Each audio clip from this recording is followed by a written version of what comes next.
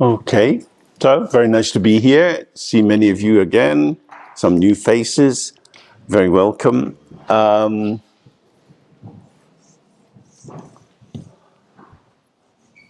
local people, travel and getting here probably was fairly easy. Coming up from London, it's more difficult, and we see all over the world more and more difficulties with travel, more boundaries, more wars. Connectivity is in danger. And the focus of our time today really is about connectivity.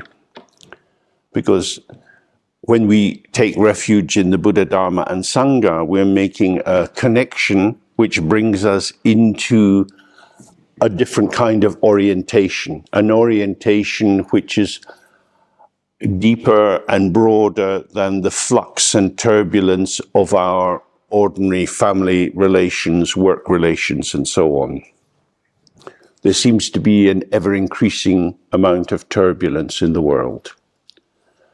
Instability, lack of trust, confusion.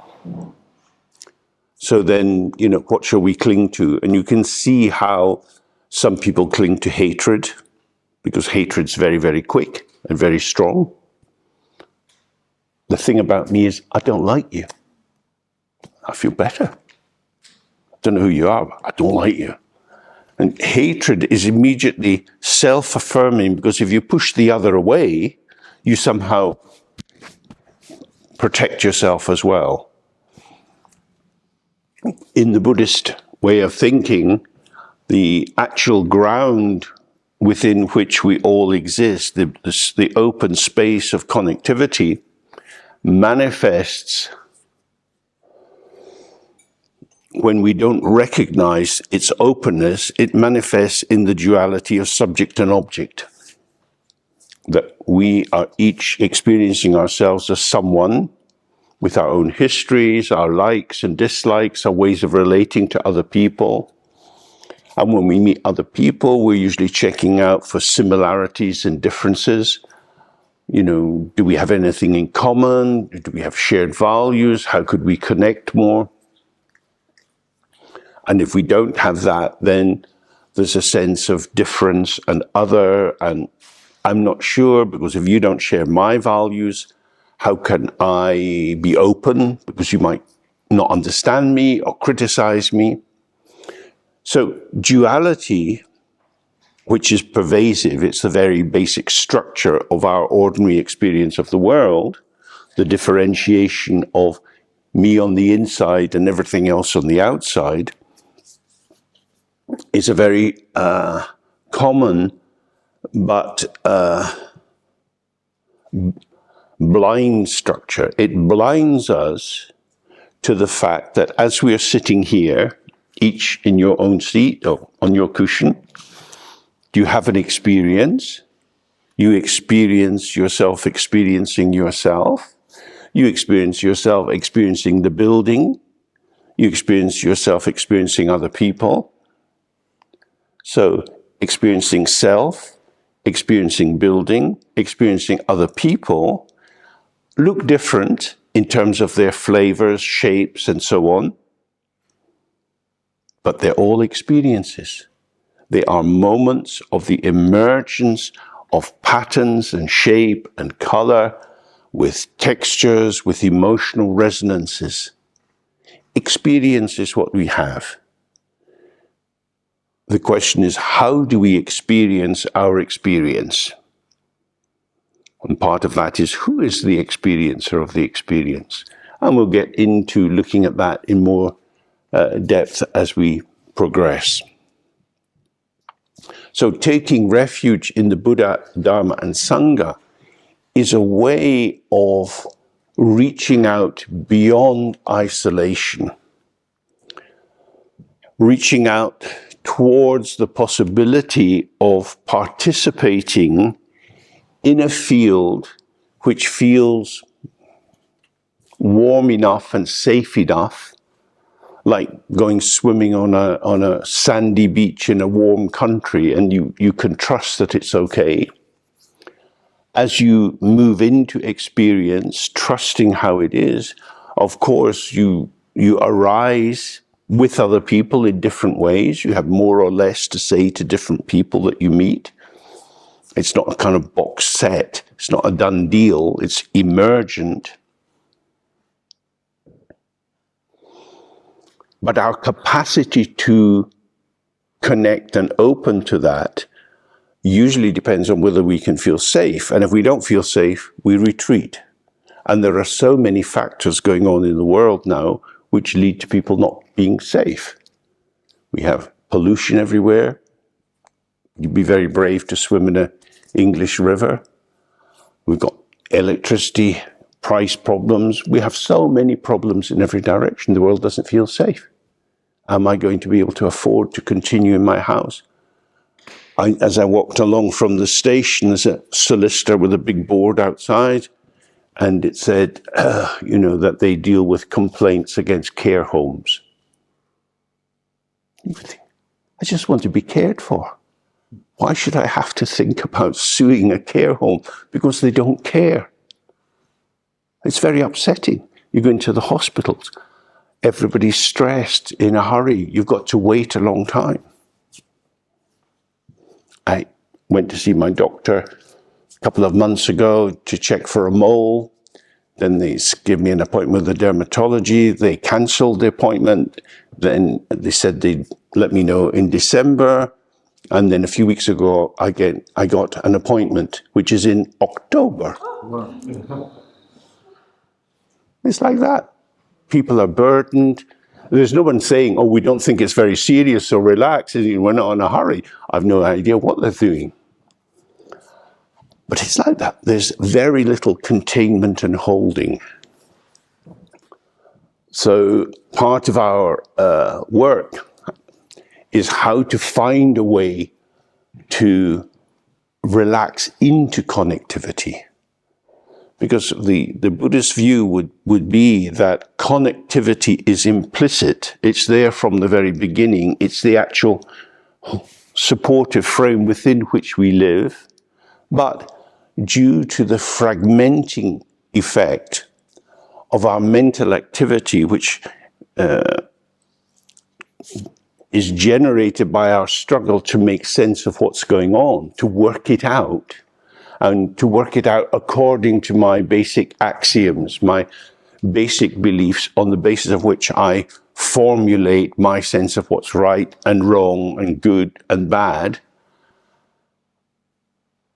There's various effects from this. One is particularization. I become more and more specifically myself because I'm working out according to my own constitution, my tendencies, my life experience. And so the harder we try to develop ourselves, we develop ourselves more into ourselves. And if the basic structure is a polarization, a polarity or binary opposition between self and other, to have a developed self reinforces the aversion towards the other, or certainly the distancing towards the other, which is a kind of paradox. That the more individualized you are, the more you can fulfill yourself, the lonelier you can become. And we know there's so much sociological research now on the very high prevalence of loneliness in the culture. Who's like me? So we come to a Buddhist situation like this, it's like a little oasis in the desert, because you can talk to people here in a particular way and think with them, relate to them in a way that you probably couldn't do with colleagues at work. So again, it's the difficulty, isn't it? The more you come into Dharma, and you might think, I'm a Buddhist and I'm reading all these books, I have all these ideas. Can't say a word. Otherwise people think you're daft. Karma, previous lives. Well, that's weird. Why would you believe that? Where's the evidence? So things that might support you can bring some increase in fragmentation in the field. That's why we always have to be careful. It's not entering into a dogmatic system where you hang on to the basic truths. This is an exploratory, supportive direction whereby we can come towards a more intimate relationship with ourselves, especially moment by moment, with the arising of sensations, thoughts, feelings, memories, and so on. And we can be with the truth of our emergent existence. It's not an existence which is preformed. Probably the word existence is not so helpful, but somehow we have a sense that we're here. We can call that an existence, but how we exist or the patterning of ourselves is not something we can assert very easily, because as soon as you get into conversation with other people, how you feel able to express yourself is altered by the quality of your connectivity with them. That is to say, we are co-emergent with the other, that we are a potential, and everyone we meet is a potential, and as these potentials interact and move, new patterns arise, new potentials are revealed. And so there's not much to hold on to. And yet we do want to hold on to something. So when the Buddha was first teaching, he set out what are known as the Four Noble Truths, the fact of suffering, which is described as, for human beings, old age, sickness, and death, birth, old age, sickness, and death, the trials and tribulations that come from the unpredictability of the weather, whether armies invade your country, whether in India in those days, whether the monsoon came on time, whether you had a plague of rats eating up the crops, all kind of difficulties come in to undermine the trajectory that you would like. So the ego self seeks the power to predict and to know. That will make me safe. And yet, the vectors operating in our individual worlds are intense and complicated, and many of them are unpredictable. So I want to be safe, but I've got to keep reacting to situations. I can't settle. So a lot of the meditation that we'll come on to do is about settling, about letting go, about giving up the task of endlessly having to manage my life, to keep the show on the road, to deal with the various provocative factors. That is to say, our ego self, the self that we take to be who I am, how I manifest into the world, the basis for the decisions that I make, this ego self is very uncertain. But we want it to be certain. So there's many contradictions. We're very often divided against ourselves. People can love aspects of themselves and hate other aspects. They can feel they've done okay in life, but they also think they've really messed up. And, it's pretty hopeless. So we are multifaceted, multi-flavored, and yet we seem also somehow to be singular. So that's a difficulty. How could I be single if I'm fragmented? Am I a mosaic? My bits put together to make this pattern? Or is the patterning a kind of rippling on the surface with some underlying integrity? So when we just sit quietly, we notice that many, many thoughts and feelings are arising and passing through us. We have busy minds. We have a lot of different kinds of experience.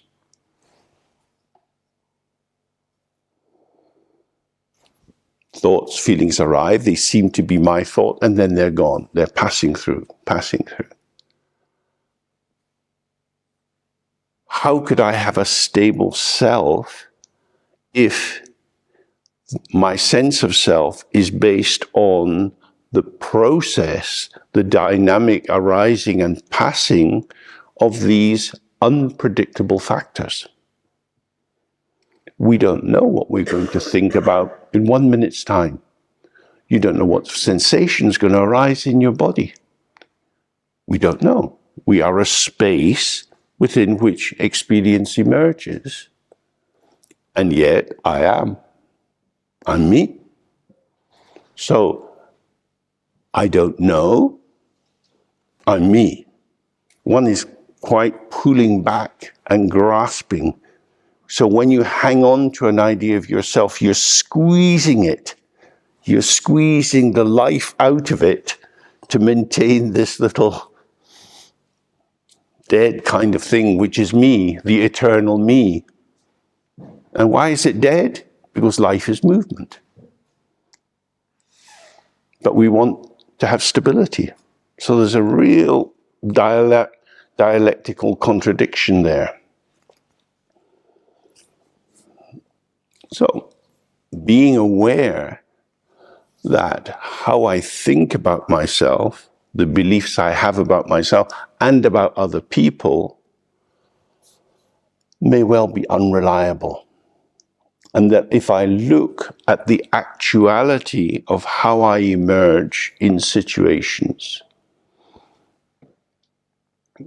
I may find that I don't have the autonomous identity, the isolated base from which to move into the world. That is to say, the more I think I am me and I'm not you, there's a clear threshold between me and the world, and I can step out or step in.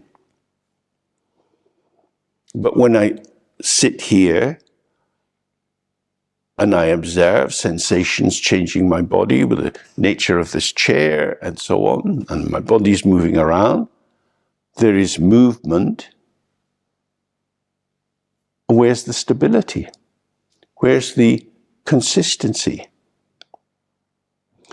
Perhaps the consistency is like the consistency of the cup. If this cup was being used in a busy cafe, it would be filled and emptied many, many times in the course of a day. The people are coming into the cafe not to admire the quality of the mug, but to get some tea or coffee. So they are interested in you filling the mug for them so that they can empty the mug and give it back to you. The content is the truth of the mug, and the content is always changing.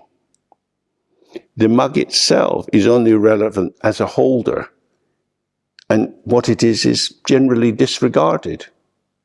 So that may be a little bit about ourselves, that we are actually caught up with the ever-changing pulsation of how we're constituted moment by moment as we interact with other people.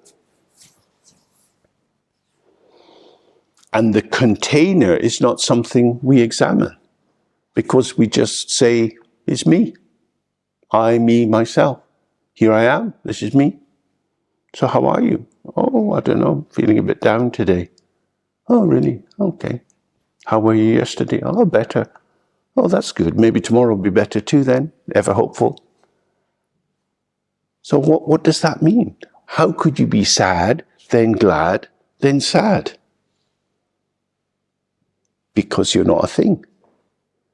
You're not a thing. You are a dynamic of interaction. You come into yourself through the other. If somebody doesn't smile at you, you sort of close down a little bit. And if they smile, then you smile. And, oh, now we're all smiling, and that's very nice. And we know how immediately different that is. It reconstitutes you. You come together, your potential comes together in a different patterning according to the mood of the reception that you get. That seems fairly straightforward. That's one of the big reasons why connectivity is so incredibly important, because it provides an invitation to the other to reinvent themselves through contact. I don't know what life in here in the Midlands is like, but in London it is unbelievably bleak how people do not give eye contact. Absolutely no connectivity at all. It is dismal. It is heartbreaking. Because if you've got some friends or you've got work, anyway you're interacting with people, something's happening. And it's as if that turns you around and different aspects of yourself are shown. But if you're old and tired and living on your own, you don't have much money and nobody says hello to you, how will you be warmed up? How will that allow your potential for growth and relaxation and trust? How will that allow that to come? We need the other to be ourselves. Now, to put that another way, what I call being myself is always being me with you. Whether that you is a person or a setting or a set of activities or being in your bed, you're always manifesting in relationship. So the notion that we live as an isolate, as something isolated, an autonomous entity, an island of ourselves, is a terrible delusion and a very punishing delusion for many people because it's bleak. It's a way that blocks the nutrition of being called out.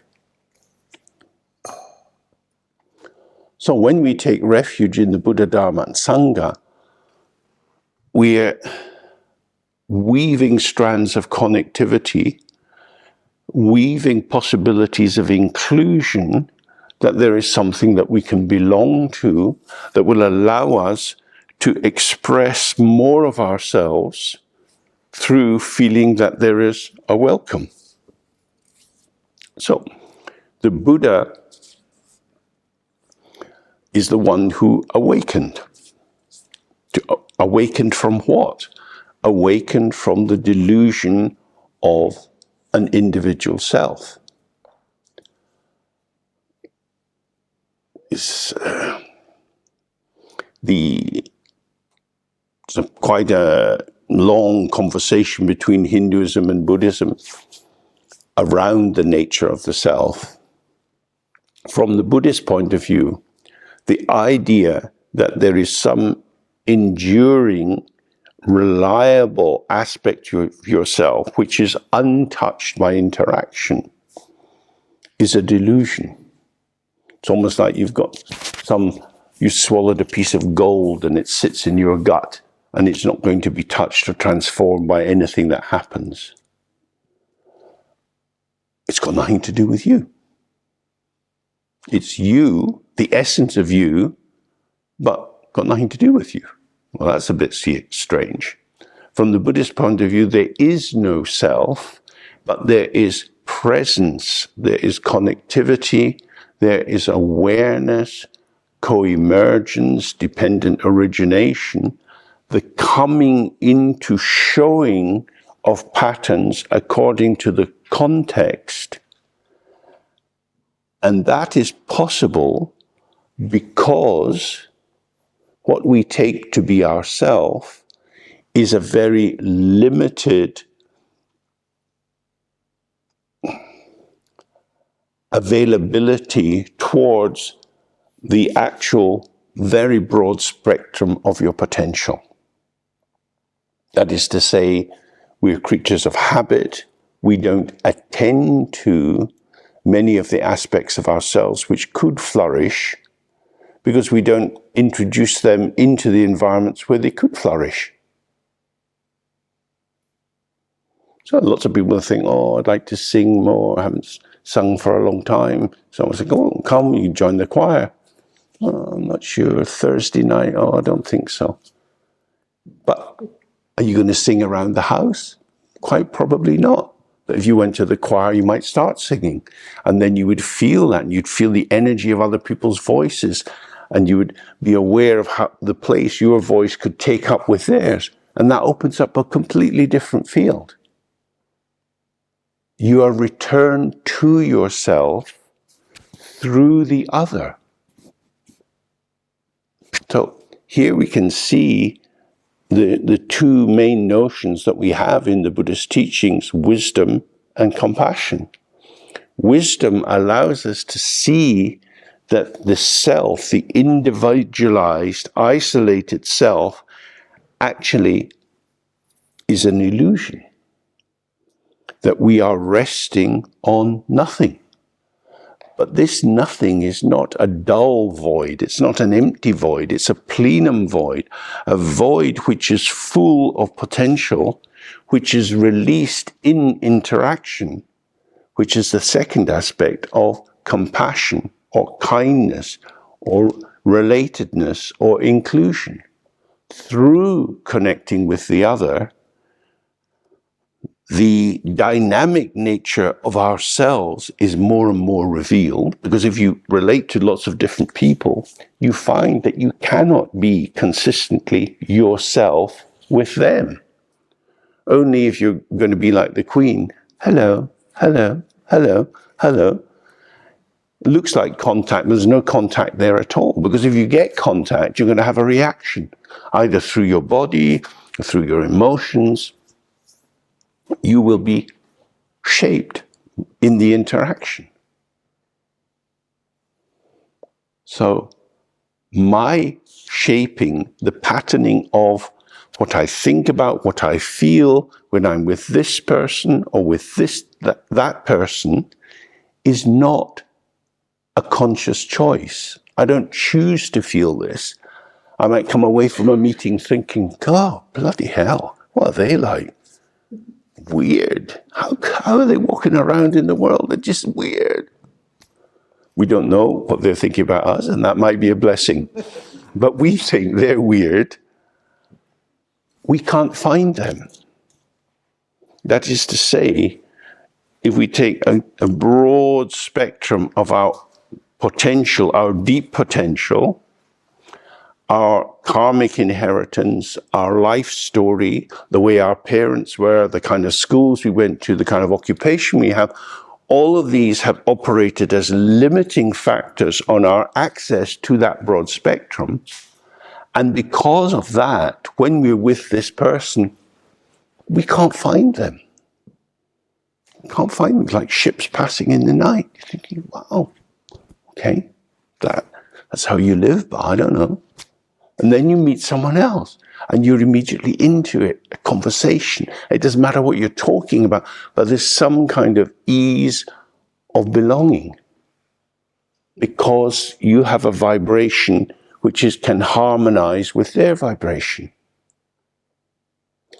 So the work with compassion is linked with the work of wisdom. Wisdom allows us to relax out of the fixity of self-definition. This is who I am, which is actually a contraction, a squeezing into ourselves and a denial of the other aspects of ourselves which could be elicited for the sake of the other. And the more we are kind of relaxed and free and not judging ourselves, not judging others, we allow ourselves to come into that form. And then we have contact. And that contact is revivifying. It shows us a richness which is in the field of experience. I never knew you like that. Gosh, that's amazing. Let's talk about that. So some new door is opening, but it's not just a door opened into the other and through the other, but it's a door into yourself. And that's the weaving of kindness and connection, where the more deep connection you have with people, you realize you allow me to find more of myself. So whatever I thought myself was constituted out of, it was basically a blindness to my own wide spectrum of potential. So that's really the basis for the whole set of the practice. That the cause of suffering that the Buddha pointed out is ignorance or ignoring or unawareness of how it is. When you don't know something, because the mind is active, we tend to imagine. Most of us have quite a lot of unexamined beliefs, which we can mouth and act on the basis of. These are things we imagine to be the case.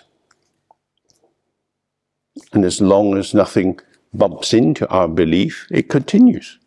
It's just what we believe. I think that's good. People believe in Great Britain being one of the most important countries in the world. Or they believe that their football team is amazing.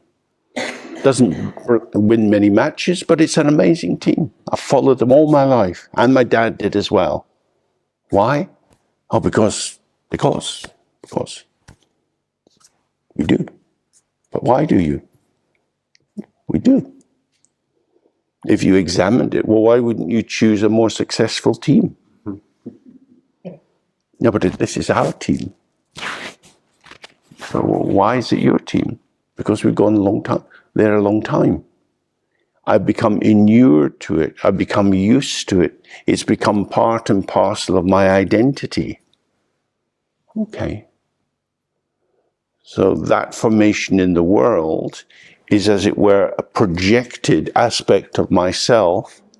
And because I go to see my team playing, and I recognize some of the faces there, that sort of pats me on the head and keeps me in my shape, that this is my world and I know how it works. So that's very important. When you start to observe all the work you do to maintain the patterning of yourself. What you believe in, what you assume, what you like, what you don't like. There are so many things in the world we don't go near. It's just not me. Why would I do that? Nah, not for me. Other people go there. I don't go there. Because I'm me. That would indicate, in order to have the security of being me, I have to be a bit thick. I have to be not very interested in what's going on. I have to turn the light down. Because if I turn the light up, there might be more interesting things. So I could move out towards them, but then who would I be? I wouldn't be the one who I think I am and who the people I know think I am. So if I maintain the edifice of my self-construct, it has some degree of security, although we do get sick and we're going to die. But for a wee while, we can live inside that little gingerbread house and it's all quite nice. But it's quite also constricting. Why? Because we are connective creatures. And one of the background horrors of Macclesfield is the early stages of industrialization and mechanical weaving. Stuck in a big hall with these hellish iron machines clanking and clanking and clanking, and they never stop, and they never stop, and they never stop.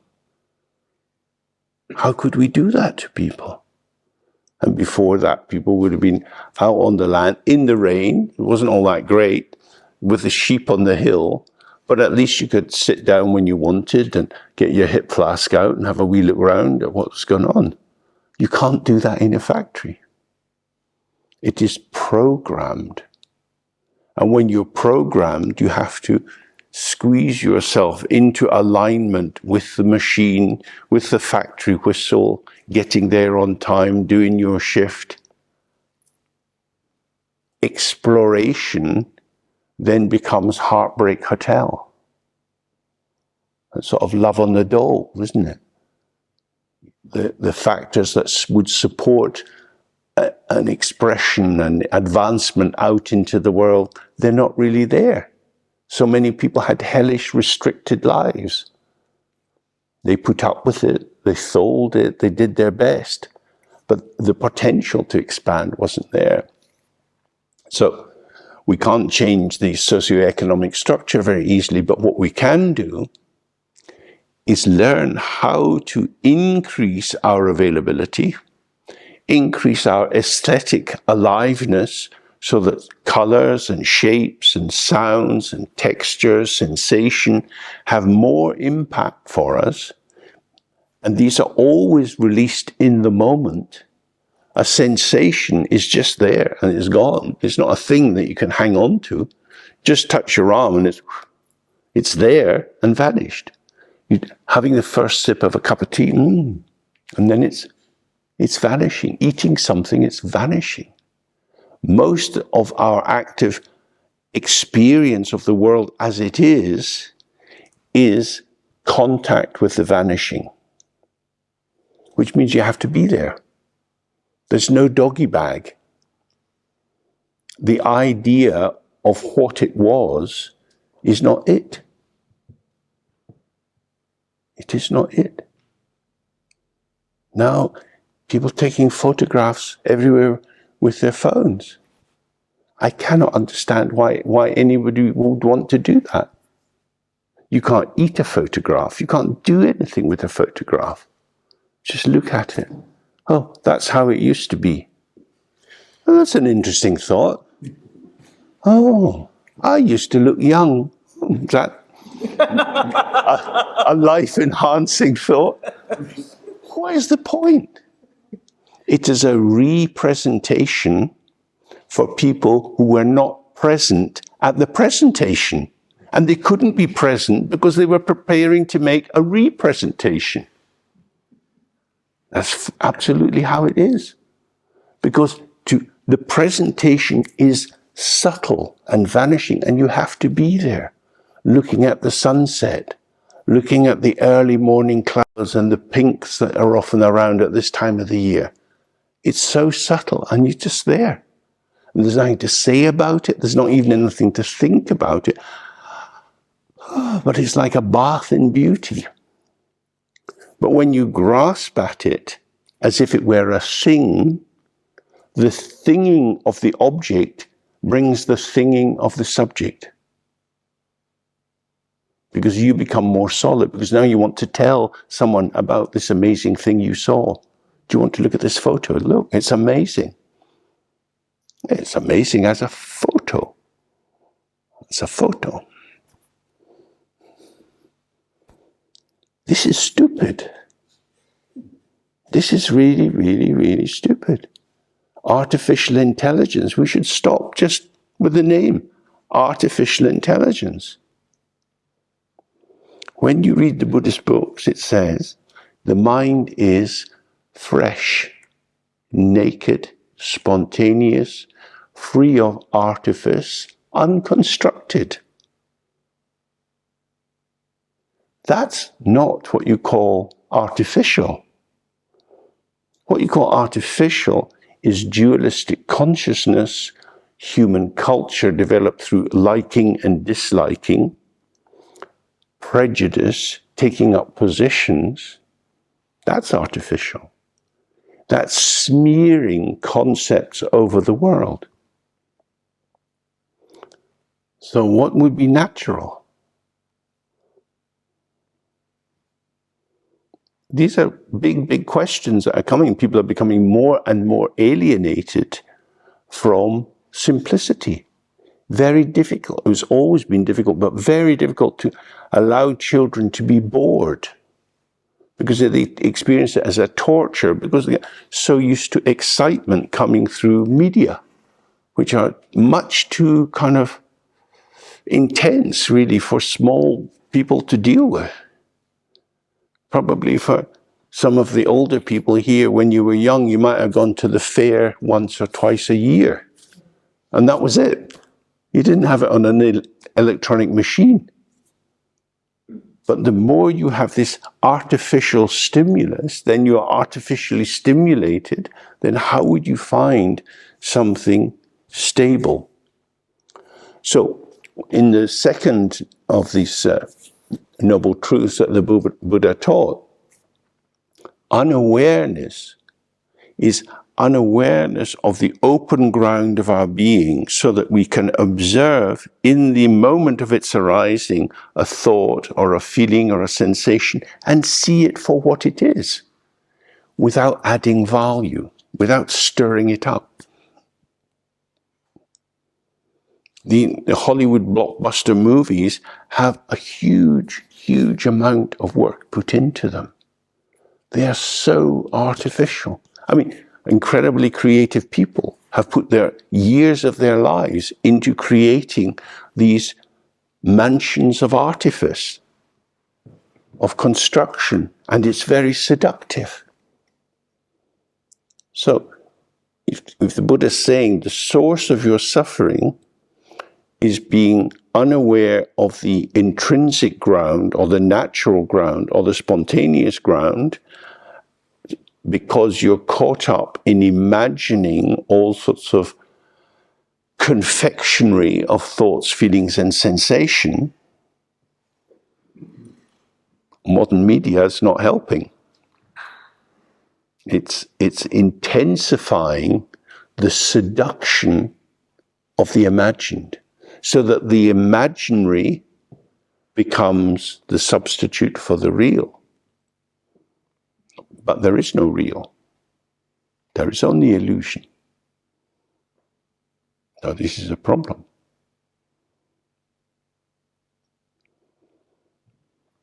And we see it in terms of politics.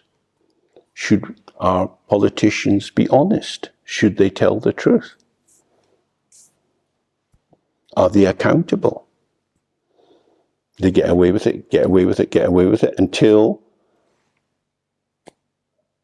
people are going to be negative in the next election, in which case we kill them off. But we would have let them get away with it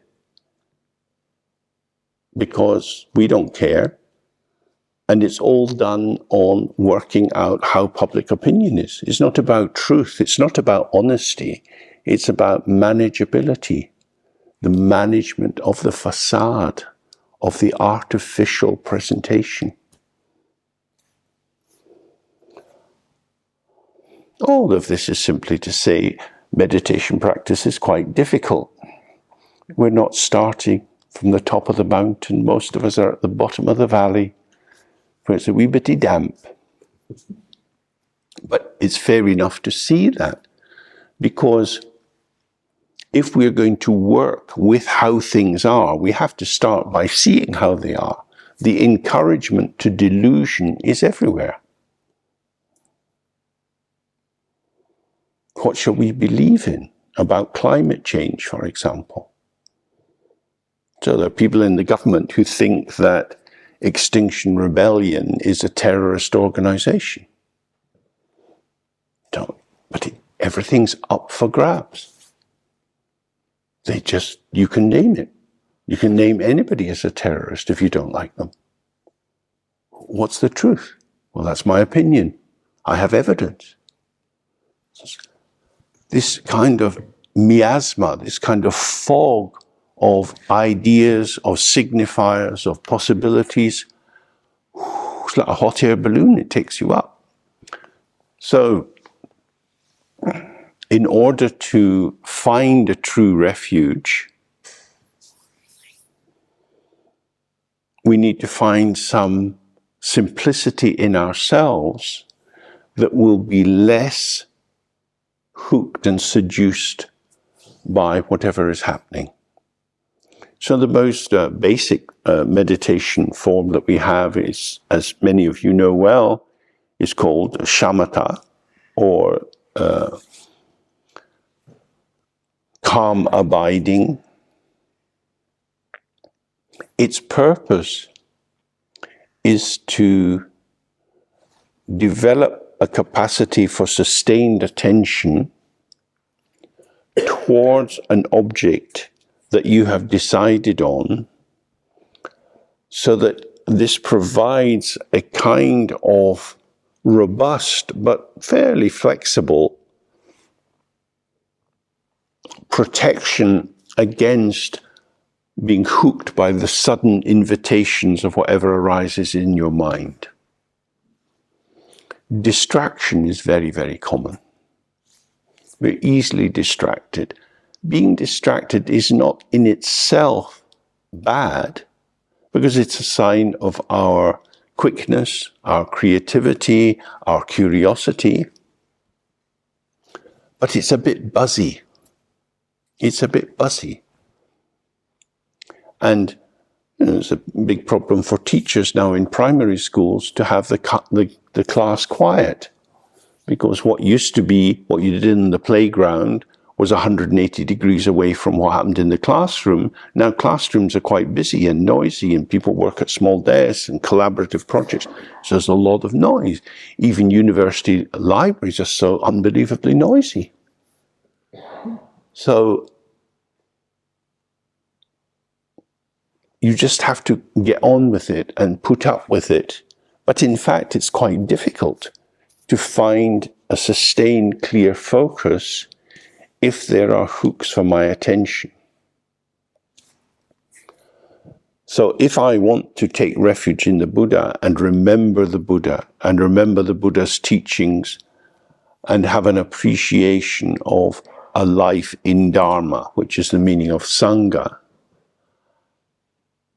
I have to be able to sustain my inquiry into, well, who is the Buddha and who am I? And in order to do that, I have to both be able to look and to see. I'm using the word look to mean proactively looking. So we look around the room and then we see something. And when we see something, it comes to us. As it were, when you're looking, you're going to it. You go out looking. But when you see, oh, it announces itself to you. So when you're distracted, you're looking at what's caught your attention. It's an energy moving towards you, from you rather, towards the shiny object. Something hooks your attention.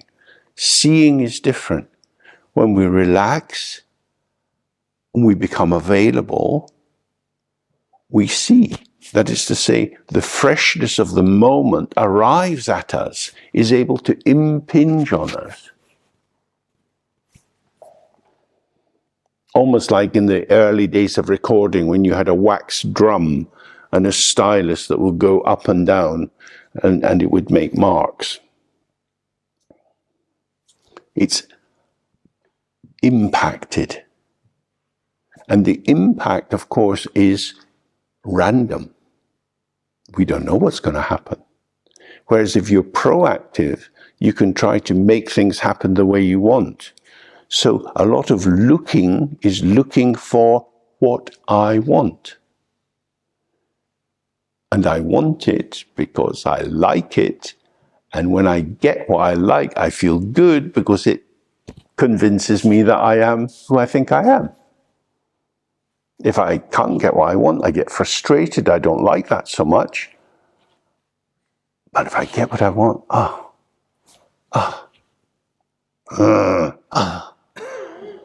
irritation is a different kind of feeling. But the object is unreliable. So we can explore this more intimately by doing some sitting practice. We can do it now. And the key thing is the dynamic nature of our mind.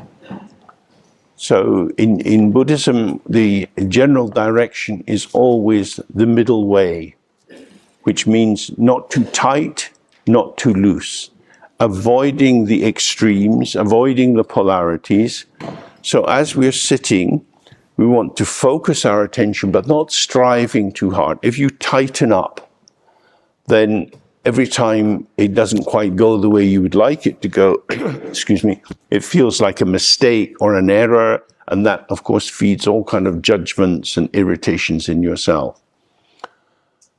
So here's very simple. You sit in a way in which your skeleton will carry your weight, particularly your spine, so that the weight of your head is going down, and your muscles then don't need to be holding you in place. So your muscles should be relaxed and at ease. You're gazing down the line of your nose. Your eyes are slightly open, but just gazing down the line of it. Usually for this, the mouth is closed or almost closed, with the tongue resting on the hard palate up above, because you're focusing on the sensation at the nostrils. So you want the breath to be going out and in through the nostrils. Keep the hands in the lap, one on top of the other, the shoulders back and dropped. And then you just find the subtle sensation of the breath coming and going, and keep your attention on that.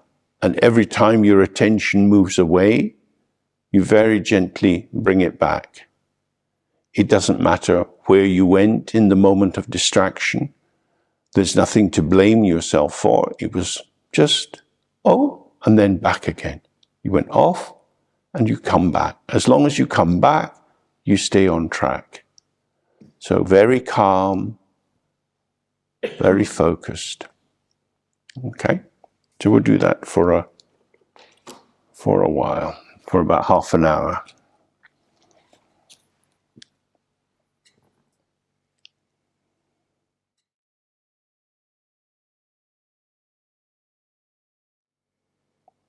Okay.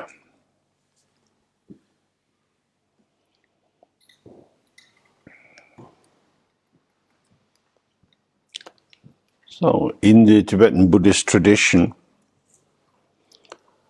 there are many different approaches to the practice, and they're organized according to vehicles, let's just say ways of progressing along the path. And they're usually understood in terms of the view, the way of looking at how things are, and associated with that is particular meditation practice. Linked with that is a particular kind of conduct, how one would be in the world, and the way the result will ripen from that. So this kind of practice, focusing in the shamatha, focusing on the breath, belongs to the view that our situation is a little bit dangerous. We can easily get distracted and spend our whole lives going hither and thither, chasing stimuli. And if we want to not be carried away and by the impact of events and not end up in behaviors which have negative consequences or which lead to future outcomes which are unpleasant for us, then we need to be careful. So this is a careful kind of practice. Don't get distracted. Come back on track. It's particularly linked with, the practice of the monks and the nuns who are renouncing the world, living in a very simple way, and devoting themselves to being calm. Of course, they can be calm and they don't need to grow food because someone else feeds them.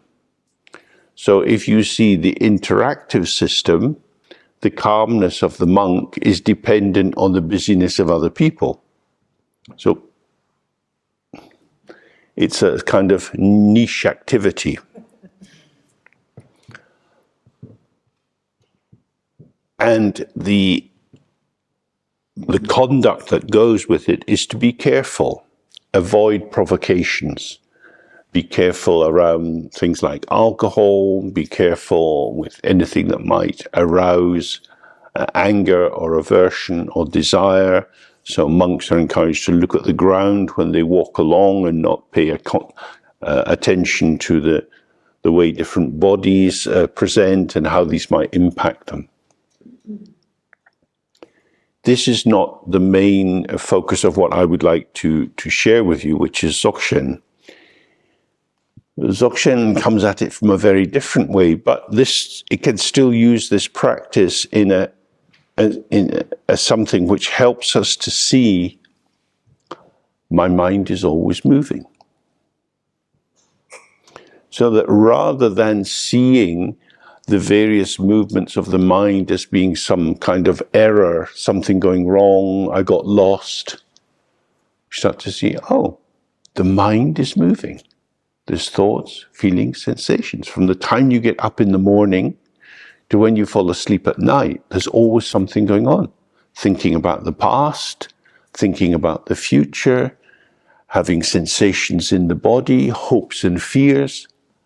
Oh, I am labile. I am moving with these force field around me.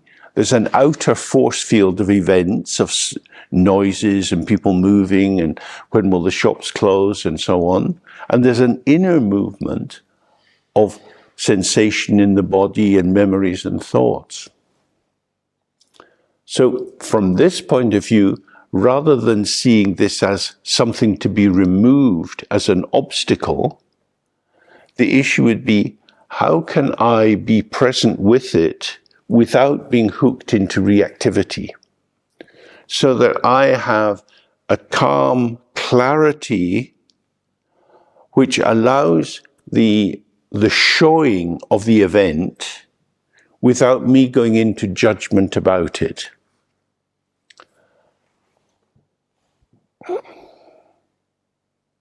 When we make judgments about something. That is to say, firstly, you reify your experience. You turn it into a thing, especially something is happening to me. Then the second aspect of that is, I like it or I don't like it. And if I don't like it, I think it's bad. And if I do like it, I may think it's good. So our judgments tend to be a little bit crude because they're self-referential.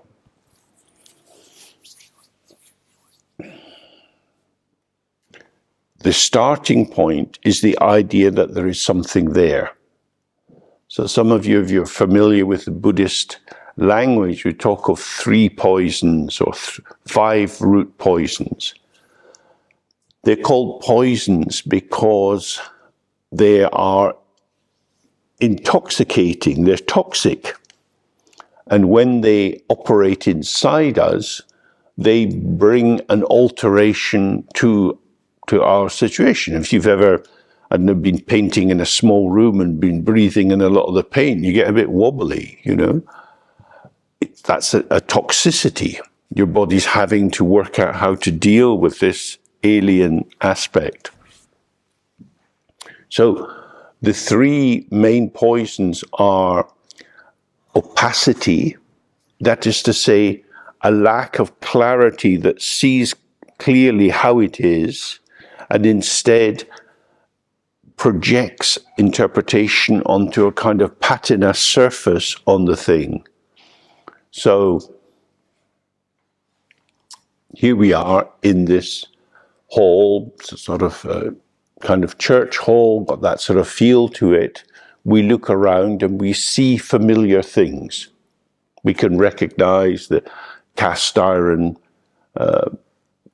barrier, the balustrade there, the cast iron columns holding that up. We know what we see. We see according to what we know.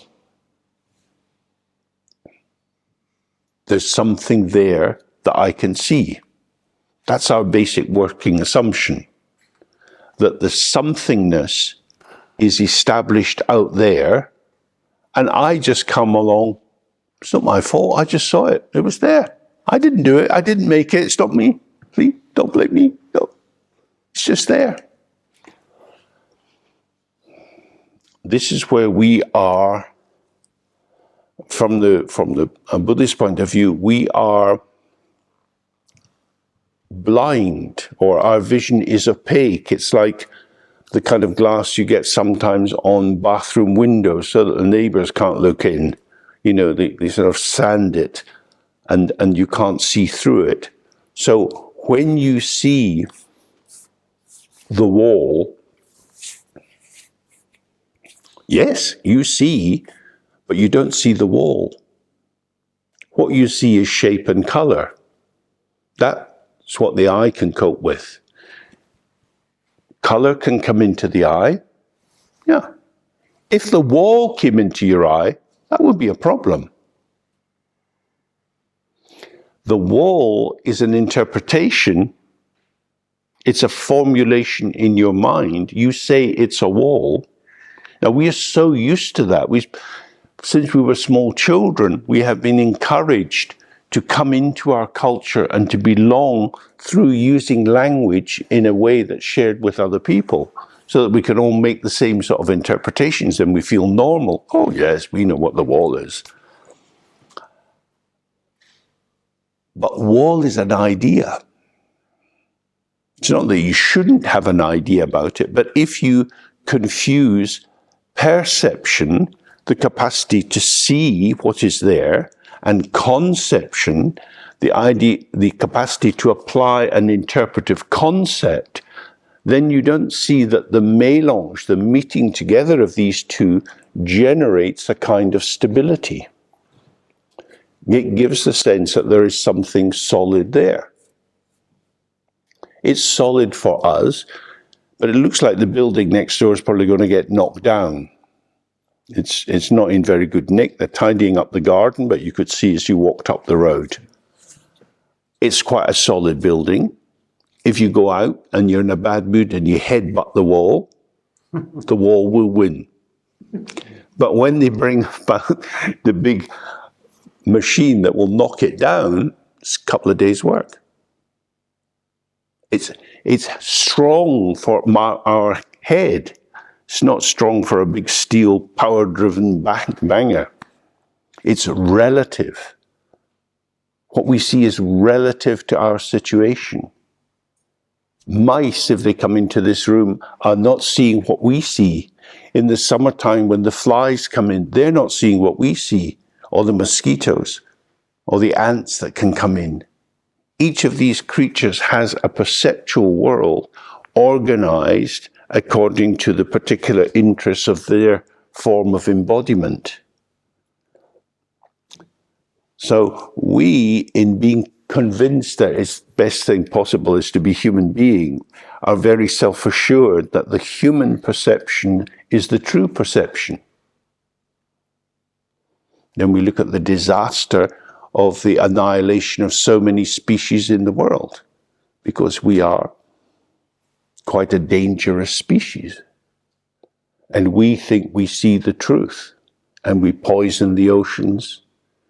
We know that there's so much plastic in the guts of whales now. I mean, what we do is disgusting. It's disgusting. But we don't even know what we see. We're kind of blind in our seeing. That's a whole other riff one could go on. But you know, you get the gist of it. That when our concept is directing our perception, it is as if we see what is there. And we don't notice, I am interpreting the light that is coming to me. So, on the train, there were people near me talking. The sound was coming from their voices into their ears, and they were laughing and joking. Unfortunately, the sound was also coming into my ears, and I was not laughing or joking. I was trying to read something. So my judgment was altered by not being part of their happy group. It was the same sound, but how it was interpreted through, for each of us, a self-referential frame gave it a different evaluation. So when the people are laughing and joking together, that's what's going on. We're having a good time. For them. It's relative to their concept. It's not true. It's not true. It's not self-existing. It's arising in relationship to how the event is received and then interpreted. And that's the same with everything. So what we're doing here is we're seeing two things. There is the uninterpreted field, sound, the basis for smells, the beginning of a taste, and then you have your reaction to it. And most of the time, we don't have much openness to naked experience because our habits of interpretation and reactivity on top of the reaction is so quick. And then we think, oh, that's horrid. I don't like it. And we want to push it away as if it's bad. No, I'm not eating that. Children are more honest than adults about it, but it's a very quick thing. But actually, there are not many mothers that want to poison their own children. The mother's not giving something bad to the child, but the child is unable to conceptualize it in a way that will allow it to manage the reaction that it's having on the basis of its palate. So we learn to do that as we get older.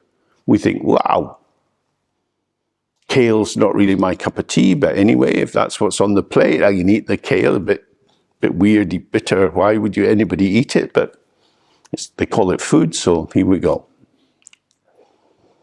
And you find a way of managing your reaction by applying concepts that help you to package it. So, when the mind is moving, when you're sitting in the practice and the mind is moving, one conceptual interpretation is, I'm getting distracted.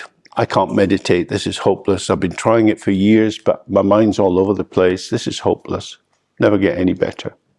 Don't know what I'm doing. That's an interpretation. Or you could say, wow, all this stuff. You never know which way it'll come from, this way, that way. So much is going on. The mind is fecund. It's endlessly emanating, showing, sometimes looks outside, sometimes looks inside. There is experience. So if we put this all into a very big pot called experience, it's just experience. And the just is very nice in English because it allows you to say, just leave it there. That's just that. Just that. Just experience. You don't need to judge it. It's just experience. Never mind. But we're not like that. We examine, we judge, we get embroiled in hopes and fears and liking and not liking. And then because we want to have a stable mind, we think this is bad. This stuff is distressing me. So we blame the object. My mind is out of control. My mind doesn't do what I want it to do. Quite an understandable position, except it's not your mind. It's not your mind. When a thought arises in your mind, did you make it? If the police stop you when you're going home and they say, we'd like you to empty your pockets. There's a wallet here. Is this your wallet, sir? No, I don't know where it came from. You can't have someone else's wallet in your pocket, sir, and not know where it came from.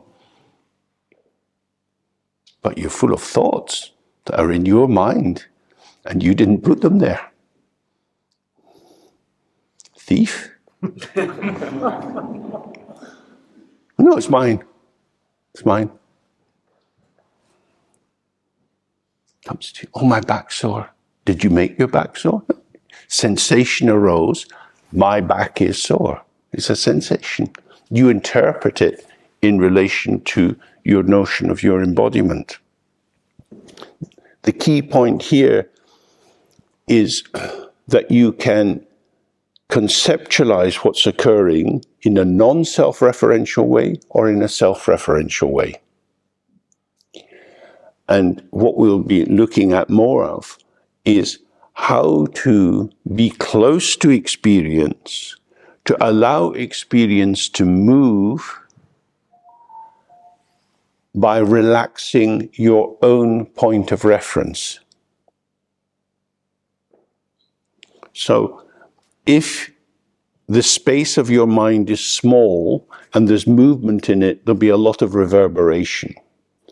If the space of your mind is big, this movement can come and go quite easily. Yeah? So the function of the Dzogchen approach is always to find the basic space of the mind so that patterning can arise in a free, responsive way, and the basic frame of open and present and responsive can continue. Okay, should we take a break there? And we've got a funny sort of timetable. That's partly due to the booking of this hall and partly due to travel issues. So that's just how it is.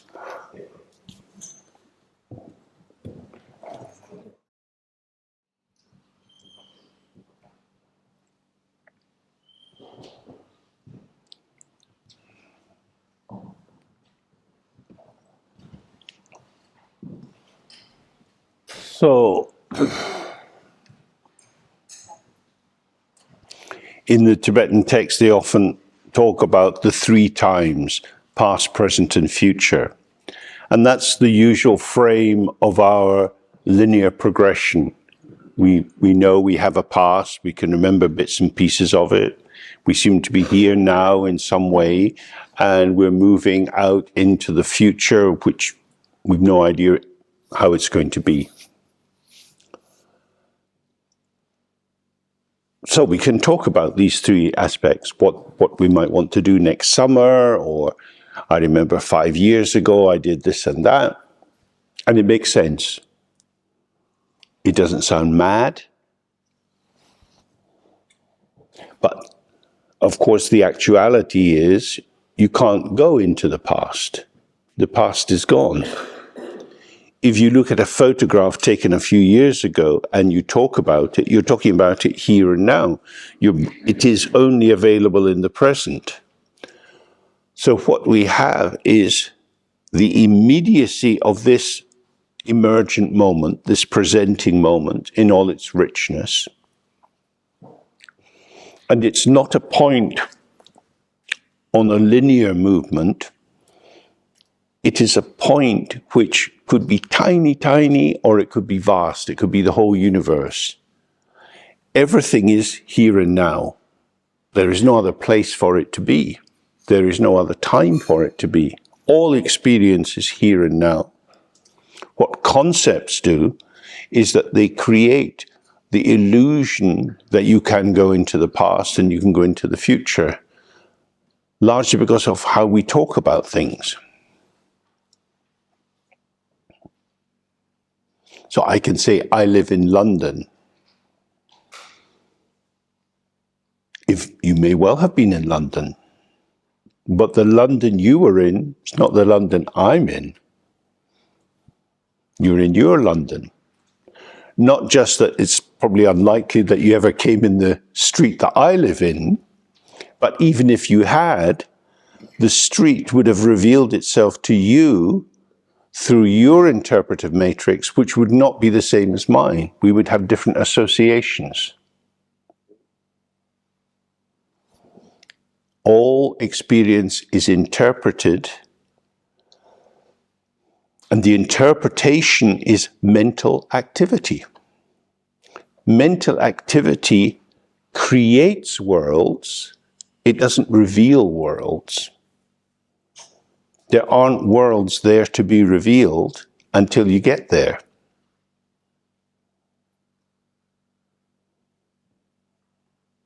So, if we have an apple and I cut it in half and you get half and I get half, we're eating the same apple. We can say things about it, might both agree it's a good apple, but I have no way of knowing how it tastes to you, because that is a very intimate and personal thing. It reveals itself in a particular way, and we can't even articulate in language the specificity of that taste for us, because we have to use the common terms of language. So we assume we're both eating the same apple, and therefore we'll have the same, or if not that, then very similar experiences. So there's some objective basis for our discussion about the quality of the apple. We're talking about the apple. The apple reveals itself in experience. The only way to taste the apple is to destroy the apple. As you bite into the apple and you chew it, it goes down into mush in your mouth, and then it goes over the cliff into this great chasm inside. And it lived in that moment that it was in your mouth. It is a vanishing experience. All taste is like that. Or you listen to music. It's passing through, passing through, passing through, passing through. All the senses are process-oriented. And yet the way we conceptualize what we're experiencing is to solidify them as if they could be compared and contrasted. So, if you took, I don't know, there are so many recordings of Bach's Goldberg variations. So you could listen to 10 different recordings. And you could highlight this or that feature that you heard in them. When you're thinking about how they are, you're not listening. If you're listening, it'd be very difficult to write at the same time if you're really listening, because it's a particular state of mind, isn't it, to really be with the music as it unfolds. It is ungraspable, it's direct, immediate. Afterwards, you have an idea about it. You can add some thoughts onto what you call your experience, except you're no longer experiencing the music, you're experiencing thoughts about the music. So you've gone to one step removed, then 2 steps removed. It's getting more and more abstract. And that's what talking about things is. And that's where we have power. That's the human power. We build our science and everything in terms of talking about things. Very little is direct in that field, because the direct is always vanishing. Like the waves in the ocean are there, and then they're gone. And there, and then they're gone. The thoughts in your mind arise and vanish. So, from this point of view, if you stay precisely with the experience, as experience, it is ungraspable. What you grasp is a conceptualization about the experience, which is not the same as the experience, but because we human beings are very concerned with power, it is more useful than direct experience, which is a very sad fact about our existence. So, you have a face, and your face is always changing, and you have a mask, and the mask doesn't change. So, my linguistic mask is called James. Let's talk about James. He's a very strange guy. So, there is someone there, James. That's a mask. I'm not James, I'm this. So you can apply James again and again and again, and it is as if it's providing a continuous support for what's being said. Because we're talking about James. Oh, I first met him 5 years ago, and he was doing this or that, right? So it's as if there is a continuous James, which becomes an object of consideration, like a mask, a stable referent, something that can be referred to again and again because it endures. But the face is not like that, because we have, are you okay? You look a bit troubled, you know? That's what we're scanning all the time, the variations and the fluctuations in what people express. Expression is dynamic and relational. The mask is not. Many cultures use masks for dance and theatre because it allows a kind of build-up of impact because you're looking at that mask. Most of our world is mask. Concepts are masks. They mask the immediate actuality. Opinions are masks. They mask the freshness of things. The actual is this and vanishing. This and vanishing. It's always full and always emptying. So it's like the side mirror on a car. You're traveling a long way, reflection after reflection after reflection is arising and passing, because the mirror is empty of itself. The mirror is not selling anything except that which is not mirror, but it's selling it in the mirror. You look in the mirror to see the non-mirror. Your mind is empty in that sense. But it's empty in the way that a mirror is empty because you're always full of experience. You have sensations, thoughts, feelings, and it's always arising just here in this moment. It's ungraspable. Does it need to be grasped?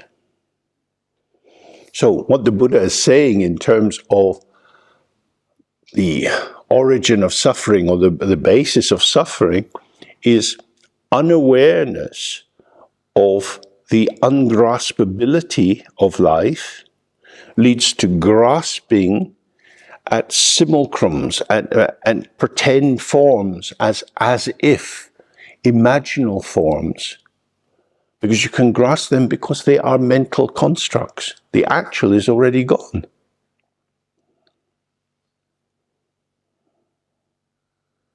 Vanished.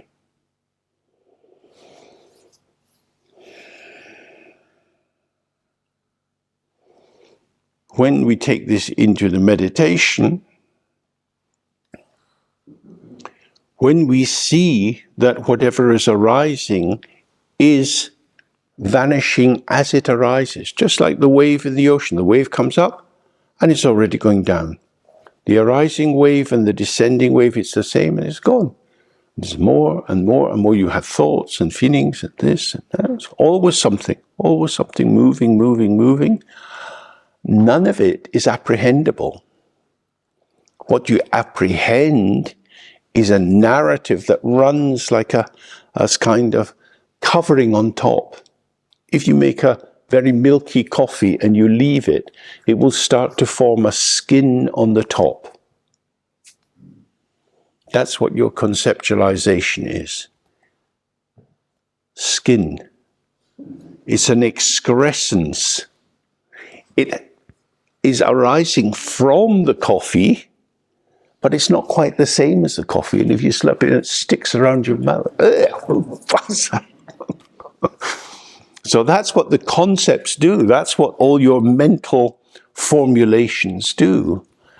They arise from experience, but they look like experience. They're similar to it, but they're actually veiling experience per se. It lacks the freshness of the fresh coffee.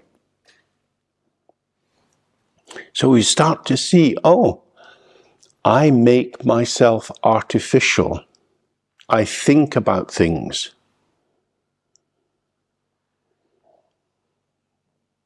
How will I present myself? There's a lot of artifice in social interaction.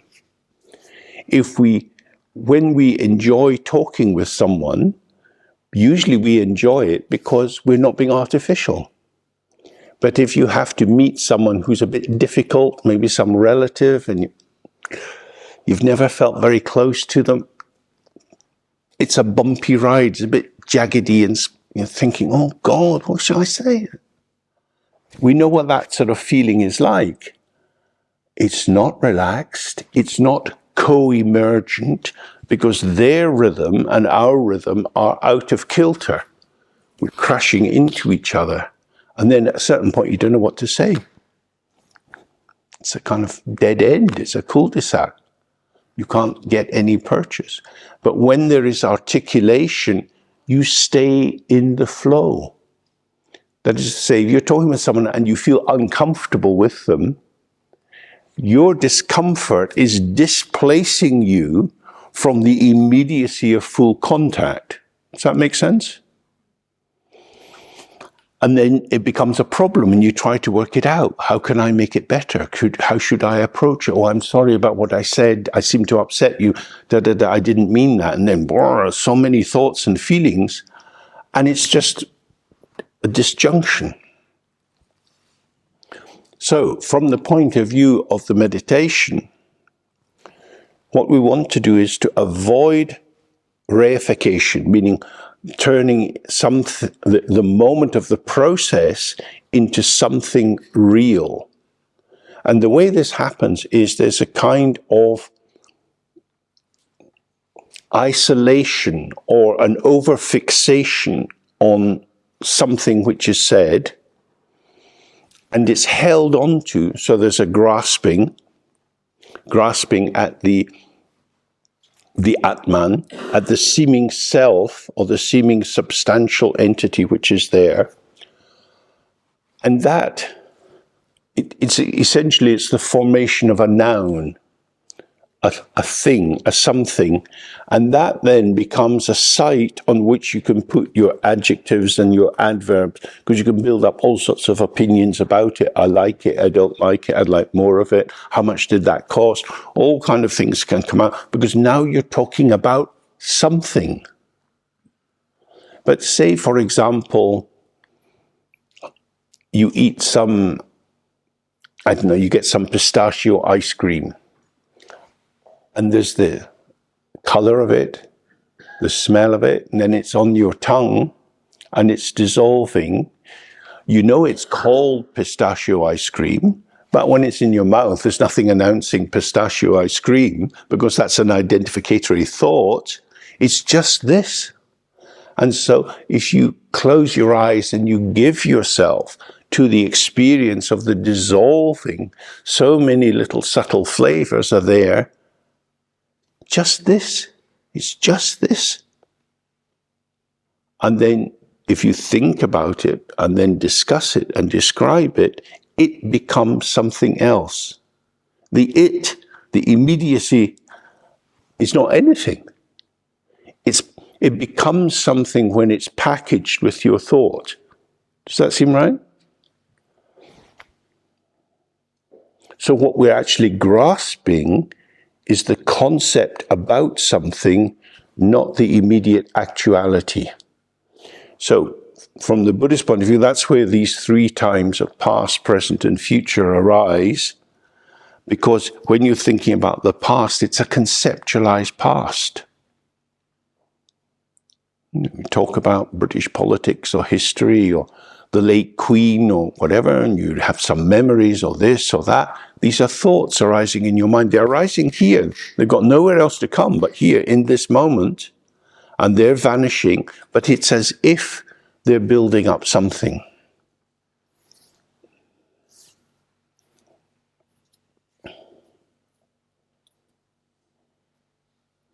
It's an illusion. So now I shall do some amateur conjuring. 1, 2, 3, 4, 5, 6, 7, 8, 9, 10. How many have we got? 2. The counting is the abstraction, and you get caught by, oh, we've got 10. We've got 2 hands. And that's what we do with the naming. It creates the illusion that you're building on top of another and another and another. And actually, it's always just this moment of experience.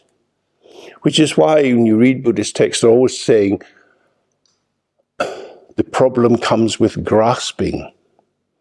Or if you look at these 12 steps of dependent origination on the Tibetan Wheel of Life, thirst and craving come together. I need more. I want more. More of what? More of that.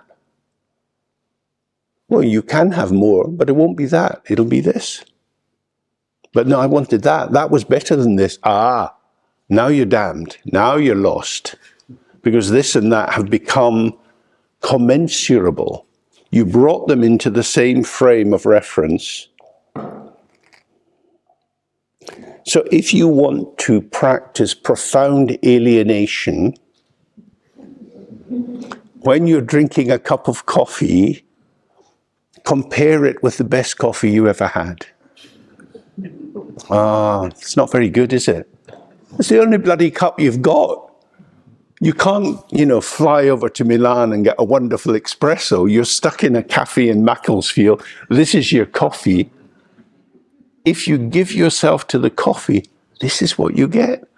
The flavor will improve. So when you're saying this is not very good, you're alienating yourself from the immediacy of the moment of contact and bringing down these veils of memory of something else. And it's what is so interesting in this, that which is not here is being given equal valency, equal kind of charge to what is here. Wow. So the conceptual and the phenomenal, the emergent experiential, are being given the same status. One you can drink, the other you can only think. And if you want a coffee, better to drink it than think it. So that's what we can see when we start to observe how our mind is operating. We spend a lot of time nowhere, in limbo land, in these mental structures.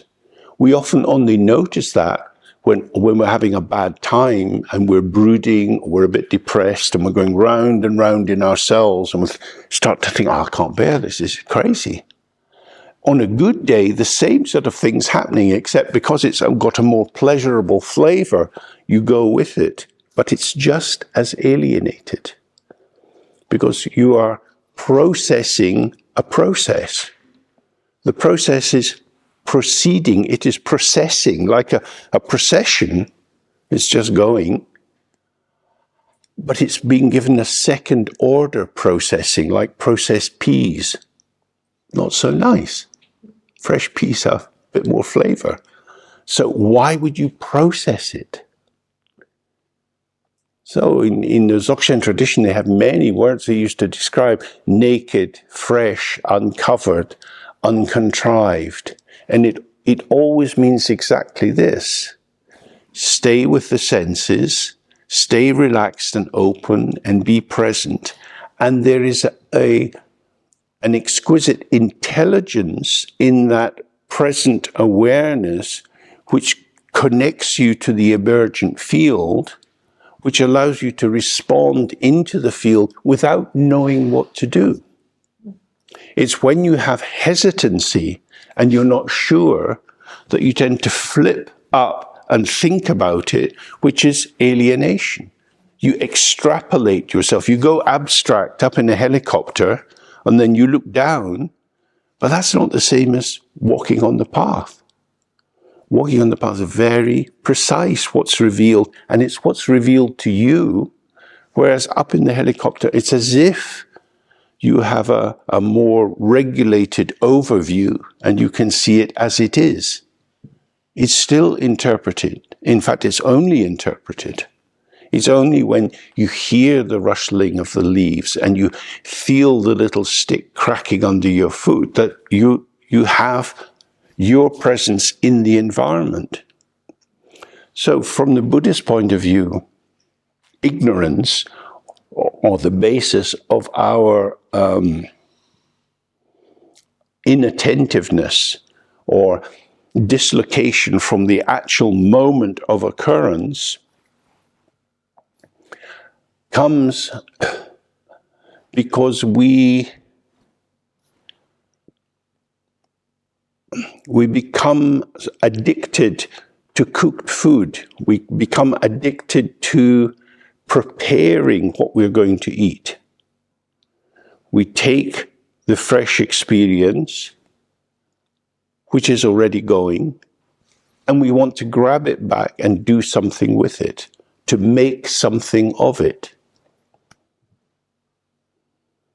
And this is a terrible, terrible thing to do.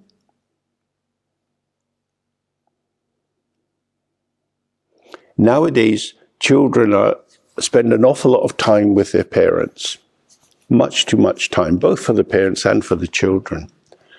When I was a kid, we'd go and play outside, come back in dirty and cold, and my mum would say, "What were you doing?" "Oh, we were out playing." "Oh yeah, okay." Didn't never ask anything, "What were you playing at?"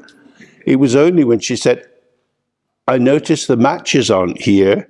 Were you playing with the matches?" Then you get an extra attention. But playing was playing. And what is perfect in that is you don't have to give an account of what you do. But then you get to go to school, and then your mum says, "What did you do at school today?" "I don't know."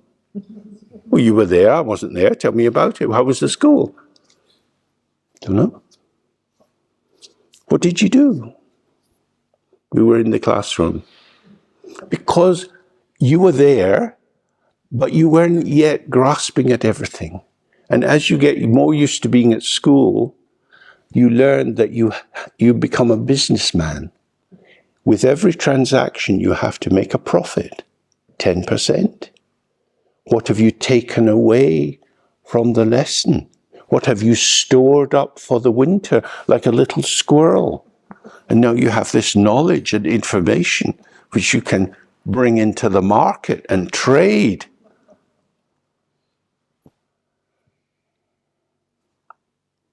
Strange. That's what we're all commodity traders. That is what unawareness is. Tibetan language has many, many technical terms for this. But the basic verb for knowing is shepa. When you know the unaltered original quality of everything, it's called yeshe. Ye means from the very beginning. So knowing the beginning, and the very beginning of everything is always this moment, because everything begins in this moment. This is all there is. This is actually all there is. But when that fresh, all-inclusive here-ness, which allows so much motility and movement and connectivity, when that's lost sight of, what you have is namshe. Nam means a shape or a form. And so I know things. I know things I can think about and apprehend and package and deal with other people. The wisdom of the primordial knowing is always just here. But knowing something about something creates this commodity trading of information. And we live in the age of information. That's what everything's reduced to, data. People are reduced to data. It is obscene. Obscene. And it will have such hellish consequences for the future. People have no idea how much information has been stored up about them and what predictions go on the basis of that. And it's not just people know things about you, because in a sense, you are never what people think about you. That's their thought. what it is that we become used to having thoughts about ourselves. So we exist along a kind of polarity, subject and object. So I can think about my hand. So normally if I'm just doing something with my hands are an extension of my subjectivity. Yeah, just doing something. But then I say, oh God, what's that in my hand? Now my hand becomes an object for me, and I'm thinking about it as if it was something just somehow out there by itself, rather than kind of, oh, it's part of me. It's just this hand. Go to the doctor, something wrong with this hand. So I can objectify myself. I can think about my childhood, talk about that. Being a therapist, I'm used to encouraging people to talk about their childhood. I see now as I get older and I've got enough money in my pension pot, I realize how absurd and abusive it was to do that. Tell me about your childhood. It means tell me a story about your childhood, because it's always reconstructed. It's always invented. And now we're going to consider what you've told me as if it was the truth illuminating your mum or your dad. How could it be? Your mum was a subject in herself. She was an object for you. Does objectifying people take us closer to them? No. But objectification is very popular because we get it in sexism, racism, nationalism, and so on, in which you get this broad brushstroke definition of someone. But actually, each face is unique, and each face is alive and responding in the moment. So,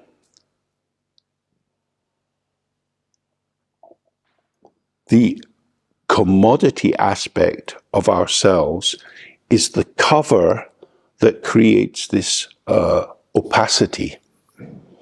In the Tibetan tradition, in some of the rituals, it's referred to as a cataract. As you get older, many people get cataracts, and you're no longer able to see clearly. We are all actually born with cataracts. We think we see clearly, but we don't. We have a distorted vision. We have a vision which is focused on things and progressing and having success and building up your life and making something of yourself. What shall I make of myself? Have I got a self to make something with? No. Well, first of all, make yourself and then make something of yourself. Well, that's good. So what will I make myself with? I don't really have very much. Oh, I'll take a bit from mum and a bit from dad and a bit from my brother. I made myself out of other people, and now I've got this Dr. Frankenstein kind of self. I now have to make something of it. That is to say, pretend it's my authentic self. Here I am. Am I? No. You can't catch me. That's one of the best games to play as a child, isn't it? Chasing each other around. Ha ha, you can't catch me. And that is the truth of your life. No one will ever catch you.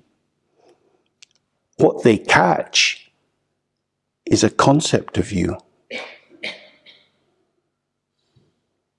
It's a concept of you. If you come into the mental health service, the psychiatrist will be doing assessments and developing a narrative about you. If you go into the criminal justice system, there'll be court reports and social worker reports, which are stories about you.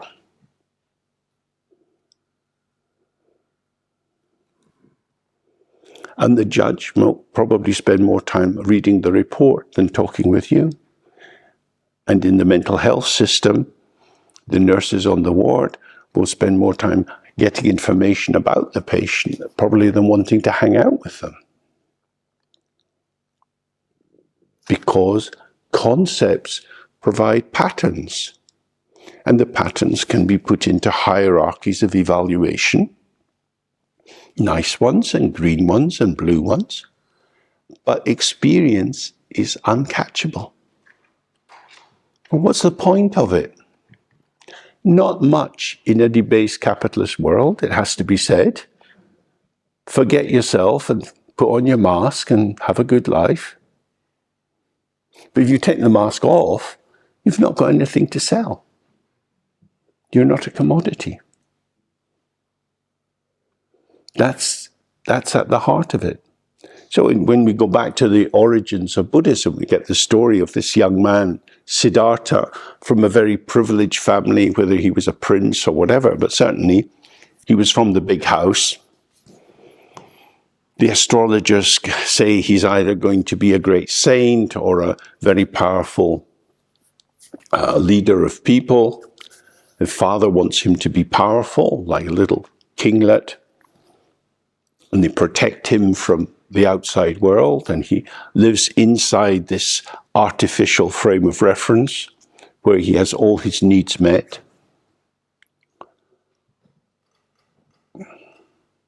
And one day he goes out and he sees a sick person, then he sees an old person, then he sees a dead body.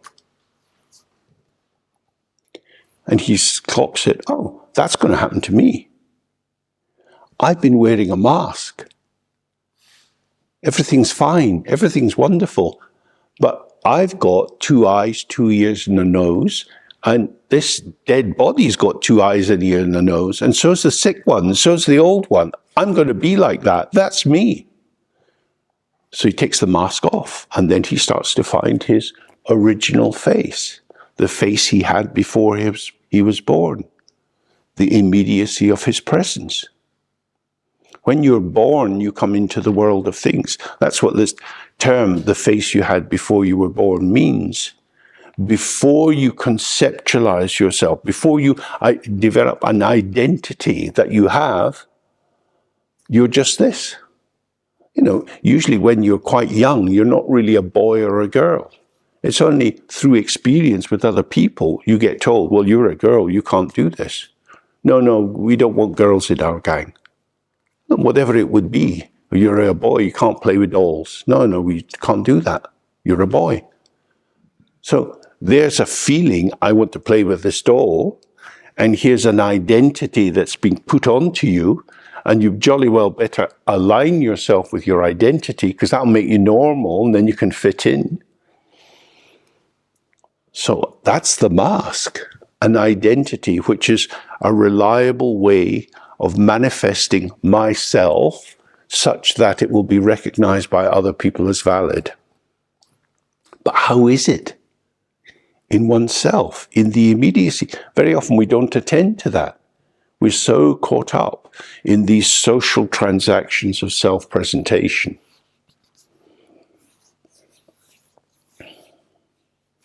So maybe do a little bit of practice around this. You can just sit in a relaxed way. You don't need to have any particular posture. And you're just sitting. Here we are. With this, we usually have our gaze open. We're not trying to do anything. We're here. That's undeniable, sitting here. How is it? We're not doing how is it like a policeman investigating. We're not analyzing it and checking it. We're simply like a mirror allowing whatever is arising to arise and be displayed. So we're open, relaxed. How is it?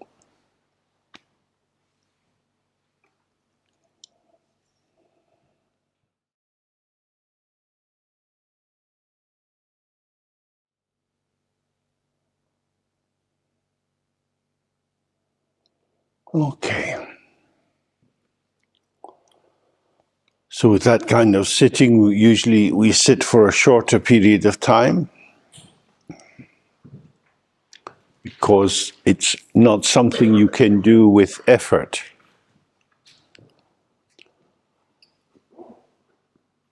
One of the things you might notice is that there's always something happening. If not this, then that. So that's like living in a city with a very, very efficient transport system. You miss the bus, you get in the tube. If you can't get a tube, you take a taxi, they're subsidized. There's always some new vehicle arising in your mind to take you on a wee journey. Then it drops you off. Then something else comes. Go on now, go on this, go on now. Okay, so I don't need to worry about having, as it were, some experience.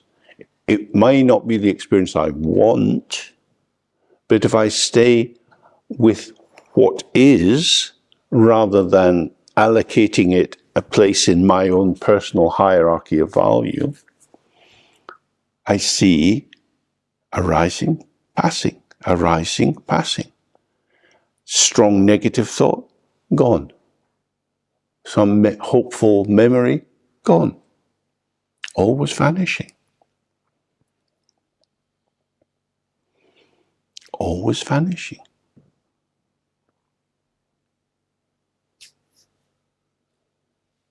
The mind is dynamic.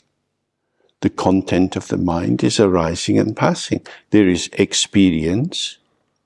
Sometimes the experience seems to be about me. Sometimes it seems to be about other people or something that's happening in the world. Then it's gone. Always vanishing. So, in the Dzogchen tradition, this is called Rangsha Rangro, self-arising and self-vanishing.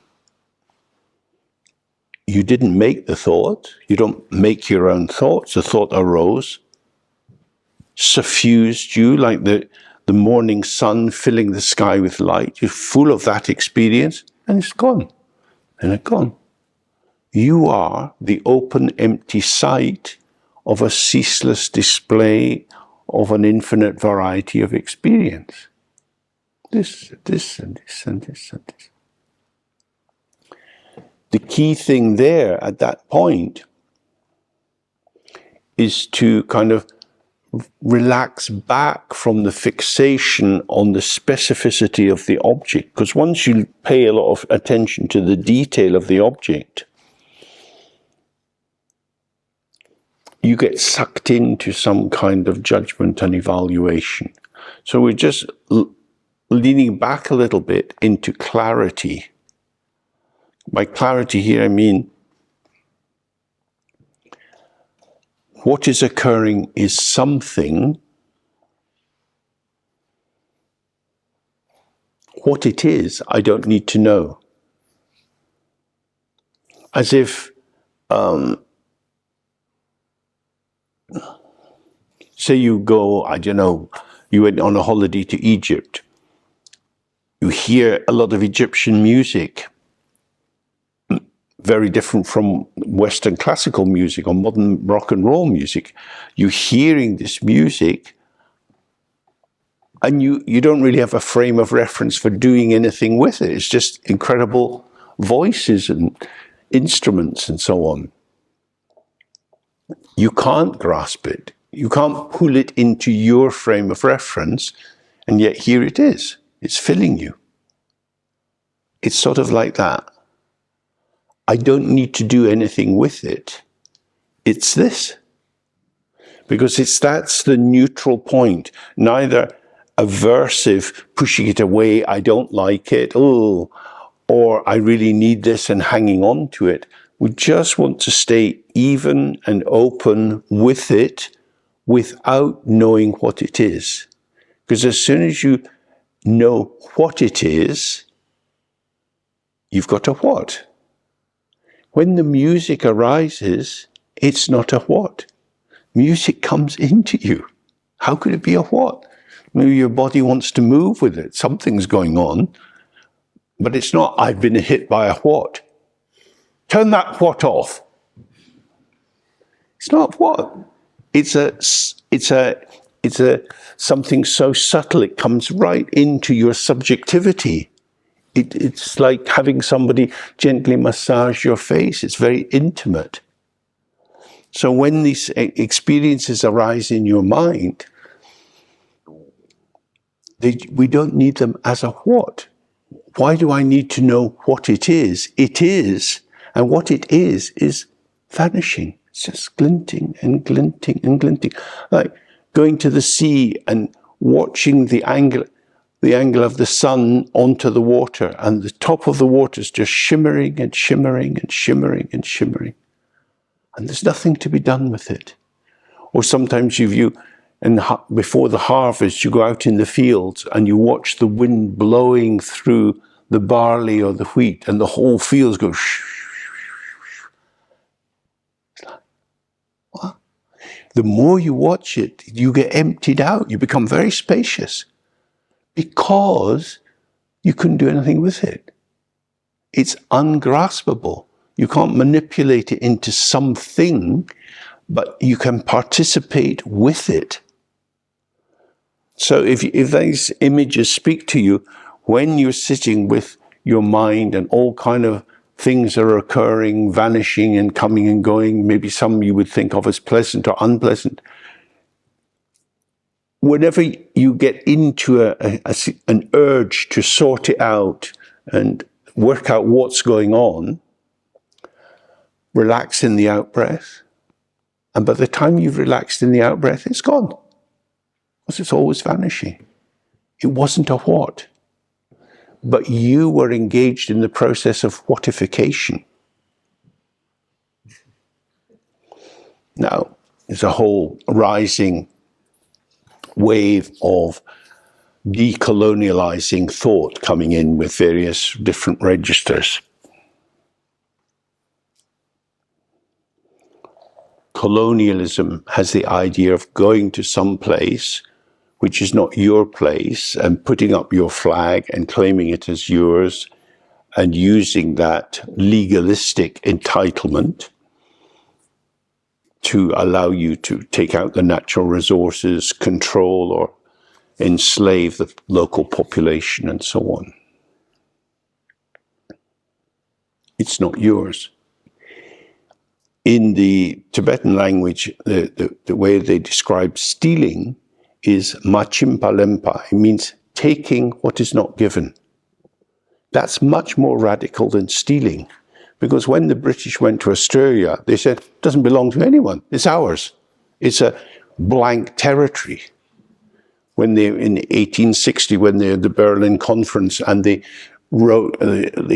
described the map of Africa, and it's all straight lines. Just like the Middle East after the First World War, it's all straight lines. It was done on a map by Western people. It's a conceptual invasion. Something was there. But you have to negate the validity of the people who are there in order to make it empty land. Just as in America, pushing to the West, they were constantly redefining the status of the indigenous people. So you can observe that in your own mind. Outer colonialism comes from inner colonialism. When you establish a what in your mind and you reify and solidify and cut it up in pieces, it is as if it's your territory, my mind. Rather than, because that has you as the big one, the powerful one who is in control, the owner. Rather than, this is arising and passing, and I, me, myself, am nothing other than moments of arising and passing. I have a discontinuous self, or rather, the content of what I can call I, me, myself is discontinuous. The one thing that is continuous are these signifiers, these empty signs which I can be whacked full of current experience. I'm happy, I'm sad, I'm tired, I've got a bit of a cold, I'm this, I'm that, I'm that. The reason I can be so many things is because I'm not anything. If I was sick, I could never be healthy. We have a fluctuating existence, and it is the indeterminacy of your identity which allows you to have so many moves. And when your identity is fixed either by yourself or your family or your culture or some colonialist invader, you are forced into falsification. You have to pretend. You know, so you could go and have a nice trip and go on a safari, and then in the evening sit there with your gin and tonic, and now we'll have some Zulu dancing. That was just so authentic. It's amazing. I don't know where they come from. Well, that one's a taxi driver, and he's working in the laundrette. But we want to believe. We want to believe. We want to be taken in. So that's what we're looking at with the mind. This kind of meditation is not about manufacturing something. It's about being with the actual way in which your mind presents and allowing yourself a holiday from endlessly trying to form it and shape it into how you think it should be. So we could look at that in terms of the thing that Kant talked about. Something being an end in itself or being a means to an end. If it's an end in itself, it just is, whatever it is. So some weird thought comes in your mind and you just open, well, it's gone. It was just that. But if your orientation is a means to an end, to be productive, to get some value out of it, then you think, well, that's useless. I don't like that. Can't do anything with that. So then you're back as the editor, the manager, the creator of your self-formation. And that work goes on and on and on, because there's always something that can be done to improve yourself. To what end? To what end? You're going to die. You're going to be in a box.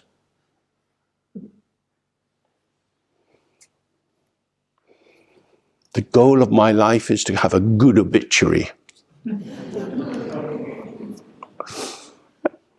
So it's passing to be with the clarity of the transient arising and passing.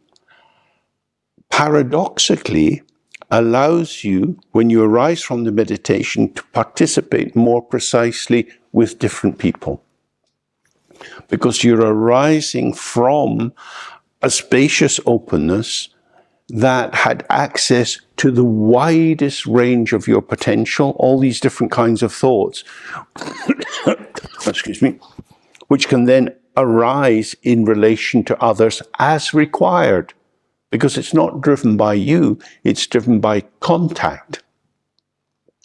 Contact shows you what to do. I don't know what your memory was as a child, but we would go out on a Saturday morning and kids sort of meet in the street, and then somebody would say, what will we do? And sort of look around a bit daft for a while, and then some idea arises and you go off and do that. And what was so important in that was nobody dominated it. An idea arose, and if the energy was there, we went with that, which is the basis for psychodrama and drama therapy. That the group has to be willing to work with a particular idea, because then it's fresh and in the moment. But if somebody comes with an agenda and tries to impose it, then that's like a mask. And you've got to distort yourself, contort yourself to fit into it. Okay, so we'll sit again. Sit just in a relaxed, open way.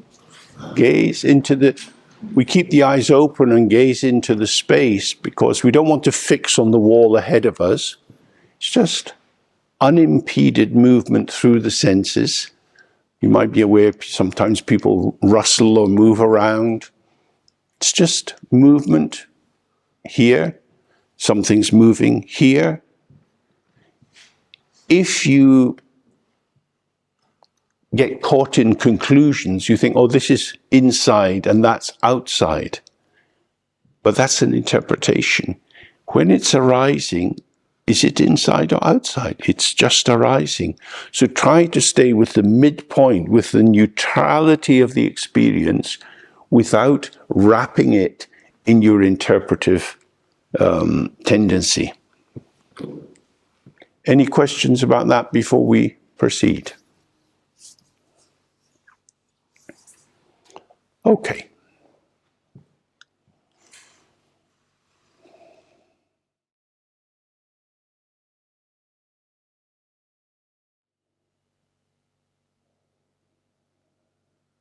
Okay.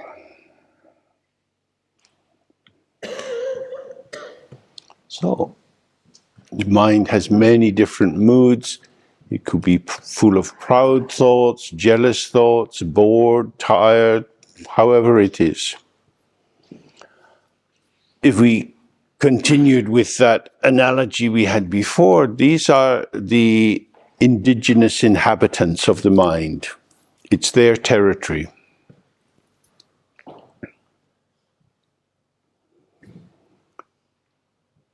The dualistic consciousness is the colonialist, the invader. Our consciousness is the energy of the ego that wants to sort it out and to have our mind operating the way we want it to operate. These thoughts never asked us to come and sort them out.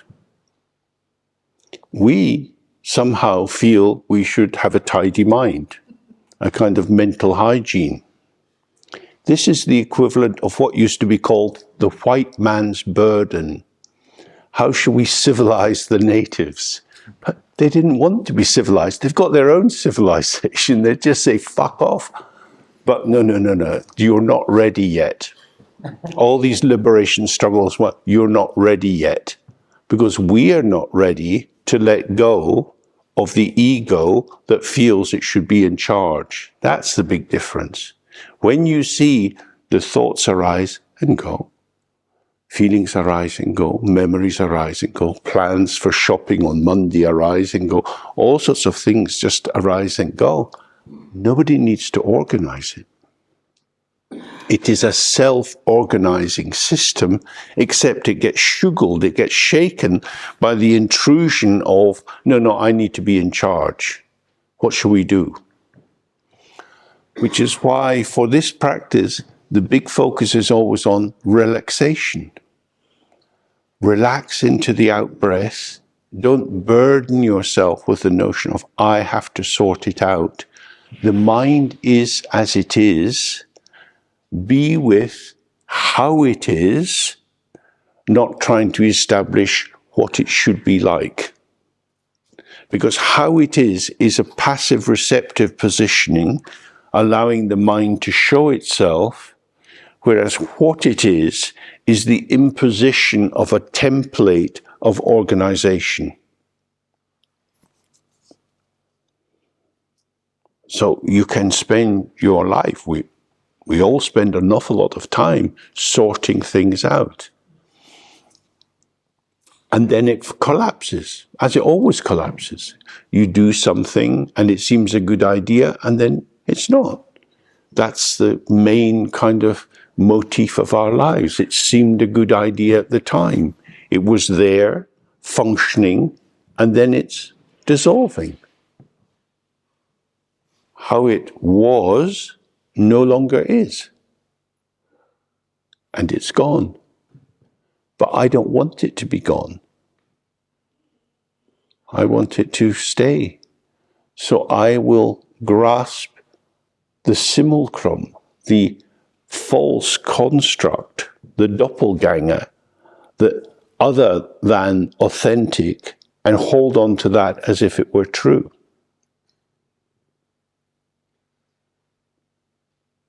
It's gone.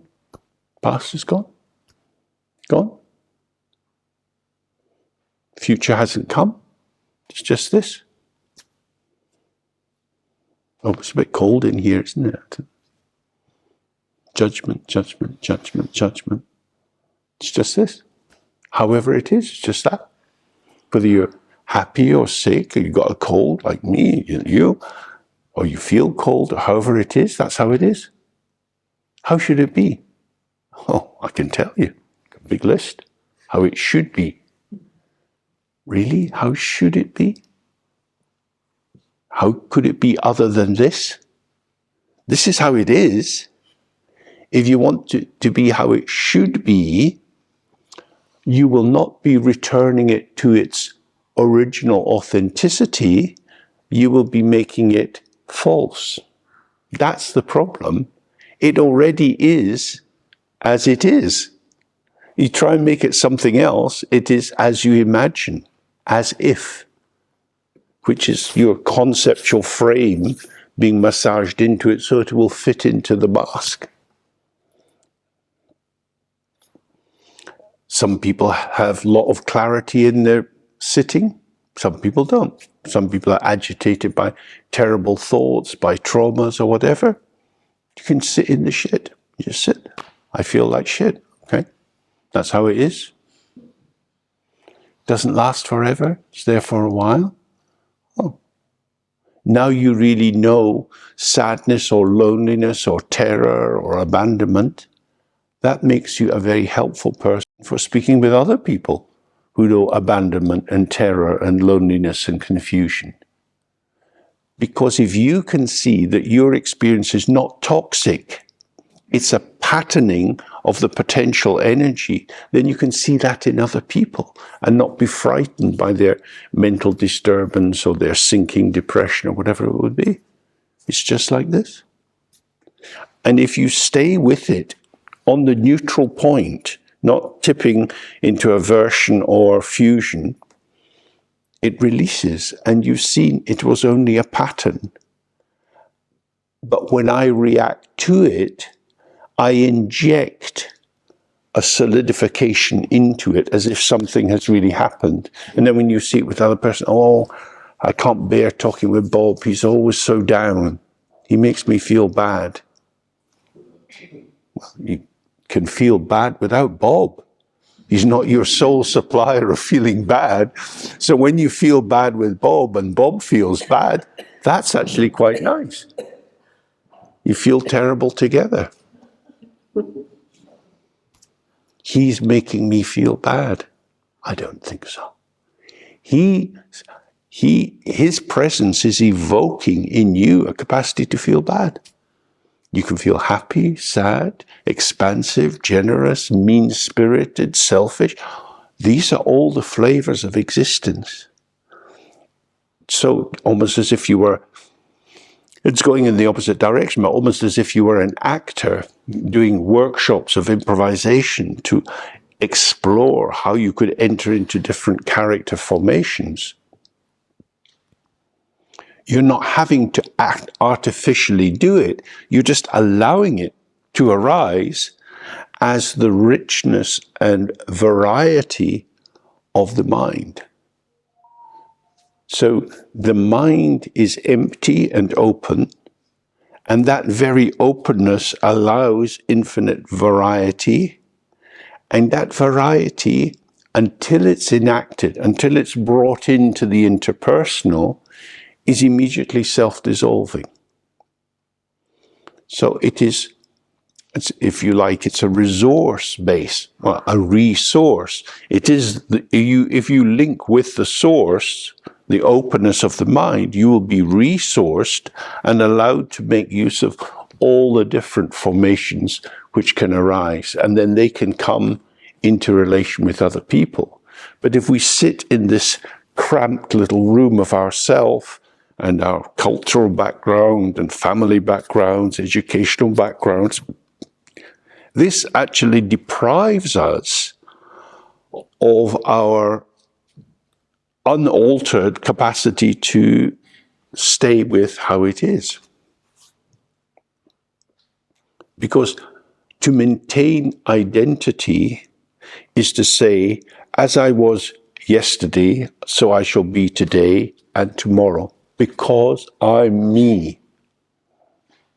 And what's the confusion in that is me doesn't refer to anything. Me has no referent. It's not pointing at anything except whatever me is being pointed at. I'm a bit sick. This is pointing at the sickness.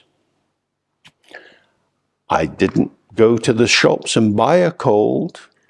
I got a cold. Maybe some generous bugger coughed over me. I don't know, but I got a cold. I got it. It's mine. It's not mine. It's something happening. It's happening to me.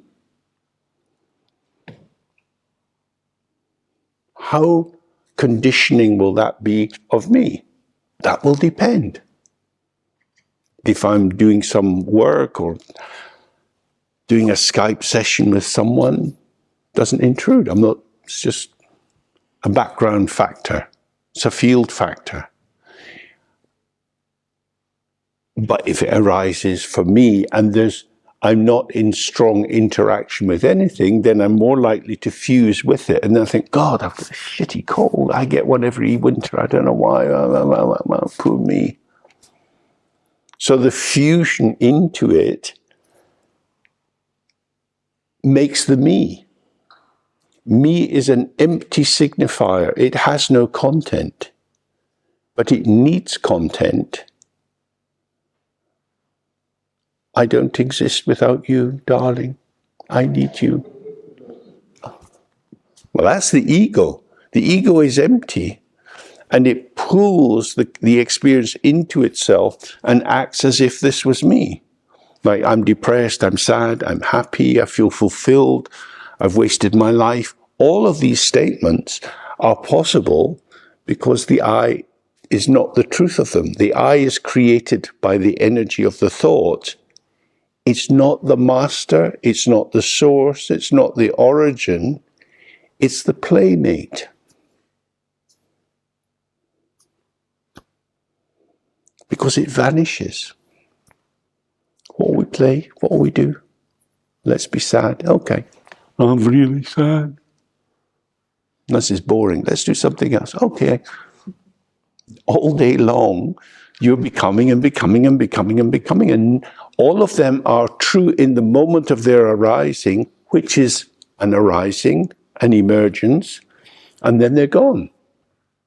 It's when somehow they become sticky and they seem to adhere to us and become a kind of identity that is now something I carry on.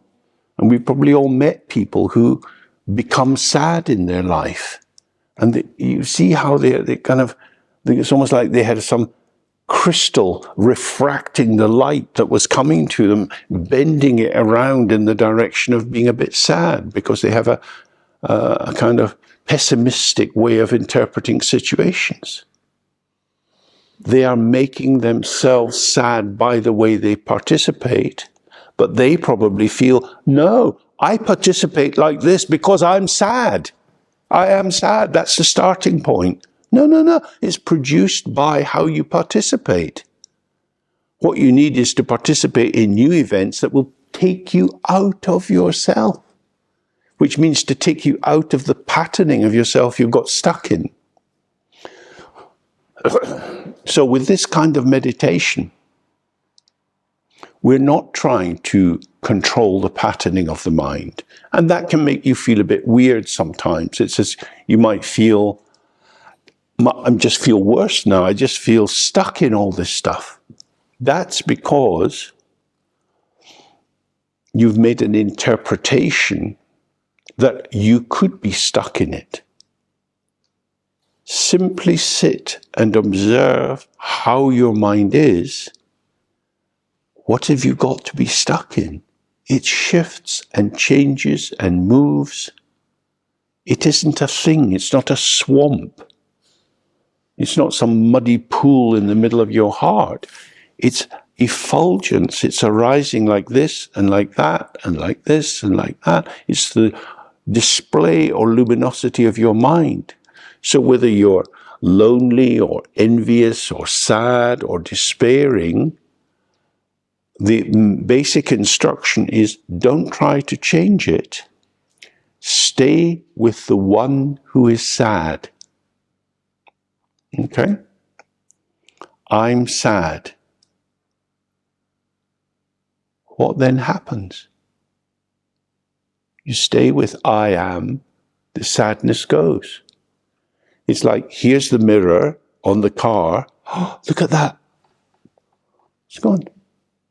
The illuminating capacity of the mirror continues because the mirror is empty and that particular reflection is gone. I am sad and it's going. But if you conceptualize it, if you turn it into a something, then you can keep producing the somethingness and increase your sense of identification with it. That's your attachment. That's how you dig a hole and sit in it and think, God, I'm in a hole. How did I get here? Well, that's a shovel, friend. It was in your hand. So, open and relaxed. So we're coming to the end for today. And if you go out into the evening, whatever is arising, just allow it to come. You walk out in the street, you see different kinds of people behaving in different ways. Just see. Don't judge as much as possible. Don't judge. If a judgment arises, don't identify with it and think, well, I shouldn't be judging. It's just passing through you. If you don't identify with it, it's just a transient thought, and then you return to the senses and stay open. And then we meet again tomorrow morning, 9:30. So, see you then. Have a good evening. Hey, Shabash.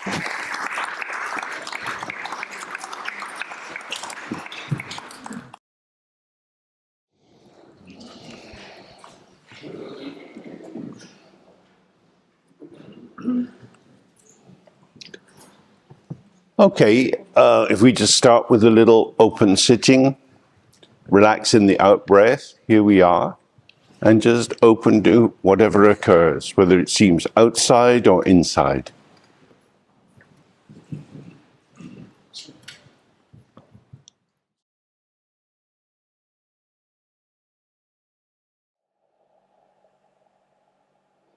Okay. So as we sit, many different kinds of experience arise. Some of the experiences we seem instantly to be merged in. It's as if, oh, this is me. Some are more, as it were, in relation to us, that we're having that experience. It's entered into the space that we would see as the space of our experience. And some we're able to observe and without much enthrallment, without being caught up in it. The purpose of taking refuge on whatever level is to open up a space in which there is less fusion, less identification. Because as long as you fuse with something, you're carried away by the arising, which seems to be you, and therefore there seems to be a necessity or an inevitability to go with it. And yet, it's just arisen in your mind. It becomes you because it enters your zone. Almost like a plane comes into British airspace and is identified as being friendly or hostile. And if it's hostile, then the RAF go up and they check it out and try and push that plane out. So having a personal space, a sphere of identification, this is me, this is happening to me,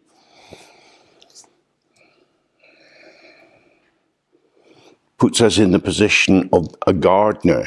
This is my terrain. Things come into the garden, they grow in the garden. Some I plant and some are weeds which just seem to arise because the seeds have been blown in. When you take refuge in the Buddha, Dharma and Sangha, you have a kind of focus for your life. The Buddha's awake. So there's a sense of, well, I want to be awake too. I don't want to be asleep. When you're asleep and you have a dream, you're in the dream. The dream's just happening. You don't have any space there to examine whether it's true or false. The whole thing about dreams is that you're in them, you're carried away by them. It is as if it is real. And yet when you wake up, you see, oh, it's not. So,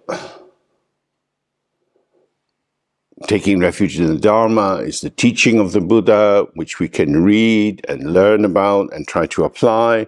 The Sangha is trying to relate to those who have more experience and get their help in our practice. But these three are all in their ordinary structure quite dualistic. I'm here, I have problems, I want help, can you help me? So we go for refuge to a site of help. It's a pretty good thing to be able to get non-exploitative help in a world like ours. But it's still stabilizing the notion of I'm inside me and they're outside me and I need something from them. It's conceptual. And the problem with concepts is they arise in the mind and then they vanish. And they often vanish at the wrong moment. So just when you need to remember your refuge, you get carried away by another thought because it's a thought, one thought against another thought. And the thoughts of your memories or your anger or your desire or your envy, these thoughts are so familiar, so intimate that they arise in you, and that's you. And the other thought is a bit kind of speculative. Oh, I remember reading about this. I should try to, but it's too late because you're already caught. So if we have the sense that things are arising in the space of the mind. A thought couldn't come in my mind if my mind was already preoccupied, if it had its own content. It's because there is no intrinsic content in your mind, no inherent content, that new content can arise. So it's the empty space of the mind, which is the basis of our rich potential for many, many kinds of experiences. Because it's empty, many different kinds of experience arise. Now, when we're children, we're encouraged to take responsibility for what we do, to wash our hands, to get up in time to get to school, to pack our own school bag as we grow. So we get more entrained into the idea that the world is full of options and we have to make choices with these many options. And if we make the right choices, we keep ourselves on track. So in that sense, you're driving your personality, your individual identity, much as you might drive a car on a motorway. There are all sorts of things coming and going all around you, and you've got to mediate your passage. And you can't do it if you're locked in yourself. You've got to attend to it. Check the time. You're going to be late. Come on, get to school. Huh? Because you're dreaming about something. And you start dreaming like that if you're driving a car, you're going to have an accident. So you have to read the road, you have to read the clock, you have to read your timetable for school the next day, and then we develop that in the process of our life in order to hold down a job.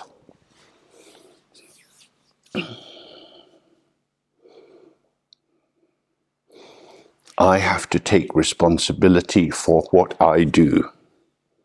Now, from a legal framework, this is essential. When we're looking at the actuality of the mind, the phenomena of the mind, we might want to question whether it's true. For example, President Putin has started a war in the Ukraine. He did that. He is a bad man. Many people are being killed, women are being raped, houses are being destroyed, all because of his decision.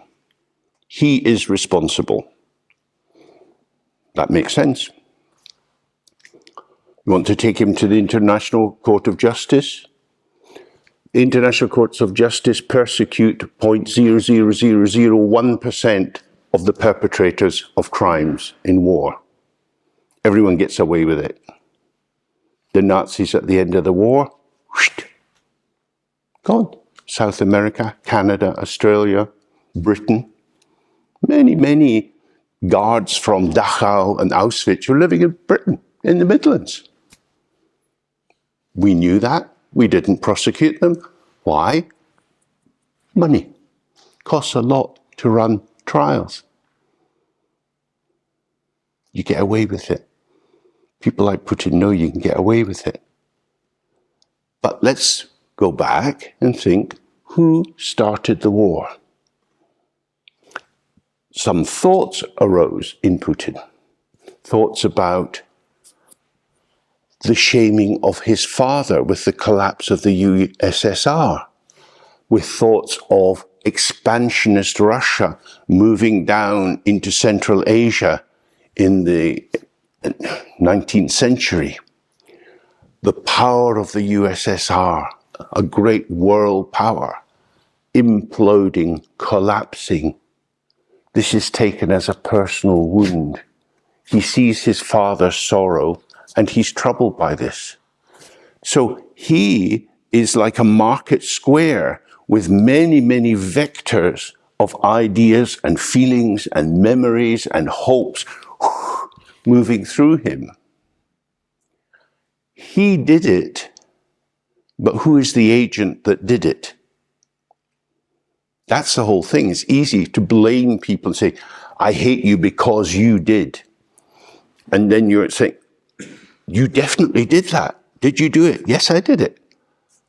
Do you want to know why I did it? Okay, tell me. I don't know. I don't know. Most of the time we don't know why we do what we do. We just do it. Something flies through us and we do it. A wind blows through us and that's where we go. Why? I went to Costa Coffee this morning, ordered a coffee. The woman said, do you want a regular or a large? I said, a regular. Then I'm looking, thinking, do I want the regular or large?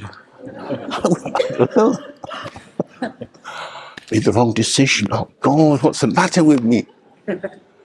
Something happens. So in any kind of situation, there are options. Who is the one that makes the choice? It's the kind of vagaries of our mental structure at the moment. It's a kind of something takes our fancy. It's almost whimsical. And that the same can be going to war. Clearly that war has not been very well thought out. The implications are enormous. There could be very negative consequences for Russia. But it seemed a good idea at the time, which is the basis of our existence. We live in a narrow frame of reference, which is niched inside wider frames of reference, but because we fixate on our own personal frame of reference, we tend to disregard this wider frame that might be saying, really? Are you sure? You really want to do this? Oh, yes. Because of the seeming inevitability of our fusion with our frame of reference, with the axioms and assumptions that we are operating from.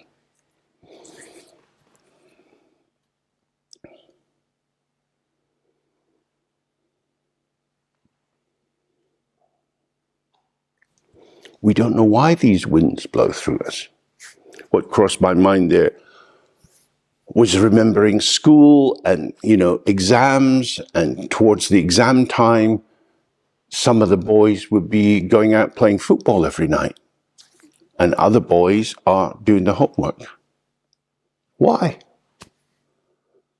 Some wind blows through us, some pattern of arousal towards a possibility, an option, which becomes what we do. And that has consequences. And when you're 16 or 17, you don't know what the consequences will be, but you do know what playing football with your mates is like. So the immediacy of the situation has a kind of glue or enticement into identification. And you have to have a capacity for abstract thought to think your way into the future where there could be different kinds of consequences. But even so, even if you're thinking about the future, you're thinking about something which doesn't exist. There's football, phenomenology, actuality, and there's passing my exams and getting a good career. But you might die tomorrow. Wouldn't you like to play football on your last day of life? You don't know what's going to happen. It's weird being human. We have capacity for speculation, and it is as if what we speculate about, what we imagine to be the case, is going to be true. But we're not in charge of our life, and it's when accidents occur. Could be car accidents, could be getting sick, getting a sudden diagnosis, some shadow of tragedy running across your life, which disorganizes the trajectory of your expectation. I thought it was going to be like this. Because I assumed my life would be like this, I made this and this and this decision. But God, it's all changed. What will I do?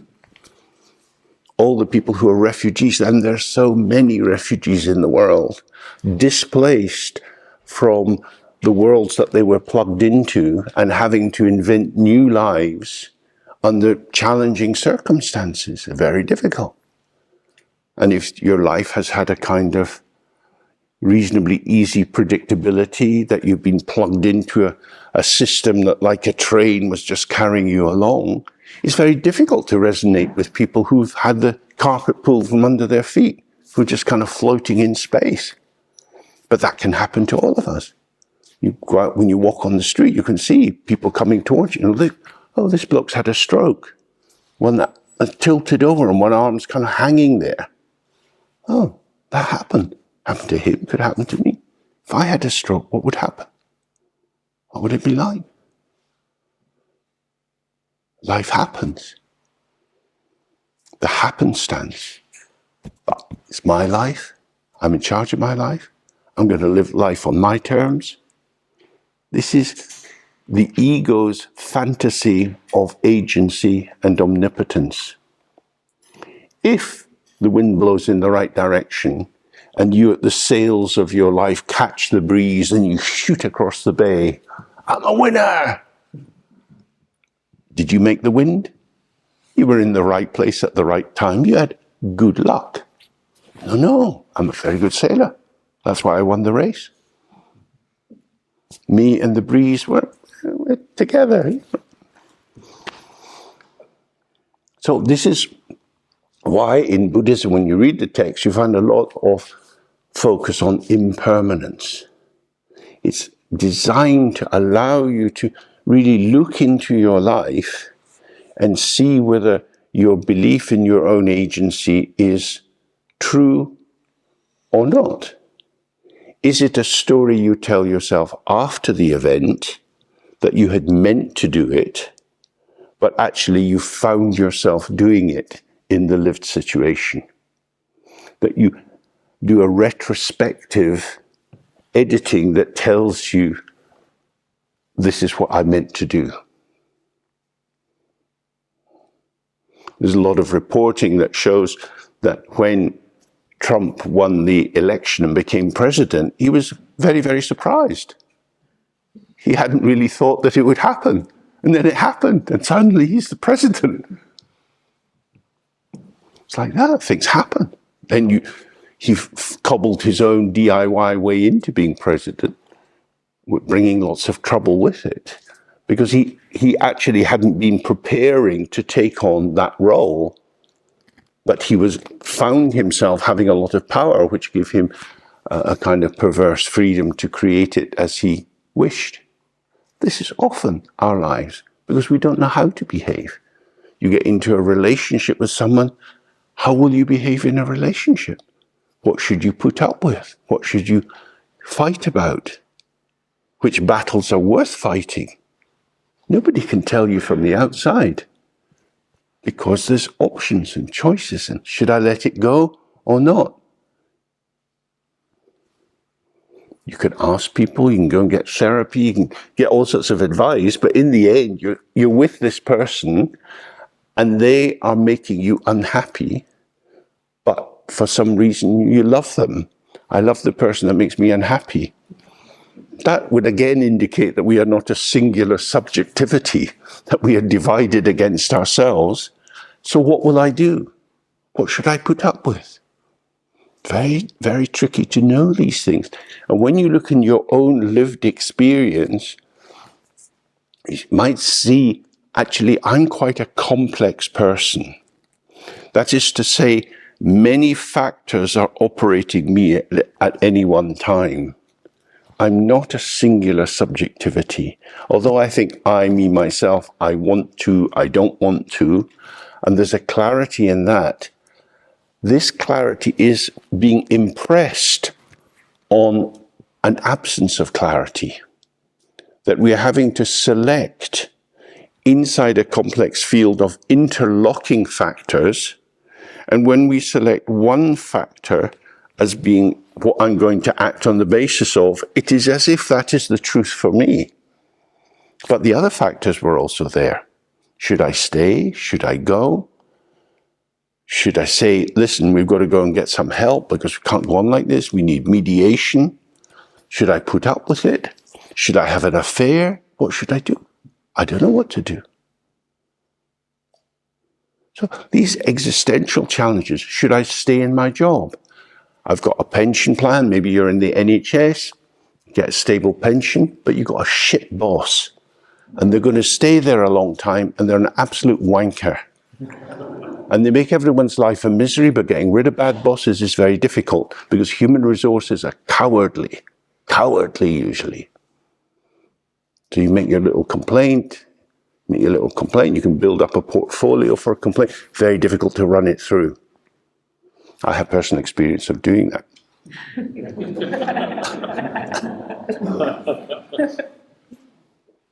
It's challenging. Nobody wants to know. But we're a publicly accountable service. This is not the private fiefdom of my psychotic manager. But nobody wants to know. Well, okay, it's difficult. Should I let it go? Should I challenge it? If I challenge it, I get more grief. Life has many, many situations like that. With your kids come back from school, they're unhappy with the teacher. Do you go into the school? Do you challenge the teacher? Will that help them? Or will that encourage the teacher to take it out more on the kids? So many situations, because of the interweaving nature of our world, are very difficult to come to a clear conclusion. So in Buddhist language, it's called dependent co-origination. On the basis of this nexus, this patterning of events, that pattern arises. None of these patterns has an internal truth, but their validity or their impactful power arises because we believe in them or we feel trapped by them. So if you can't challenge your boss, and your boss is being abusive or exploitative, you're trapped. And you may well be trapped in an idea because you had a very disdainful, contemptuous, attacking parent who shrunk you, and you are reprojecting that kind of fantasy onto the boss. You think, well, there is nothing to do. It will definitely make it worse. We don't know. But you know because you're trapped in your neurotic structure. What we now in the West would call a neurotic structure in Buddhist language is a karmic structure. This is a habit formation which has been developed before. So habits which arise in me become both the site for my decision making and the winds which activate my decision. Yeah? Okay, so then we apply this to Mr. Putin. What is his agency? He is an individual. Individual means indivisible, cannot be divided. Of course he can be divided. He has many aspects to himself. He has self-states, sub-personalities, many vectors operating inside him. There are no individuals. This is one of the Buddha's first teachings when he talks about the 5 skandhas, or the 5 heaps. It's the teaching which underpins the view of Pudgala Anatma Dharma, which means the absence of inherent existence or inherent selfness in people. A Pudgala means a person, someone with a personality, an individual. So Mr. Putin is a Pudgala. We are each Pudgalas. We are each somebody who seems to exist with our habits and our likes and dislikes and so on. And the Buddha says, wait a minute.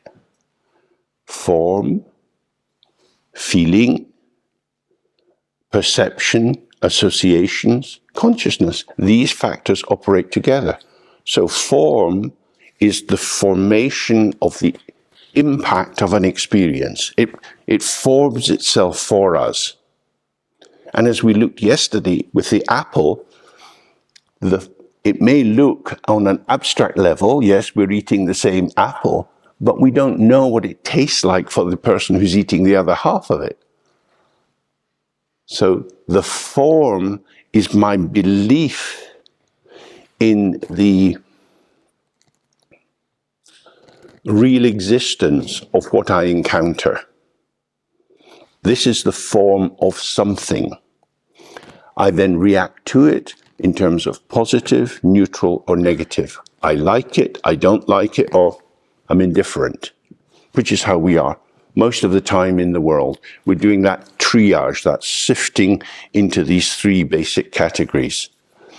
If I'm indifferent, I don't do very much more with it. But if it's positive, maybe giving me some advantage, or negative, bringing me some disadvantage, I look more. That's the 3rd skandha, the 3rd heap, or the 3rd vector in our experience, whereby we see something. We're looking at something. On the basis of seeing that something, there's now a substantial entity that I'm in relation to, and my associations come on top of that. And with these associations, I have a rounded picture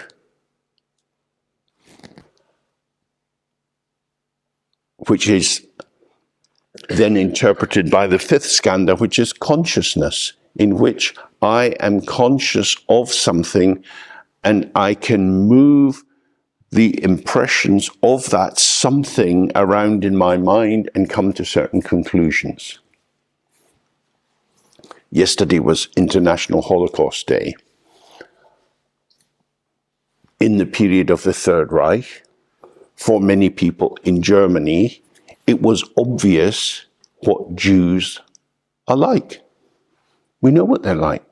They're troublemakers, they're greedy, they do this, they do that. They're the cause of all our woes. If we got rid of them, then we would be happy. So that informed a great deal of the German behavior in the course of the war. At the end of the war, of course, it was only a few bad apples that were doing these things. The reality is that the Wehrmacht in all kinds of arenas were carrying out slaughter, not just special groups. Because a beguiling myth takes us over, they're like that. So we know where we are. That's consciousness. We're conscious of these people. We come to a conclusion. That is to say, consciousness how our mind works in relation to objects is summative. We gather the information and we create a conclusion which we then see as being self-existing. We know what they're like. So in Iran and Afghanistan, the government know the qualities of women. It's pretty difficult in Iran, but it's so much more difficult in Afghanistan. The Taliban are very clear. We don't need girls for education. The function of women is to produce babies, especially male babies who will fight for the revolution. Wow. They don't know this young girl, but they know the value of that girl because she is one of them. She is a girl. It's a done deal. That is the nature of consciousness. That's what it means. That we looked yesterday, nampa means the kind of thingness or the established formation, and shepa means knowing that thing. Girls are inferior. So in Afghanistan, the guys with the beards, they're all saying, yeah, we know what they're like. That's why we put these potato sacks over them. Because they're not very nice and they're very dangerous. You just look at a girl and your wee willy jumps up. Oh, that's very dangerous. They're so powerful. We have to hide them away. It's really interesting. Now, we in a liberal society of a kind here, we would say, men, you have to control yourself. You shouldn't do these things. Women can dress as they like. It's up to you. But in a culture like that, in a purely patriarchal culture, you say, no. Why should we men have to restrain ourselves? Let's control the women instead. So that's consciousness. It cuts the world up according to interpretations, and the interpretations are believed in. So Mr. Putin is a conscious being with a particular reading of the status of the Ukrainians and their part in Russian history. And on the basis of that, he acts. There is a logic to what he's doing. It may seem obscene or unethical or terrible in relation to other people's formations, but there is a logic to it. And that's what we see all over the world. There's always some trajectory, some pathway of meaning. And the reason that the Buddha set this out is he says, if you see the links on the chain, it kind of moves. If something is fixed, if you hit one bit, all the other bits will necessarily get moved. But if you've got a chain, it's maybe more like a pontoon bridge. And the bit of the bridge you stand on now is moving and the bits on either side move, but the whole needn't move because if the linking parts are open enough. So if you see these 5 skandhas are there, you needn't go from the first to the 5th in an instant. You can pause. You can think, there is an impact. I feel this. Looking around, do you feel the same? Do you feel the same? Oh, you have different feelings about this thing from the feelings I have. But my feelings seem true because they're my feelings. But you don't have them. Now, I'm right and you're wrong. That's a fairly good one. Or you're right and I'm wrong. I don't like that one so much. Maybe we're both right. But if we're both right, what the hell is this? What is this? It means your interpretation and my interpretation can't actually catch it.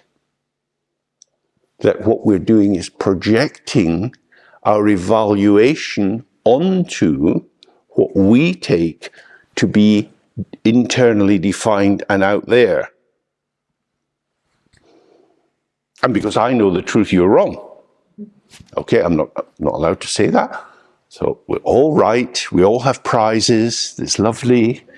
But now it's hellish complicated because if you think it's this and I think it's that, I put myself into question. which from a Dharma point of view is very, very useful, but for performing your existence out that side in the big world is quite difficult. Too much self-questioning and you become unable to function. But let's stay with the examination.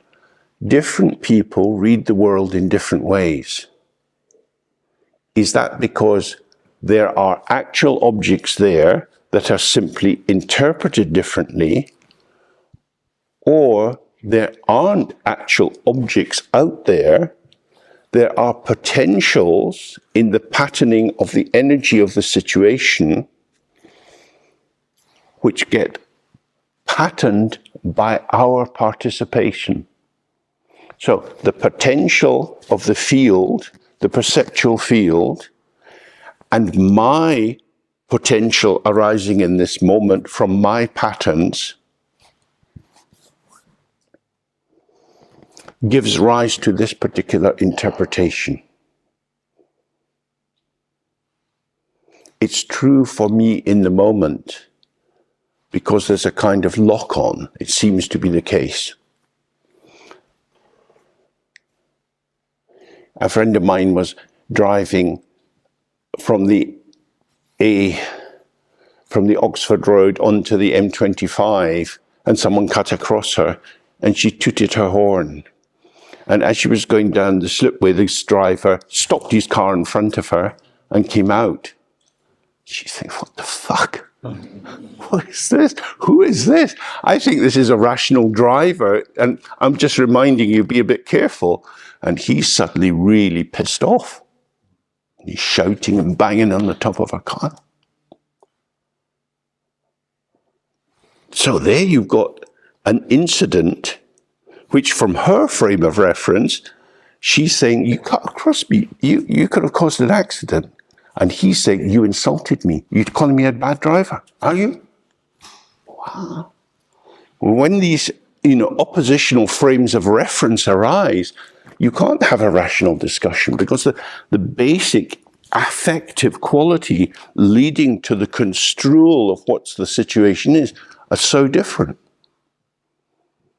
So what actually happened? Two stories. Which is true. Both are true because we're in relative truth. Because actually it was open for interpretation. It's like an illusion. It has no internal defining truth. It has interpretation, and the key thing in the human domain is interpretation plus power says, I'm right. Interpretation and no power means you're wrong. But if you think you have power with your interpretation and I point out to you that you're wrong, you may well hit me. So it comes down to power. Who decides? Force majeure.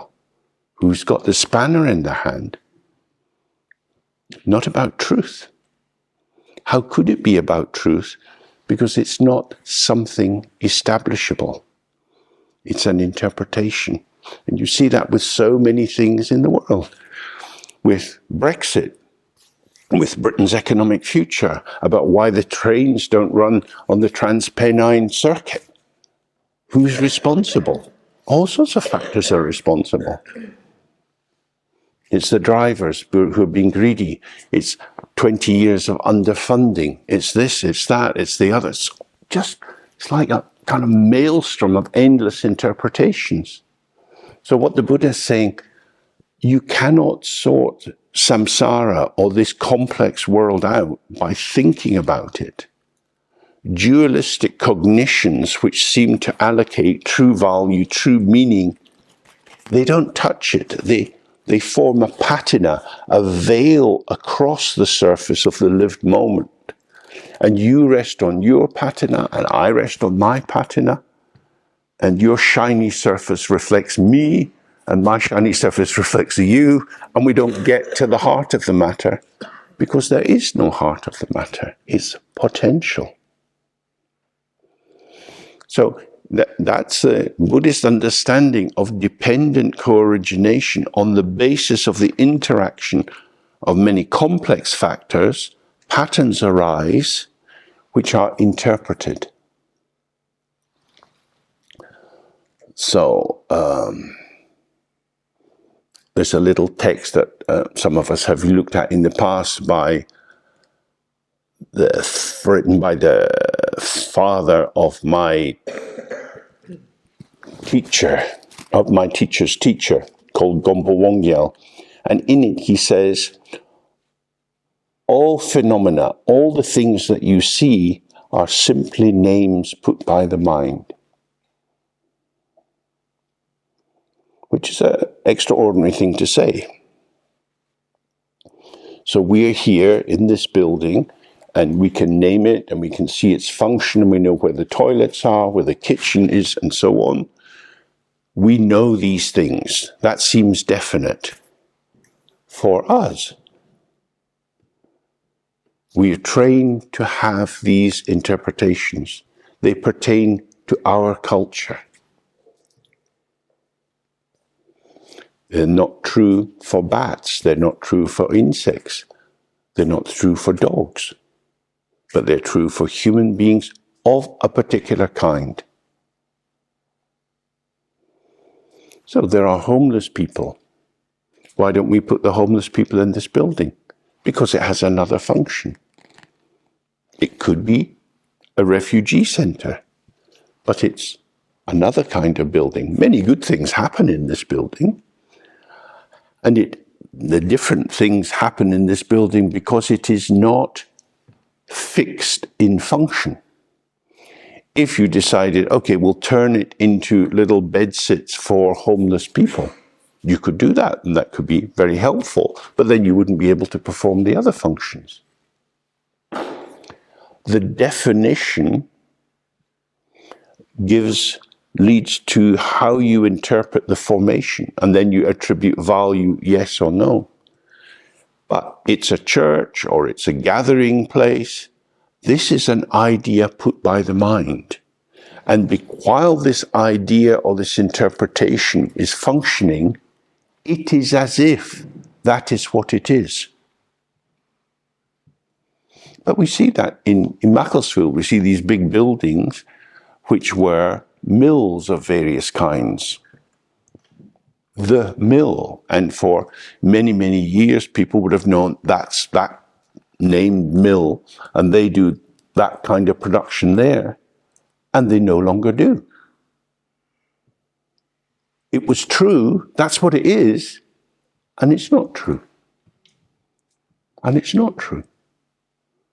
It was functionally true, situationally true, when there was a group agreement that this is how we will name this on the basis of that function. And functions are activities, which means they're moving. They're not inherently established. As long as machines were going round and round producing cloth of various kinds, it was a mill.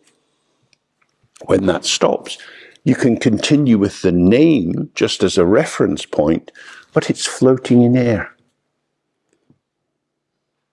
The function is not there to support the name. And even when the function was there, that was based on supply and demand. And the reason these mills closed is because these functions could be performed in other countries cheaper. And because of the nature of international trade, if you can buy it cheaper and sell it more for a profit here, you do that. So nobody's buying the cloth that was made in these British factories, which is what we know about the collapse of our industrial base. There was no inherent truth in them. That doesn't mean they're nothing at all. There was a performative truth or an interactive truth which was generating or seeming to act as a basis for that is a mill, we produce a lot of silk in this place, according to circumstances. It was like this for a while, as long as these factors are operating, and then they're not operating, and then the truth that it's a mill dissolves. It's simply a name. And it was always a name. It was a name for a process. Like there's a river, and you say, I don't know what the rivers are here. Let's say the River Thames. You say, that's the River Thames. I've seen it before. I know it's the River Thames. It's the River Thames. That's a name. What is a river? It's a flow of water. The water doesn't stop flowing. The name River Thames is applied to a flow of water. That is to say, the River Thames is an empty signifier which has no fixed referent, because the referent is flowing and going, and you can't catch it. James is a similar river of experience. It's applied to a flow of interactive arising and interaction. It seems to be, oh, James, there's somebody there. But who is there? It's uncertain. It will be evoked by the saying James, by saying River Thames, by saying silk mill. This is so important to see. In Buddhism, we're always concerned with the middle way, avoiding the extremes. It's not strongly real. It's not inherently real. It's got no true internal definition. But on the other hand, it's not just nothing at all.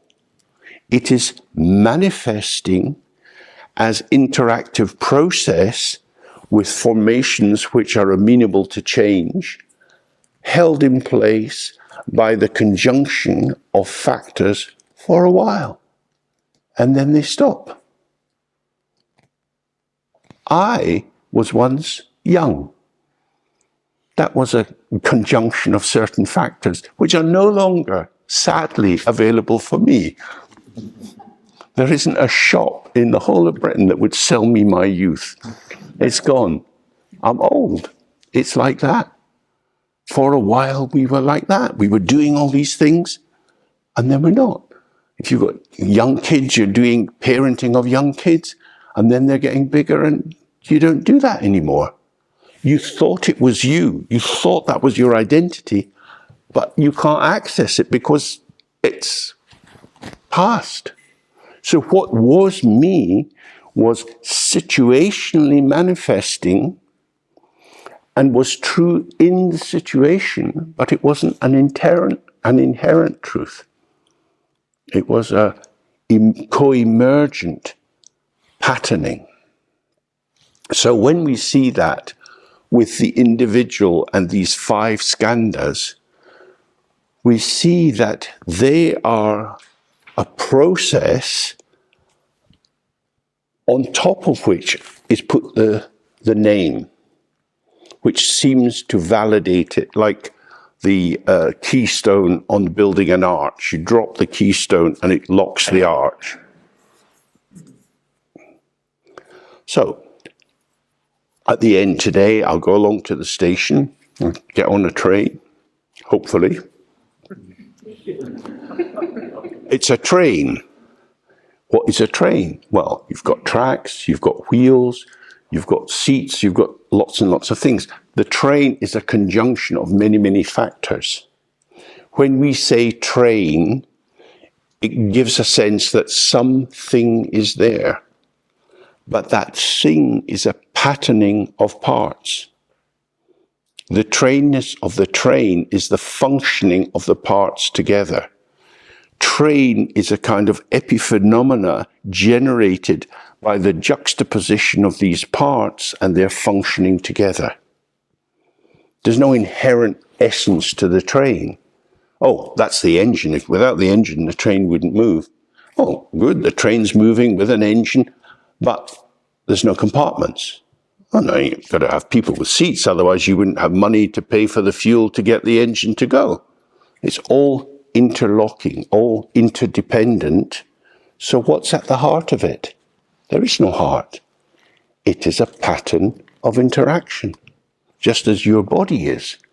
All your vital organs are collaborating. Your body is a communicative system, heart, lung, liver, and so on. If they don't function well together, then you get problems like diabetes, where functions which would be helpful to be performed no longer perform.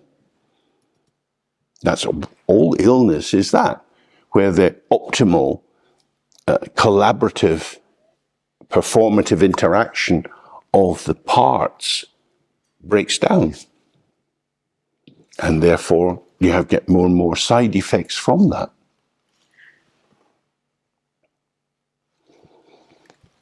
That's what it means in Buddhism when they say there is no self. It doesn't mean that there's no manifestation, no formation, no performance, no interaction.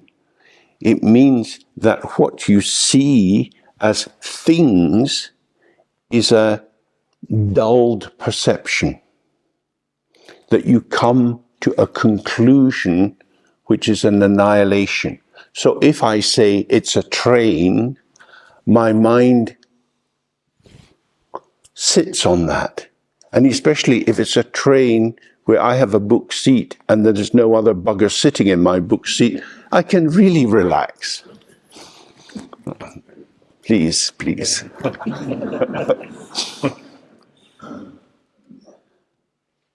I have definite knowledge it's a train.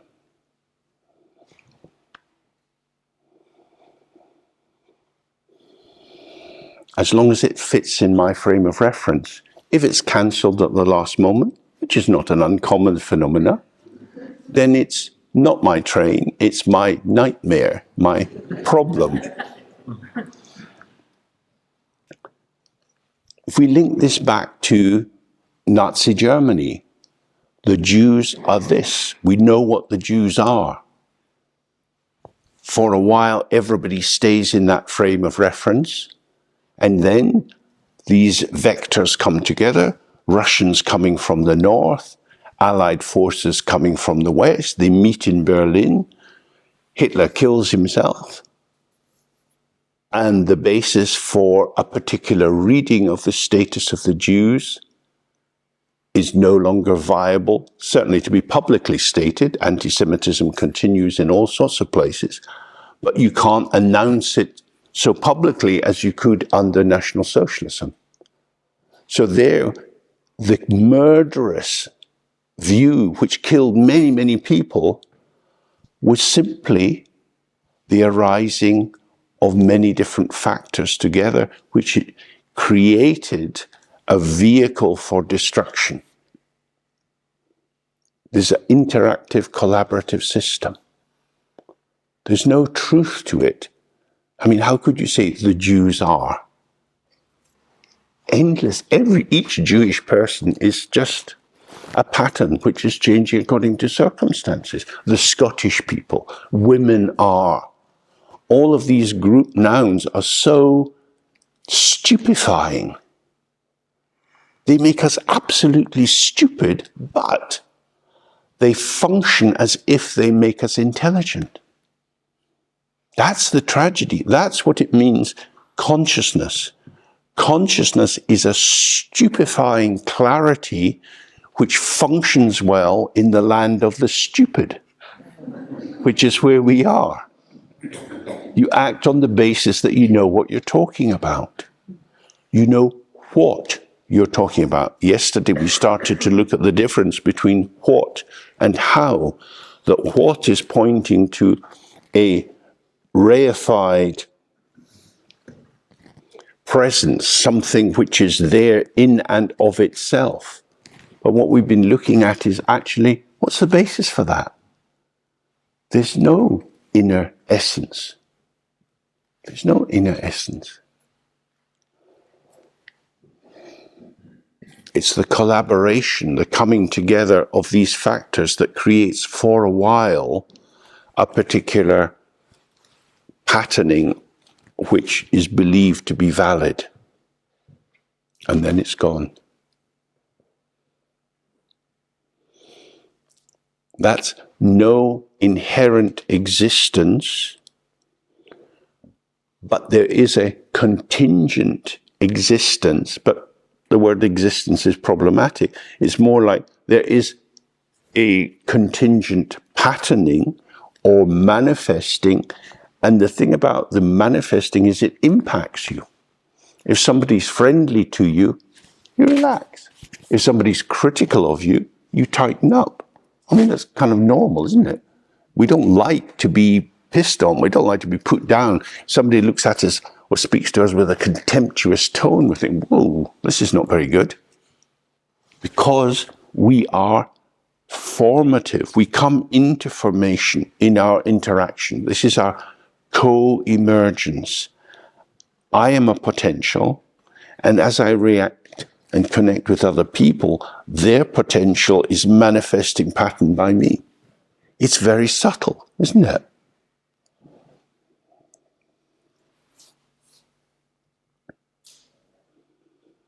Now we're getting close to St. Valentine's Day, and you will be able to observe in restaurants couples sitting opposite each other, and if it's a first date, one person's hand will move across the table into the foreign territory of the other person's side of the table, fingers hoping tentatively that there may be some contact, and if not, there will be a sad withdrawal. It's like that. We don't know. We see. Is the mood right? Do you like me? Do I not like you? Am I boring? Da da da. How is it? It's emergent. It's not established. But you get to know them, and then you get to be with them, and then, do you love me? That is one of the most stupid questions in the world. I don't exist, but do you love me?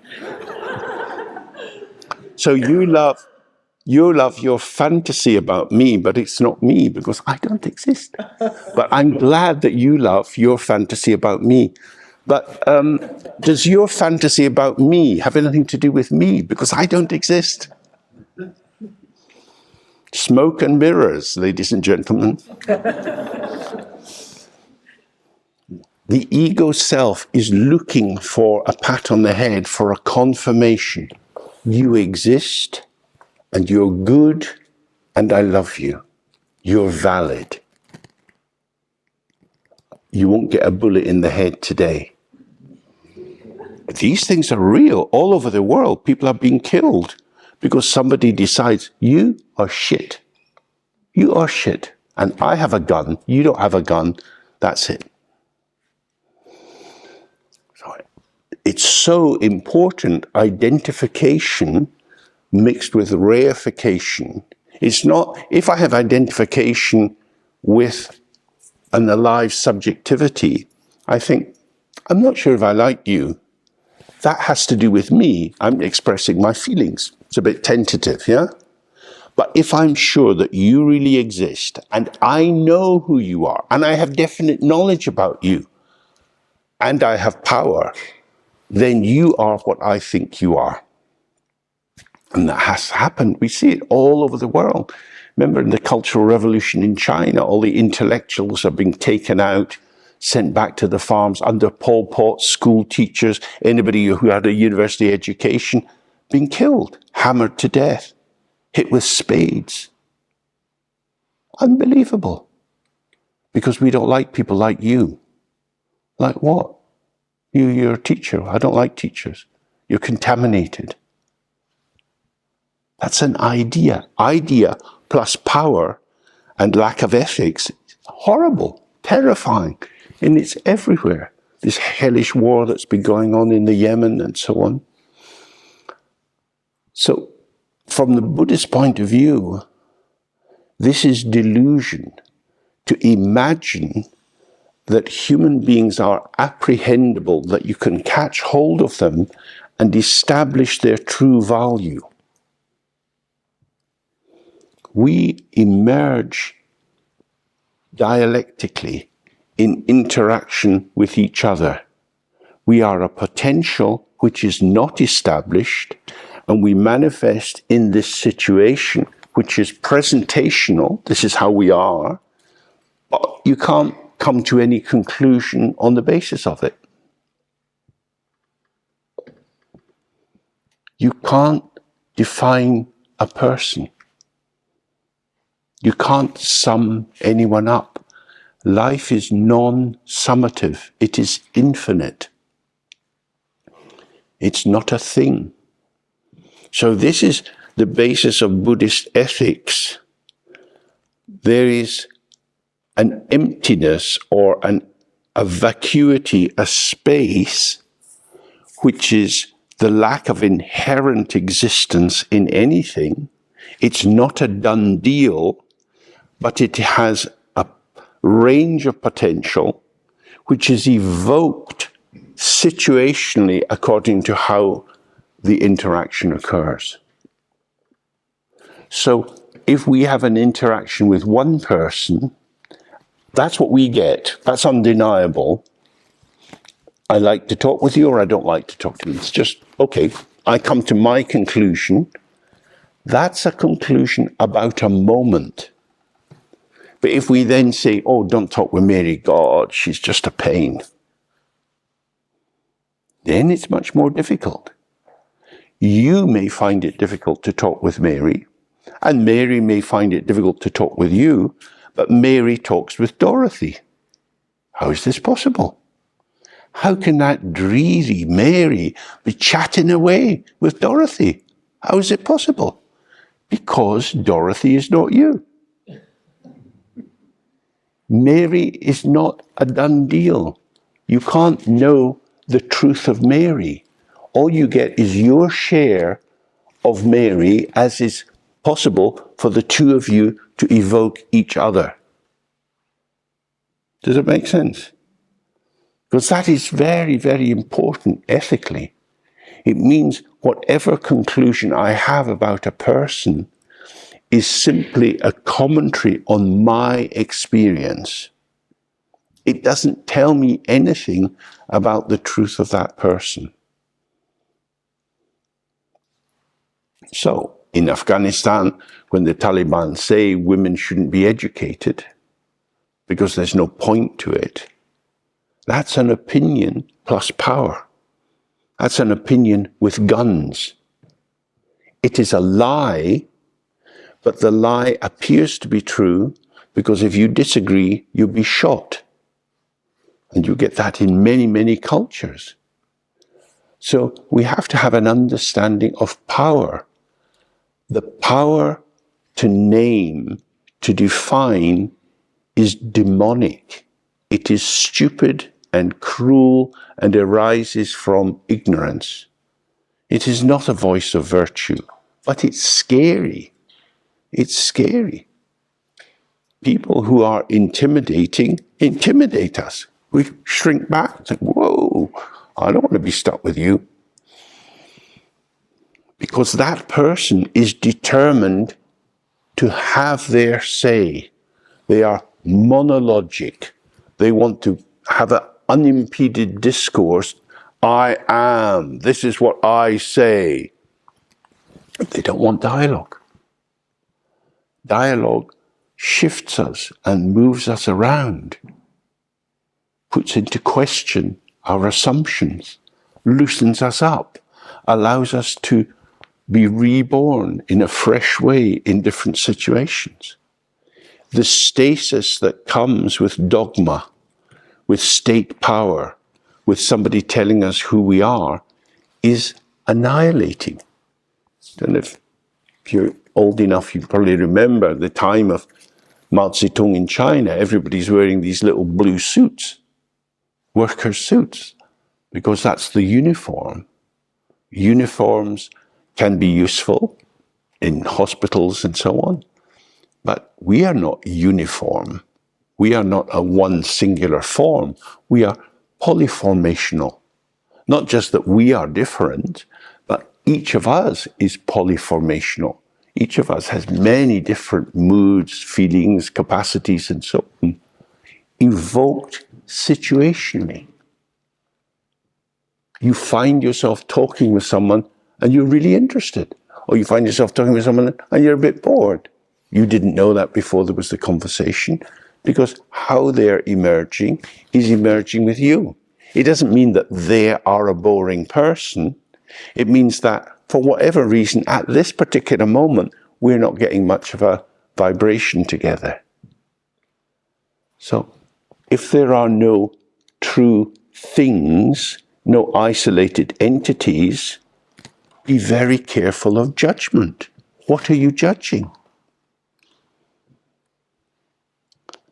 Judgments make us feel powerful. Putin's a real fucking arsehole. Look what he's doing. He's a terrible person. Whew. I know, I decide, I determine. That makes me more stupid. I seem to be clear, but I'm becoming dull in my clarity. That's the nature of dogma. So that's why in the meditation we sit in a very open way to get used to seeing the unpredictable polyphony, the many different voices of our potential as they arise, without controlling, constraining, directing. It can feel a bit crazy-making, a bit unraveling, but who am I if all this is going on? Shouldn't I be in charge? Well, for some of us, if we look back on our lives, we probably would have to think, actually, probably I shouldn't be in charge. I haven't done very well so far. Maybe just let it flow would be a better idea. Let's see. Because as we looked yesterday, whatever is arising is an unestablished or unmanifested potential. And the more that potential moves around and interacts with other aspects, the greater the likelihood of you being able to come into formation with another person in a way that fits with them. Okay, so let's just do another open sitting and then we'll have a break.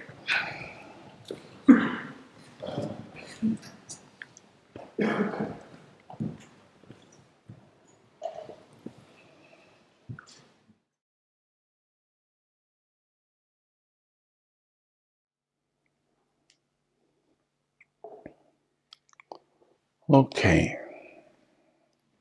So when these experiences arise, it's quite intimate, especially if it's not an seemingly external perception, but some memory or thought. It seems to fill you. Does it define you? The traditional image used in the tradition for thinking about this is the mirror. When you look in a mirror, you see the reflection in the mirror. It's not hovering over the mirror, it's actually in the mirror. And the image in the mirror is coming out at you, as it were. The mirror is showing, this is what I am, this is what I've got, this is it, this is me. And then the reflection changes. And the reflection changes according to circumstances. And that which seemed to be the truth of the mirror, what it was showing, is no longer showing. The truth, or the deeper truth of the mirror, is that because it is empty of self-substance or self-identity, it is available to show other identity. But in the moment of the showing of the other identity, it is as if the other identity is the self. Yeah? So, if you go into the toilet here, if there's a mirror, you see your face. You would be very surprised if you saw someone else's face.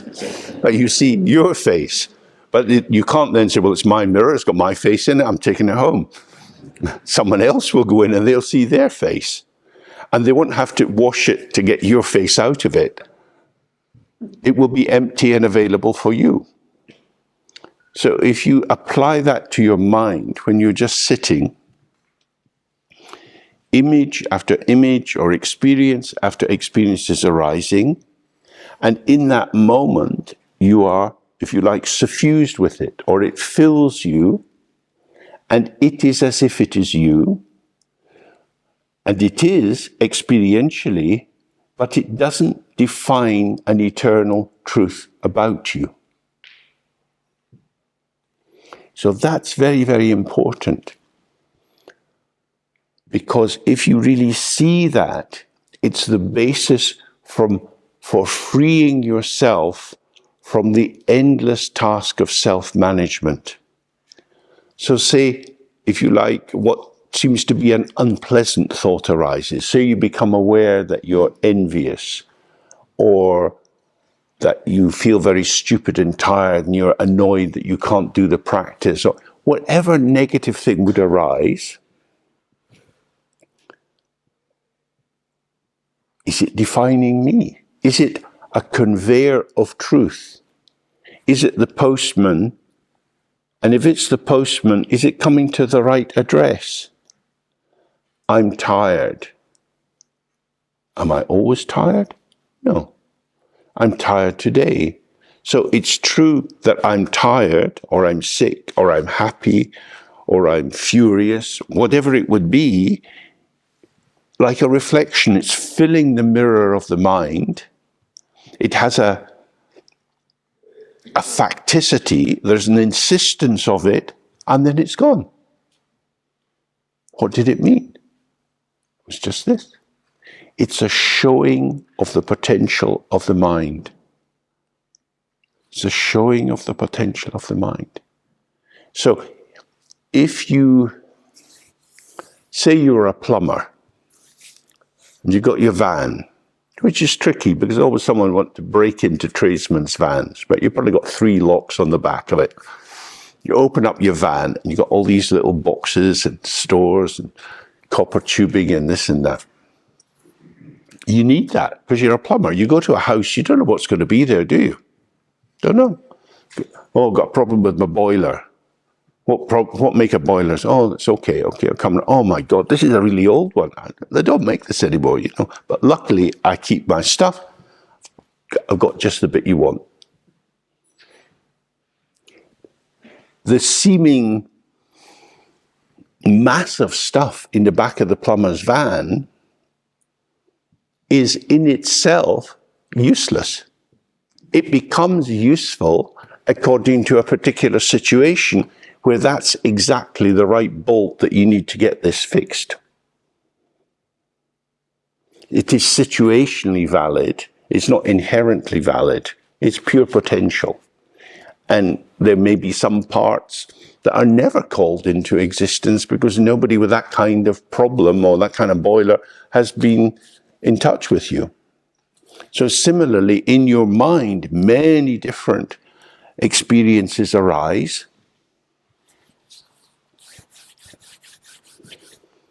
They're there as a potential. If you see them as a potential, they are the potential of the openness of my mind. They are not the potential of my ego self. That is to say, they don't define who I am. The fact that I might have some irritable thoughts or thinking, oh God, now I've got a worried thought, is the train going to come on time or not? Or what? Or, oh God. It's a thought. A thought has no true referent because I don't know what the actual train will be like, whether it will arrive, whether it will be full of people because there's a big football match in Manchester and it may well be stacked with people and there may be some drunken arsehole in my seat. Fisticuffs, I'm getting a bit old for that. We don't know. It's an anxiety, a situational anxiety. What does it tell us about? Something that happened in the past, because I had to sit on the floor for a journey from Stockport to London last summer. Train was packed with football people. Does that predict what will happen this evening? No, we don't know. I don't know. I don't know. It's that wobbly I don't know, which is very different from, well, I don't know. Let's see. Open. But I don't know. Maybe. It sort of sucks things in, doesn't it? And I want to know. I want to know. And then it becomes more solid. So when something is arising in the mind, whatever it's like, if you just allow it to arise and pass, it gives you access to this wide range of possibilities, none of which tell you an eternal truth about yourself. If you don't catch that, then it is as if the thought is an expose of who you are. I'm full of these angry thoughts. I'm full of hatred. I hope nobody can tell. Why am I like this? I don't want to be like this. I've got to do something about it. I should go and do some Vajrasattva practice or purify myself. Da, da, da, da, da, da, da, da, da. I have to do something to be different. Why? Because I have these thoughts. You have these thoughts because you took hold of the thought. The thought came in your mind, I hate them, just passing through. It's gone. But I don't want to hate them. Why did you grab the thought? If you don't like chilies, when you see it in the dish, just put it on the side of your plate. But I don't like chilies. But they get hot when you chew them. They won't cause any trouble. But why are they in my plate? Why is this in my mind? It must mean something. I don't want to be like this. There you see, that's glue. That's you fusing into this transient arising as if it was an X-ray of your soul. But it's not. It's just a reflection in the mirror. So that's the big difference. The ego self is looking for the truth of its experience as something ascertainable, definable, but awareness, just relaxed, open presence with what is occurring, is not defined by what it's aware of. So when you read the text, it says, awareness is always empty, yet present.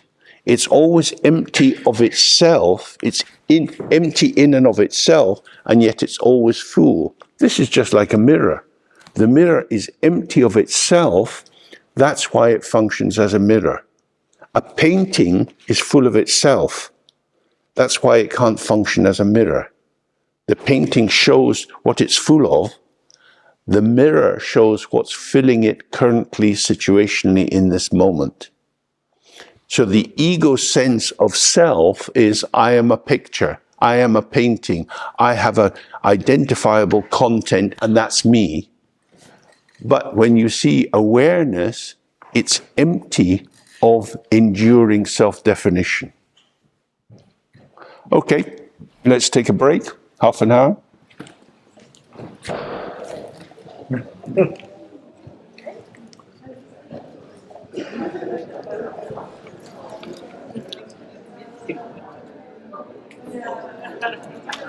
Hi, how are you doing?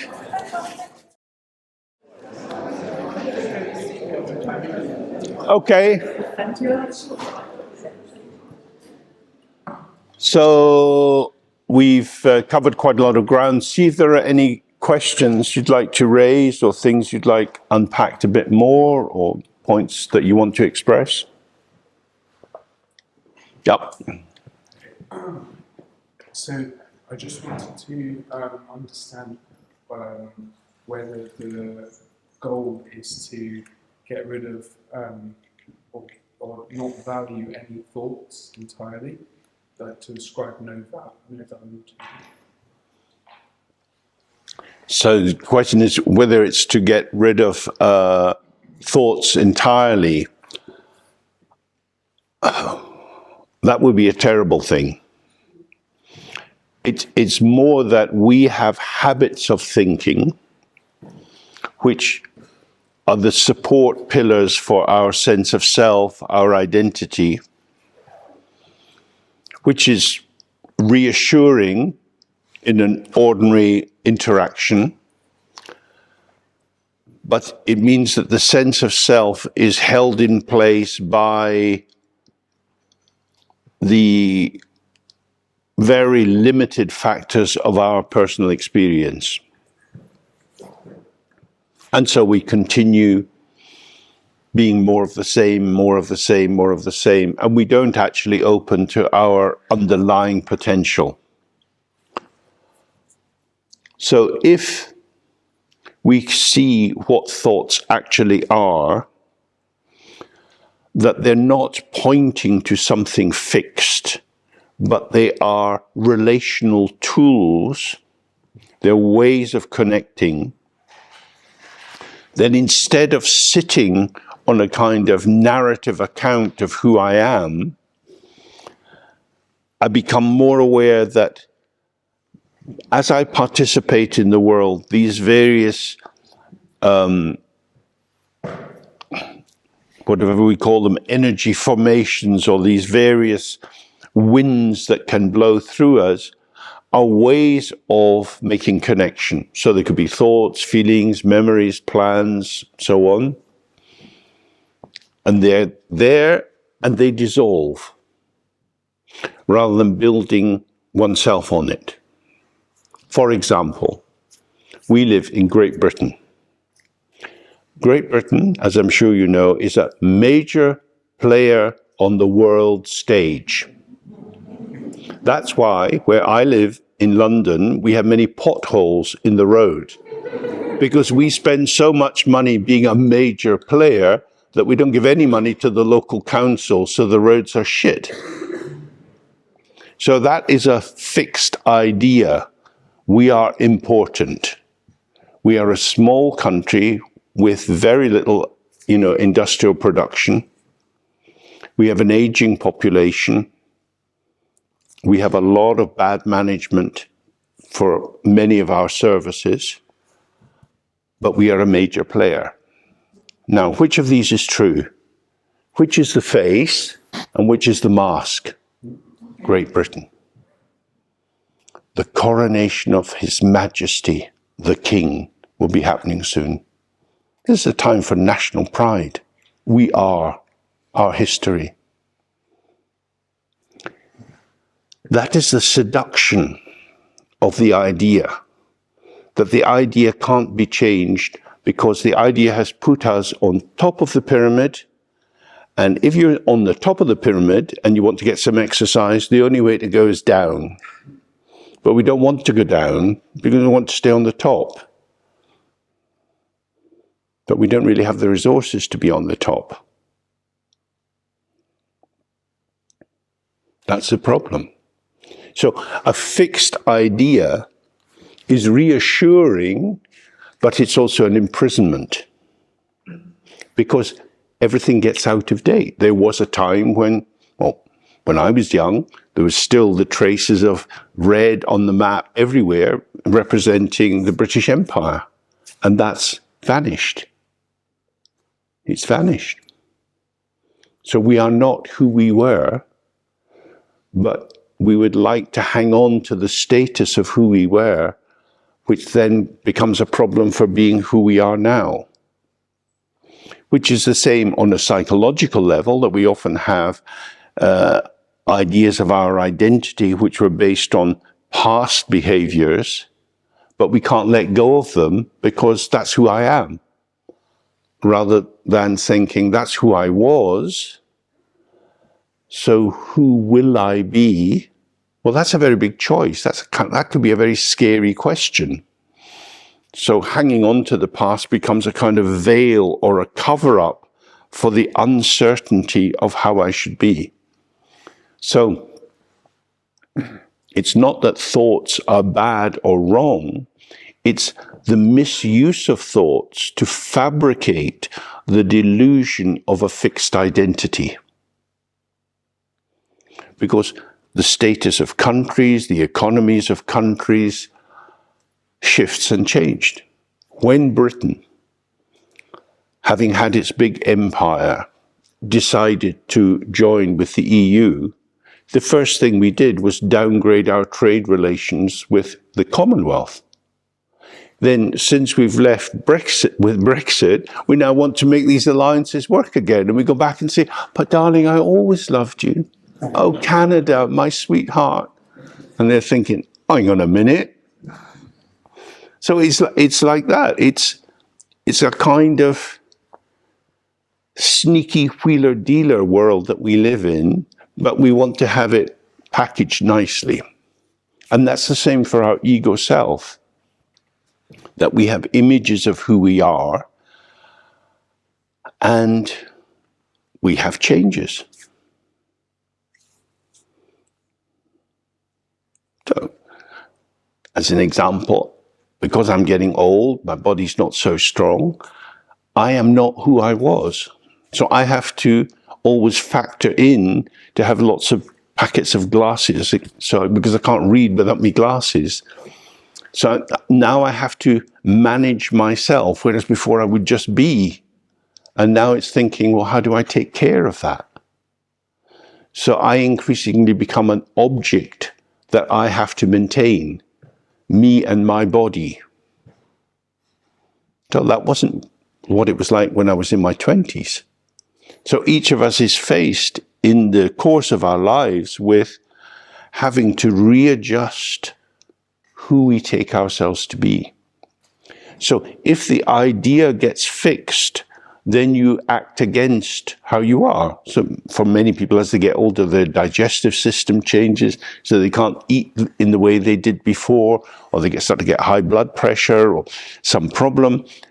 And therefore, they have to change their relation with the world because their embodiment has changed. And then other people say, no, this is just me. I don't care. I'm going to be me to the end. And the end can come quite quickly. So ideas are a potential or a tool. And like I was given the example about the plumber's van, there's all this potential. But what's the task? What have I got to do in this moment?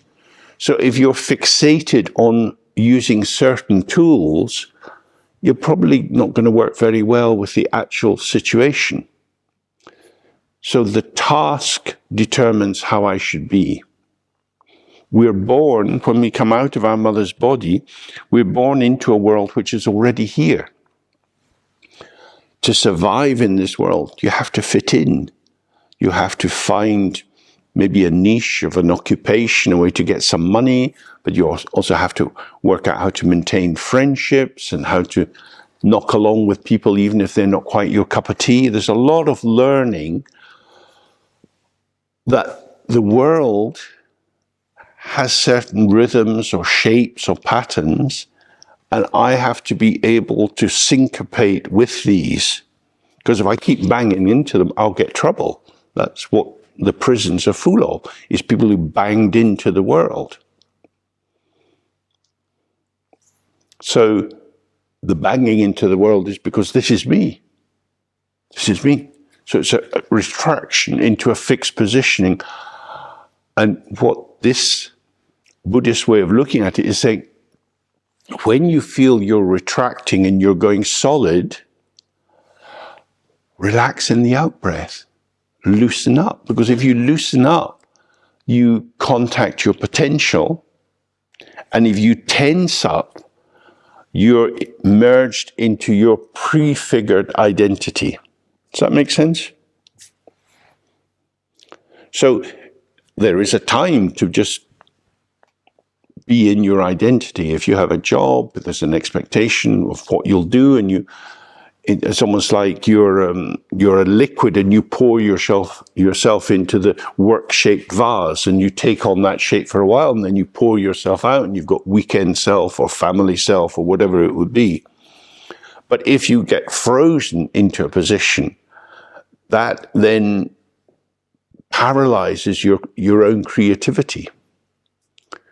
So thoughts are part of our creativity, and we have to kind of massage them and see, are you fitting for purpose?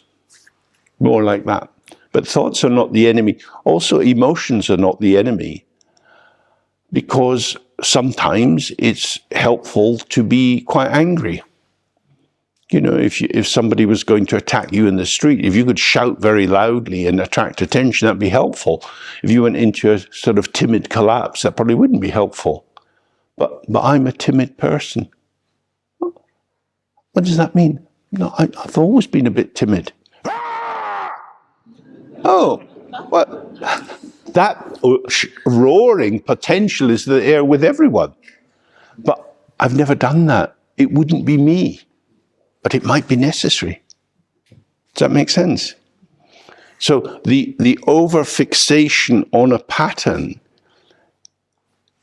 keeps you in your skin bag, but can actually dislocate you from the environment. It can become like a buffer zone, so you don't come into manifesting as is required. Any other questions? Yeah.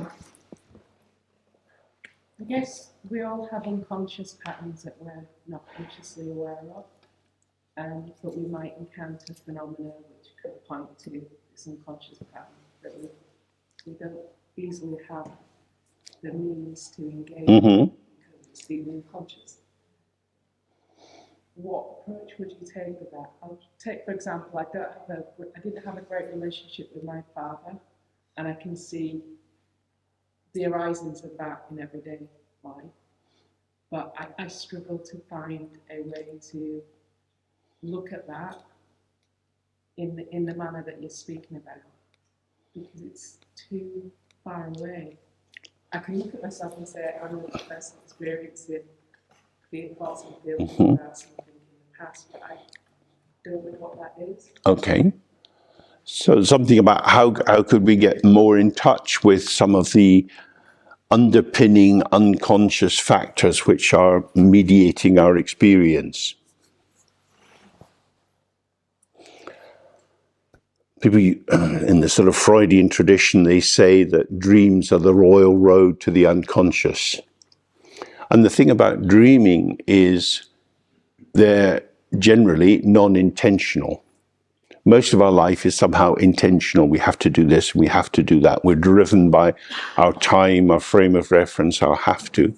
But when you fall asleep and you dream, if you like, the ingredients of yourself get stirred in a different way, and all kinds of patterns can arise. And sometimes that reveals unconscious forces or avoidances or over-fixations. Now, when we meditate just in this very open way, it's a bit similar to dreaming, because we're not bringing any intention. We're not trying to visualize a Tibetan deity. We're not saying mantras. We're not focusing on the breath. It's not, I am going to do this. So we don't know in advance what the focus of our attention will be. We open up a space of, let's see. And then you become aware of all kind of weird things arising. If your mind's anything like mine, it's just like, whoa, okay. Thoughts come from this direction and that, and feelings or long forgotten situations. The more we relax, the more it allows a free flow of our potential. And that then reveals what in the Western language we would call the unconscious. So in the Tibetan way of describing, they say it's like a stream coming down a mountain. It's just falling by itself. And if you've been up in the hills and the wind blows and you see the spume goes in different directions and it gathers and goes back into the river, it's not like a river channeled down a concrete pathway and then directed towards turning a water wheel or something like that. It's just as it comes. So the more you sit with the as it comes and don't impose the editing or the fearful alignments, it allows an unknitting of the patterning of yourself. A bit like if you had an old woolen jumper, but the wool was quite good, you could unravel it and knit it up into something else, make scarves out of it. So it still have the kinks of how it was in the first knitting. So that's a bit like ourselves. We allow these patterns to incohere, to become incoherent, to unstick, so that new pattern formation can come about. A bit like with a kaleidoscope. If you had one as a kid and you turn it around and the little pieces of glass tumble, and then another pattern, and then a bit more and another pattern. It takes a while for the range of our potential to open up, but at least the pattern formation shifts and shifts. And then you start to see, oh, so therefore I can inhabit this patterning. There are certain things which were prohibited in my family I could never say, but I find I can say them. And I don't get punished, I don't get scowled at. I can say that. There may be consequences, people may be unhappy. They're unhappy. I'm happy that I'm able to say this. They're unhappy that they're hearing it. Both are valid. I don't have to go under the power of their sour face and think, ooh, I better not say that. I can be happy while they're sad. For many, many years, they've been happy while I've been sad. So in that, there's a kind of trust. Everything is dynamic. And if I say something or behave in a way that someone doesn't like, that is an emotion arising in them. It is not a final judgment about the validity of what I've done. I had an action of speech or behavior. They had an opinion which relates to their frame of reference. What's the point of contact between these two frames? My behavior, conditionally arising, and their comment, conditionally arising, but with different conditions. They don't like it. Okay? They don't like it. They don't like it. That's theirs. Don't steal it. Stealing is very, very bad. They don't like it. You are unhappy with what I said. Full stop. I don't even need to apologize. I note with my eyes that you look unhappy with what I said. I'm paying attention to you. Have I made you unhappy? Am I so powerful? I don't think so. On the basis of what I said, you have made yourself unhappy because you think that as your daughter, I should do ... Aha. You banged into the wall of the prison you've been living in. I am not a padded cell for you to run around head banging. You want to bang into a wall? Bang into the wall. It's your wall. It's hard because you have rigid opinions. Bad luck. You're not dead yet, though. Time to change. It's just this. It's just this. And that's the freedom of patterning. But when someone else says, your pattern makes me, can we believe that? Can we believe that? It is part of the emergent experience that they have. It is a contributory factor in the Buddhist way of thinking of it. It is a secondary condition. The primary cause is ignorance, that the person is unaware of their own open ground. They're not in touch with their mind as it is in itself. Secondarily, they've developed opinions. Thirdly, these have been merged with a notion of their own status and their own entitlement to define other people. That's quite a solid package of opacity, of veiledness, and out of that a voice arises saying, you shouldn't have done that. Look what you've done. Look what you've done. Do you really want to speak to me in that way? No, I want to speak in that way. It's how you listen. That's the issue. It's not how I speak. That's the problem, isn't it? If we could each take responsibility for our embodied experience and think, my ears are not a straight hole, they're a bit bendy. And as the words of other people come into my ears, they go like a helter-skelter. By the time it arrives inside, what relation it has to what the other person has said is maybe quite far. People hear their own interpretations. So the unconscious patterning is often about our being wedded to structures of freedom in other people, which may restrict our freedom.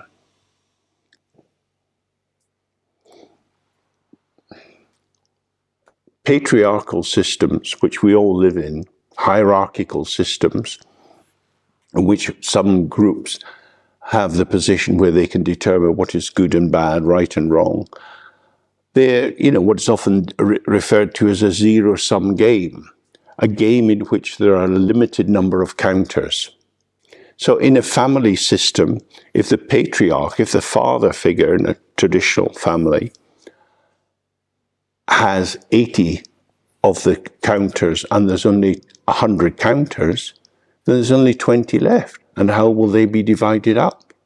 Oh, I know, if there's only 20 counters, the first thing is give most to the eldest son. That makes sense. So then what's left for other people? Inside a zero-sum game, it means a limited set. But our world is unlimited. That's the possibilities of conversation are ever changing.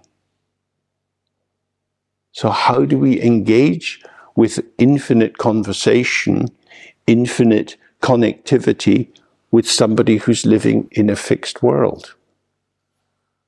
That's quite hard. Because if your identity is based on a fixity and you receive something which doesn't fit the patterning of your fixity, it is as if you're being undermined or attacked or disrespected, which is what we see in many countries at the moment. These are issues of power. The question for us as individuals is we can't shift other people's pattern of thinking. That's for them. What we can do is to see directly through sitting and being with the mind as it shows itself, what are the internalized constraints on our own self-patterning? Am I free to respond or not?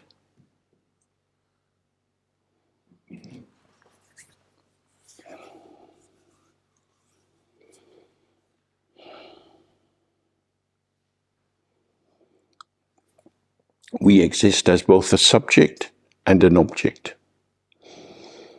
We have to be an object sometimes, like you just have to stand in a queue in the airport or whatever. There's not a time for singing and dancing. You just wait and you go through the whole motion of getting onto the plane and so on. It's a time to fit in. And so you bring yourself, you shoehorn yourself into the deal. I can be this shape as is required. Other times we can be more free-flowing subject.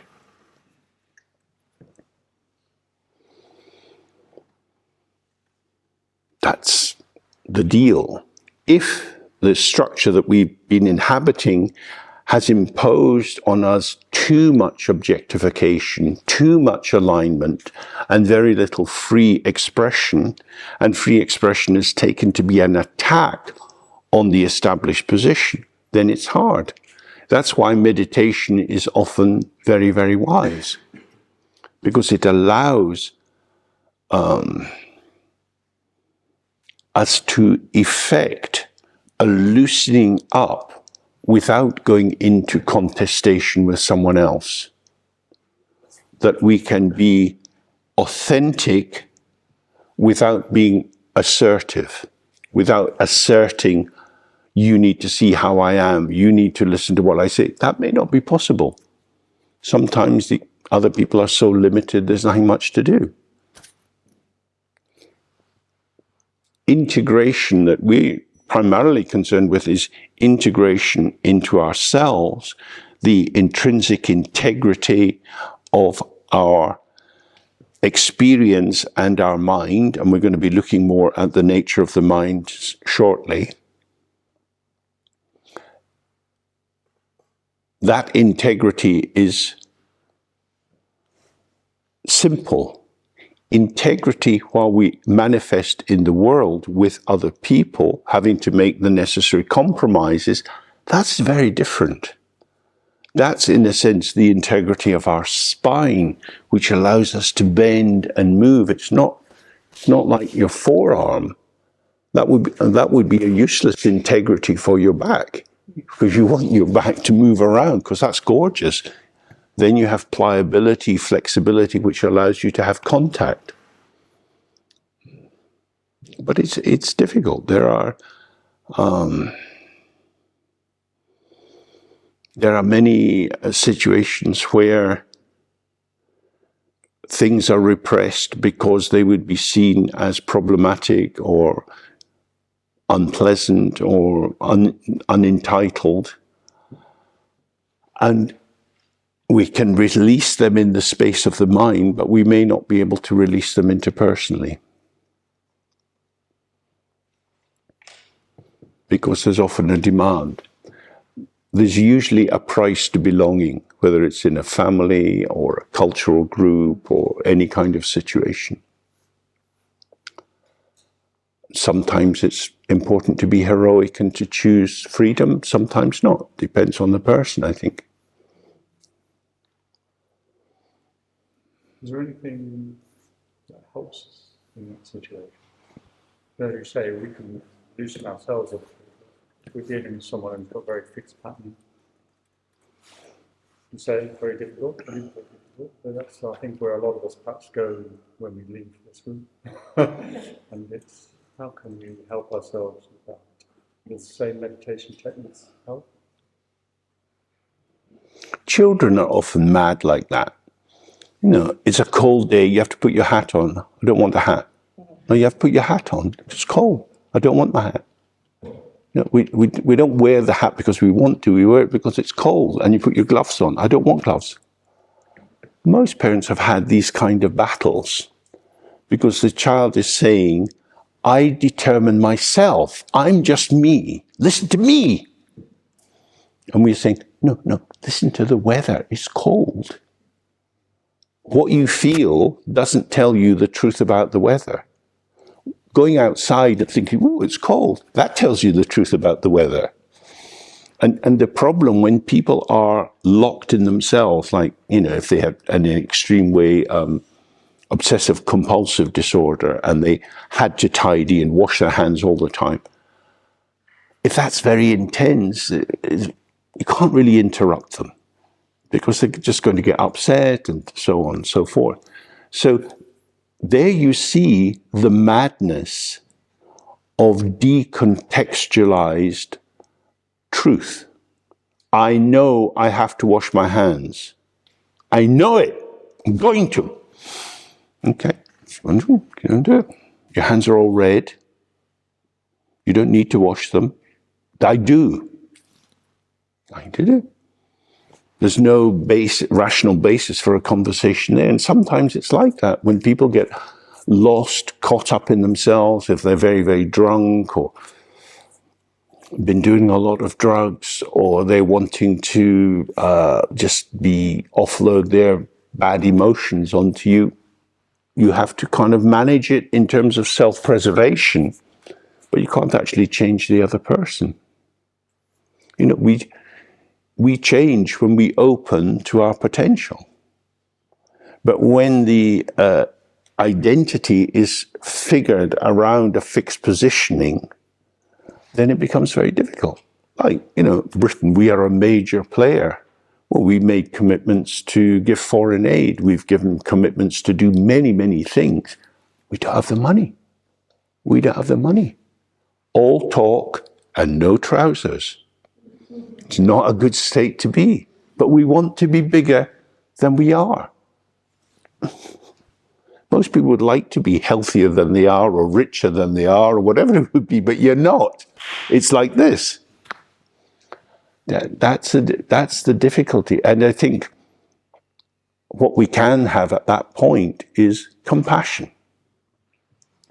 This person is trapped in something.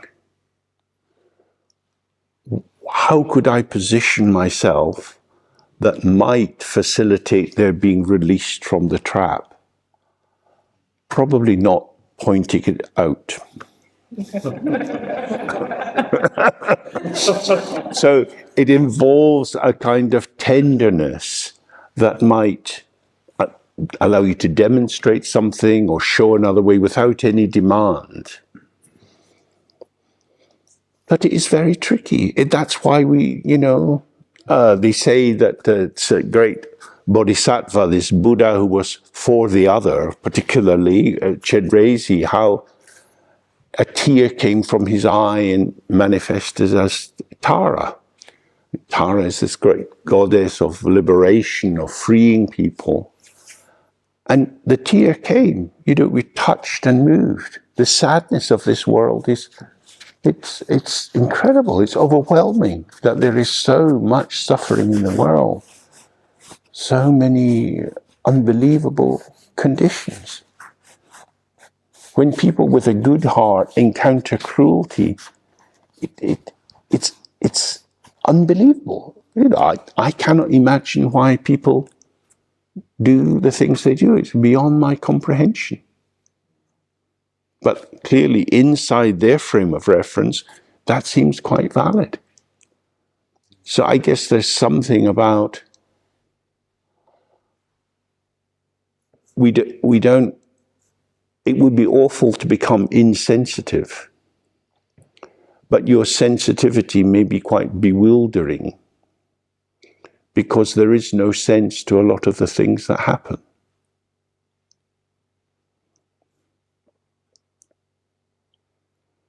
Hatred is very difficult to understand.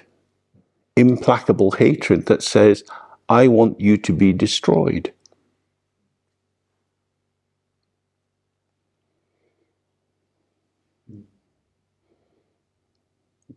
So, but even with less extreme cases, perhaps with just people you're working with or people you're engaging with who aren't, they're still fixed, but not quite as extreme as that. Maybe don't have OCD. Mm-hmm. Again, it's just being loose. The more loose you are, the more compassion you can bring. That will help. I mean, a simple way of thinking of it would be the relation between water and ice. That your potential is like water. Water can be poured into many different shapes, and it will take on the shape that it's poured into. If you've got ice, you take some out of your fridge and then little cubes. Until it melts, it's fixed, or unless you hit it with a hammer. It has a shape, and it will resist the collapsing of its shape. So that's what we encounter often with other people. They are ice formations. They don't want to be water. Now, when ice melts, does it lose any of its integrity? In fact, it gains its freedom to express its potential more than it could when it was ice. So to melt is a gain. But if I believe I am this ice cube, and don't you piss about with me, Sonny, come on, then I'm going to resist melting. Because I'm hanging on to my shape, to who I am, my entitlement. I'm your boss, and I'm going to tell you this is not good enough. And I want a performance review 3 months from now, not waiting for a year. So all sorts of little martinet kind of people in the world. That's their madness. That's what they are frozen. They are frozen into a fearful maintenance of their shape. And therefore, other people's freedom to be more responsive, more playful, more intuitive is experienced as an attack on the maintenance of the shape. Yeah, so sometimes you still have to maintain that illusion. Yeah. You lose the connection. Yeah, that's right. So that would be a time then to think, in this frame, my living, vital, playful, creative subjectivity has very little welcome. My capacity to self-objectify, turn myself into a particular shape that will be harmonious with the deal, that's what I have to do.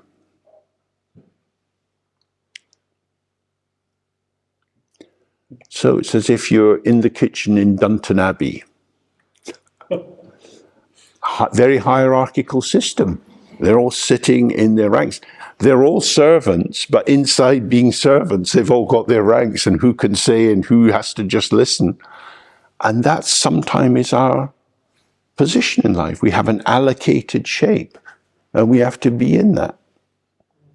The key thing is to see this is a situational accommodation that I am offering for the sake of the other. The show must go on. I'll make this compromise. That's my generosity. That's my creativity. That's my vitality. So I'm not abandoning myself, but I'm doing as is required to keep this going. And I'm going to loosen it up outside. But it's a terrible thing when everybody gets frozen. Terrible.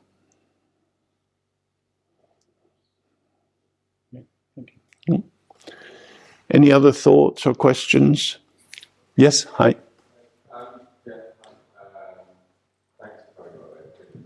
Could you shout a wee bit? I'm a wee bit deaf now. Thanks for coming and enjoying the talk. So the questions around, yes. Sometimes I feel like I'm noticing the nature of experience, everything's flowing, there's no past and future, it's just now. And sometimes I think I'm just thinking about noticing the now. And so I go through periods where I totally get it, and then periods where no, I don't actually get it. And then you hear people describe their experience of the now as kind of like sunshine and rainbows, and then it's just quite subtle, where it's like, okay, this is kind of what it's like. And then so doubts just come because I'm not getting the sunshine and rainbows, and then I'm like, am I just thinking about it? Am I actually noticing the experience as it is? And so the question is just, any advice for the time. Like, sometimes I am actually just thinking about it. And so I don't want to kind of just let myself, you can just think about it. There's almost, and I feel like you might say there's not a wrong way of doing it, but I almost feel like sometimes there is a wrong way of doing it, so I don't want to. There's not a wrong way. Sounds like you're having quite a busy time in your head. Okay, so one way of thinking of that is sometimes you're like water. You're just in it and you're flowing and you're connected. And sometimes you start to freeze yourself and you think about how you're doing and you try to work it out. And then you really freeze yourself by comparing and contrasting your experience with other people's experience. So that makes it more solid because you can only compare and contrast things that have got some kind of identity. Oh, I used to have that, why have I done? And so on. Many, many thoughts arise. Relax back into the flow, be with it however it is. The way in which we practice together here is called Dzogchen. Dzogchen means the great completion. It means non-progressive, non-developmental. So when we have the very understandable question in our mind, am I making any progress? That question is what bumps you out the door. You become your own bouncer. You're already on the inside, but you're going to throw yourself out. I've had enough of you, get out of here.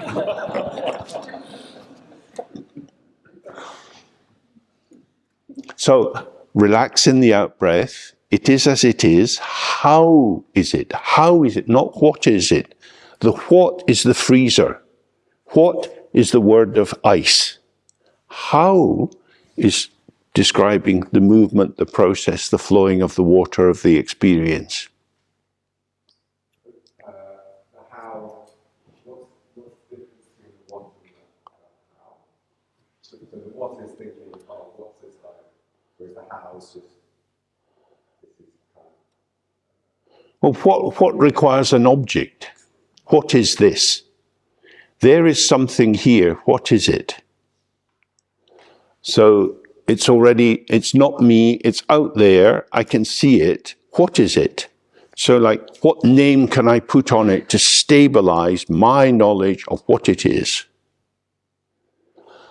How is it requires you to be attentive, to be close to what is occurring.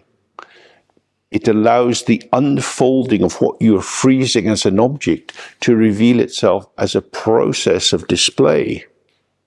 So how speaks to a dynamic experience and what speaks to a static experience? Any other thoughts or questions? Yeah. Hi, for a very long time I've had trouble sitting. I fall asleep. So what I normally do is I go for a run or a meditation, but I sort of I realise it's my problem with stimulation. You know, I'm looking for stimulation. As soon as I sit quietly here, I'm gone. Even if I've had a nice long sleep, I'm not tired.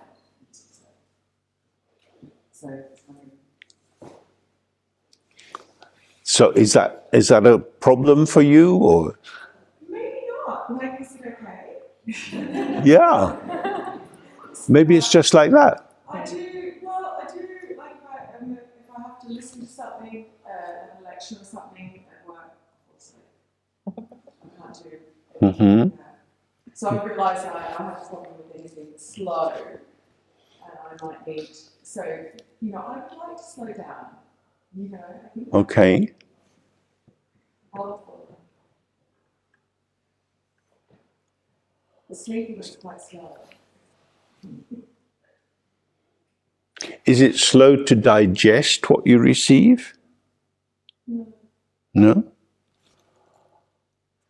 Is it that your mind is proactively going out and apprehending what's going on? No.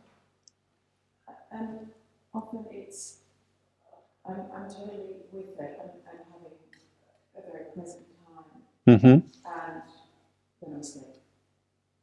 Mm. Sometimes I start dreaming before I'm asleep. And so I'm watching the dream, and then I'm like, this isn't going, oh, just, it's fine. And then it's a dream, and then I'm asleep.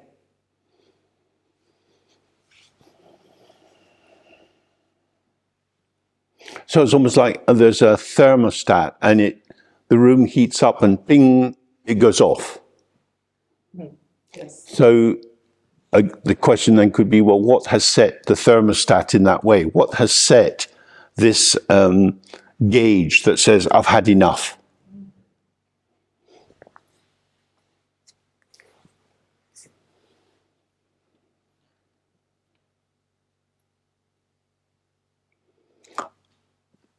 My only suggestion with that would be to try to stay very close to that moment and experience how it's occurring in the body. Is there any muscular tension? Does your breathing change before it happens? Are there any, as it were, early warning signs? Are you getting bored? Or does it happen just suddenly?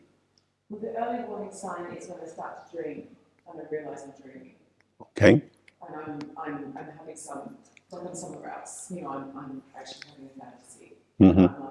And then I'm almost too lulled into sort of an unconscious or sleeping stage.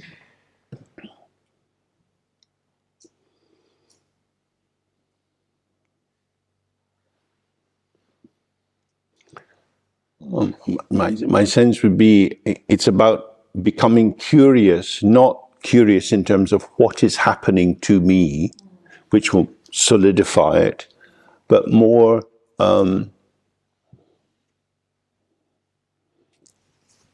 parking that particular kind of experience. How am I in everyday life? How is it to be me when I'm fully available? How is it to be me when I'm half available or very little available? And that probably fluctuates in the course of the day with particular people. So it's more, instead of looking at something, this is happening for me, it's more, this is a co-emergent patterning with field factors and how I participate. And that might allow you to get more sense of what supports your relaxed opening presence and what shuts it down.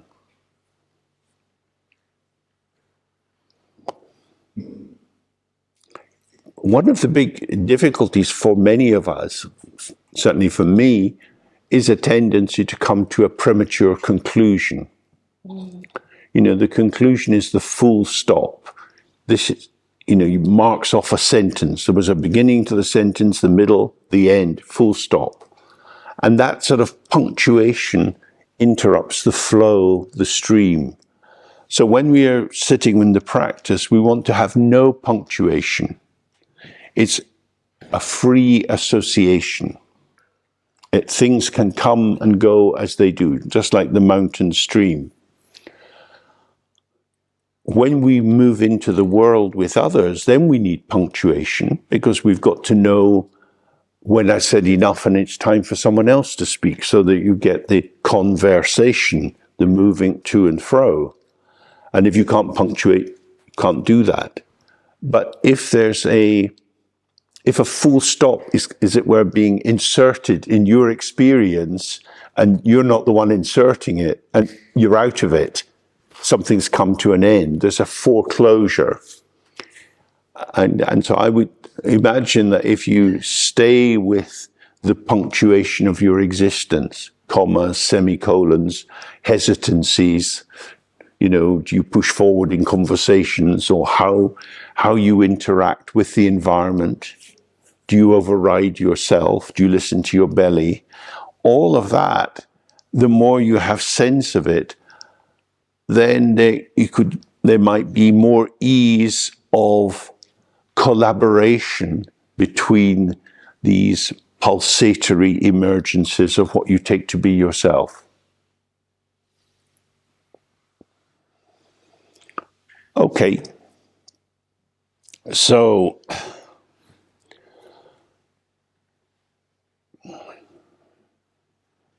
what we've started to get close to is taking refuge in the basis of our presence, how we actually are.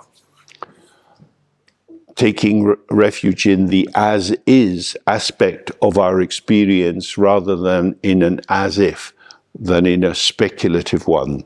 So identity in this sense is speculative, because we have a sense of who we are based on our family, education, interactions, and so on. We built up a picture of ourselves, and we can rest in that. But what we're looking at now is that stasis or continuity of identity is in fact like a mask, and it's masking ourselves from ourselves. It's a mediating mask in the world, but it's also hiding ourselves from ourselves. So when we sit, we want to open to the open. The ground of our being, the basis of our presence is open. And we can find that openness by opening to it. The openness is not an object for the mind. So if we look around this room, we can look at the ceiling, we see these electric lights, we see the windows, we can see things outside the windows. We see many different things. We can name these many different things, and that supports our sense, I am a thing in a world of things. That's a system of interpretation. It's based on the elaboration of conceptual interpretation. We name our experience, and we take the naming to be addressing truly existent phenomena which can be apprehended, and we turn that on ourselves. I exist, I am myself, I am like this, I am like that. That's a lot of mental activity. Mental activity is always dynamic, it's changing, and therefore it's fundamentally unreliable. It may be situationally appropriate, but it's fundamentally unreliable because it's evanescent, it's arising and vanishing. So the issue is how to open myself to the ground of being, or the ground of presence, or the ground of awareness. The tradition that I've been involved in for 50 years is it comes in a lineage from the said to be the primordial Buddha, Kuntuzangpo, the always good. And he transmitted this to Vajrasattva, the indestructible being, who transmitted it to Garab Dorji, who brought it into the human realm. That kind of description doesn't mean anything in our ordinary materialistic frame of reference, but it's a way of seeing how the mind functions. So Garab Dorji made three famous statements. The first is open to how it is, open to the as is, or open to your original face. So when you're sitting, experiences are arising. Some you might identify with, some not. Things are moving.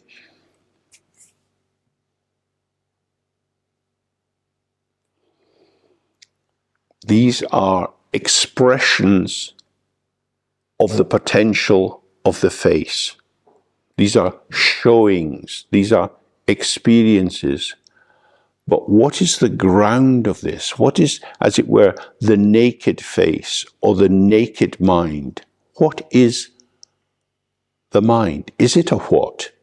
Is there something there? So we want to see, how is our mind? So we start to explore it. Traditionally we do it in many different ways, but one is through 5 basic questions. These are questions which pertain to the ordinary phenomena of the world. So the first is, does your mind have shape and color? When you look around this room, everything you see has shape and color.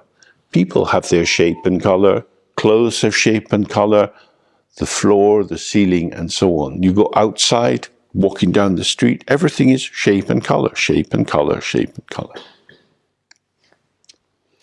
Second question, does the mind have a size? Is it very small? Is it very big?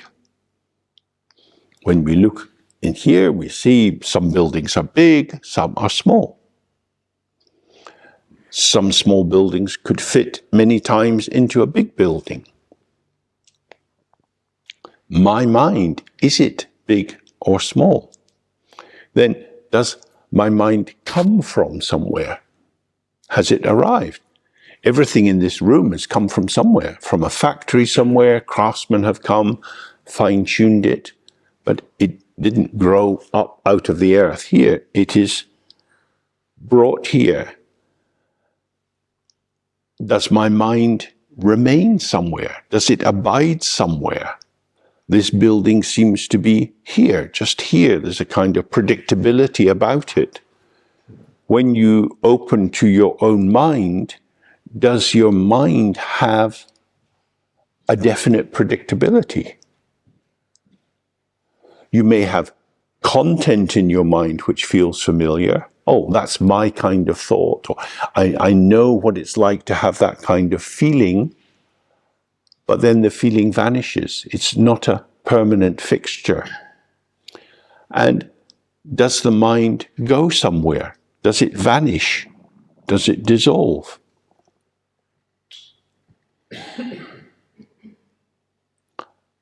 Everything in this room will sooner or later fall apart.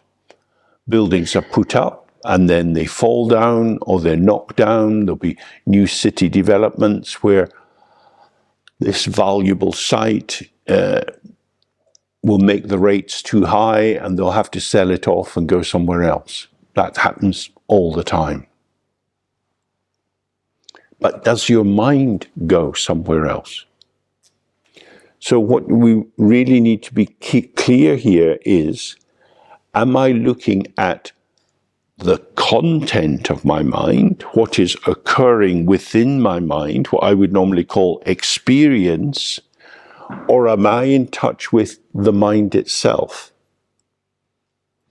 The content of the mind is easier to apprehend because we're used to thinking of our mental experience with the same frame of reference as we do to our shoes and our lunch and so on. I have had a thought. I had porridge for breakfast. You can use similar grammatical structures and they make sense. But can the mind be represented inside that structure? So this is something for us to investigate. I mean, I can give you lots of answers and there are many books you can read about it. The danger then is you read and you internalize an idea and you massage it into yourself and then you spout it, but it didn't quite get fully absorbed. So it's a kind of recycling of "thus have I heard," rather than becoming a living experience. So that's why we want to investigate. And the way to do this investigation, we start just sitting, comfortable way, relax in the out-breath.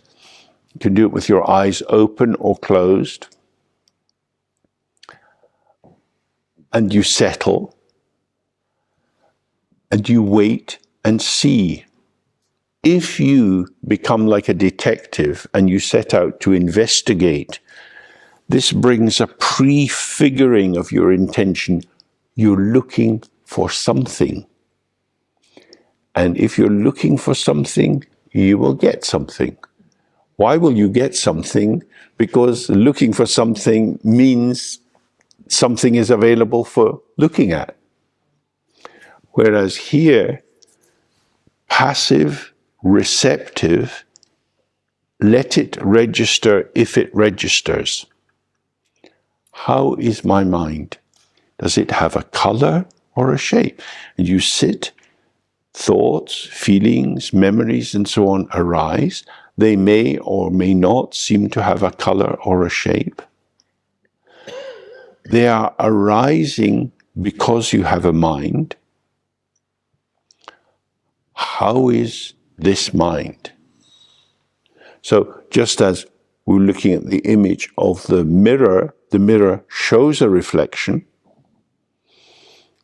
The mirror most definitely is showing the reflection. The reflection is in the mirror, so intimate, and yet the reflection vanishes. It is as if the reflection was the mirror, but because the reflection vanishes, it was not the mirror. It was an illusion. Just as we have many thoughts, feelings, and memories arising, which are an illusion and seem to be true and valid in the moment, and then are gone. They're not gone. So here we're looking at the mind itself, the basic noetic capacity, the revelatory capacity, a kind of knowing which is not the same as knowing something. So we try that.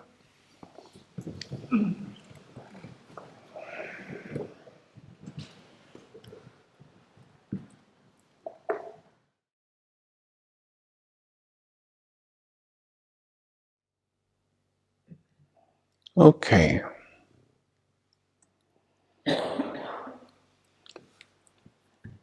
So it's very important with this approach not to struggle. If it gets set up in your mind as something that you have to do or that you're trying to do, then again, you prefigure the situation into subject and object. I'm going to make this happen. So if you get a bit tense or you don't know what you're doing and it feels a bit lost, just relax into the out breath. Here you are sitting here, experiences are coming and going. The fact that they're coming and going would indicate that you're not a fixed thing, that there's thoughts are moving through space. Moving through space is the space of the mind, the site or the stage within which your experience is occurring. What is it like? Is it a big stage, a small stage? Does it have props? Is it empty? Is it empty even when it's full? Just allow yourself to attend to how it is without putting on any pressure. Are there any thoughts or questions you have about this? Yep. Yeah, I think I've sort of worked with these questions before, a bit, or some of them, and I think I have tended to look quite actively. But you say not to do that. Am I right? I tended to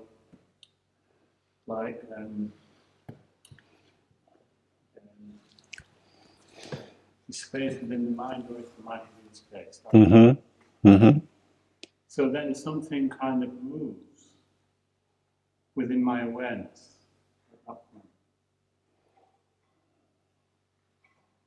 And then I have a tendency sometimes then I'm aware of the awareness, if you see what I mean. Mm-hmm. Mm-hmm. It's almost like an aggression. Yeah, like Russian dolls or something. Yeah.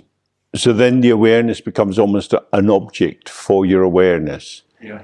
Now, that would be, if you like, diagnostically, that would be a sign that you're in consciousness, that you're in dualistic consciousness. Okay.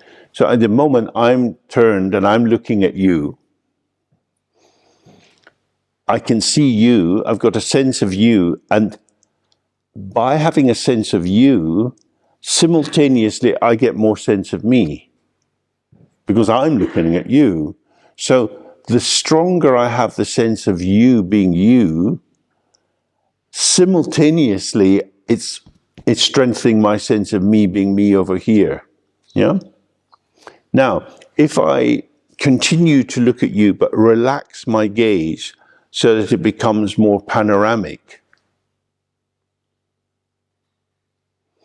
you are then within this sphere of everything coming, so there's more coming than just you, and I'm softening and loosening myself.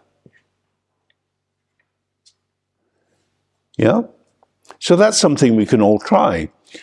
You've all got somebody's head in front of you. Focus on their head and really focus into that. What's that like?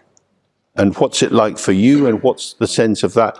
And then allow your gaze to go to the side, a more panoramic, inclusive gaze. And how does that reconfigure your experience and also your sense of self? So we could just try that a few times.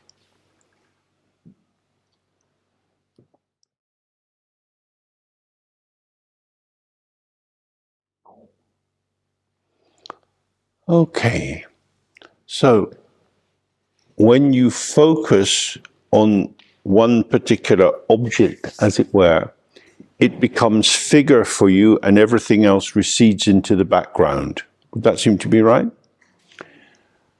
So all the energy of your attention is now being concentrated on that one object. And that's what gives the kind of more intense sensation of yourself. When you open your gaze and it's more diffuse, then what was foreground, what was figural, merges back. Well, it doesn't actually merge anywhere. It is what you're now seeing more accurately where it has always been, because it has always been part of the whole. And as it becomes part of the whole, the differentiation of the object is relaxed, and simultaneously the differentiation of the subject is relaxed, and you have just a sense of being here. It's all together. And not only is all this together and not chopped up and divided into concrete objects, but you're included in the all together. In Dzogchen, this all-togetherness is called Hlundrup. It means arising all at once, not fabricated, not constructed, but just the immediate givenness of your experience. So, when we'll have a break for lunch in a while, and you can eat some food here, and then if you want to go and have a bit of a walk, and every step you take, because of the nature of your embodiment, your head is slightly tilting, and some new vista opens up, some whole new panoply, some suddenly arising of all this, and then all this, and all this, and it's like magically always just this. It all comes at once. This is our life, all at onceness. The problem with all at onceness for the ego is it can't do anything with it. All at onceness makes the ego self irrelevant. The ego has to chop it up into pieces, and when it's got a fragmented world, it shapes and it makes hierarchies and says, oh, this is more interesting than that. But it's all here, all at once. And when it comes all at once, it is unapprehendable.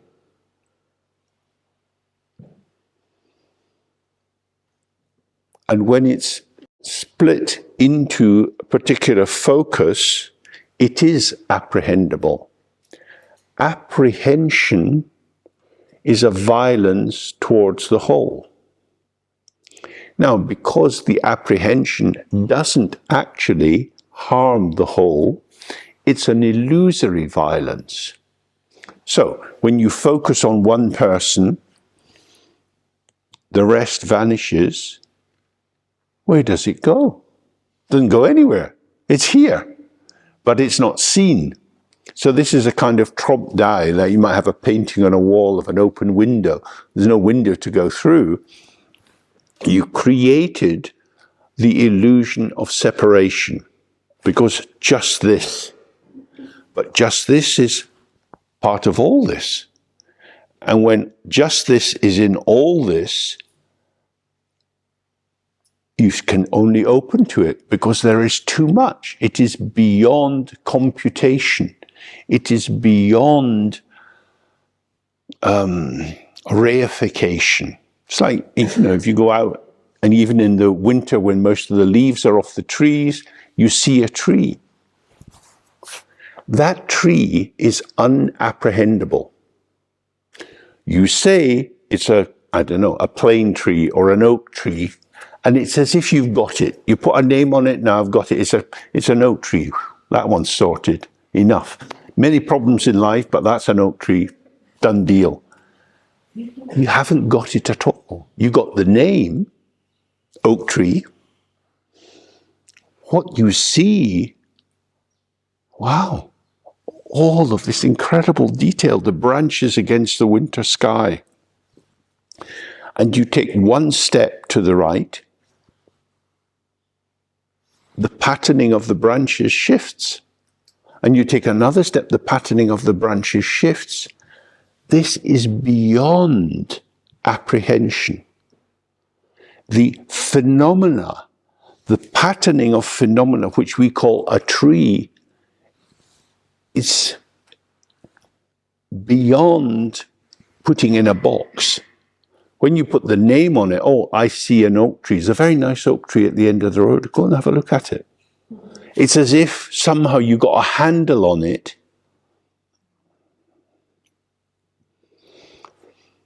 That's because you're not a plumber, but you are a handler. You got your little van, you open up the back, row after row after row of handles. Take out a handle, bit of spot welding, handles on. It's a tree. I've got a better handle. Take that one off, put it on. It's an oak tree.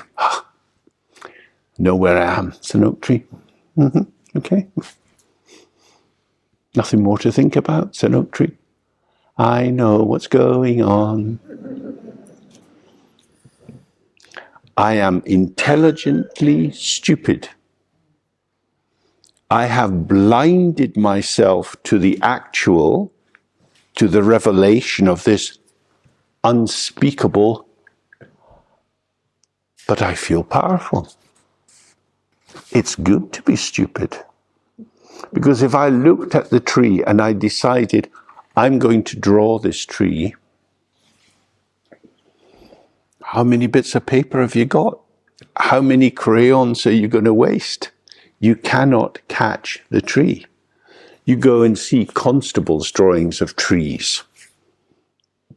Oh, he got that tree. It's amazing. I can believe in that tree. I can believe in that representation of a tree.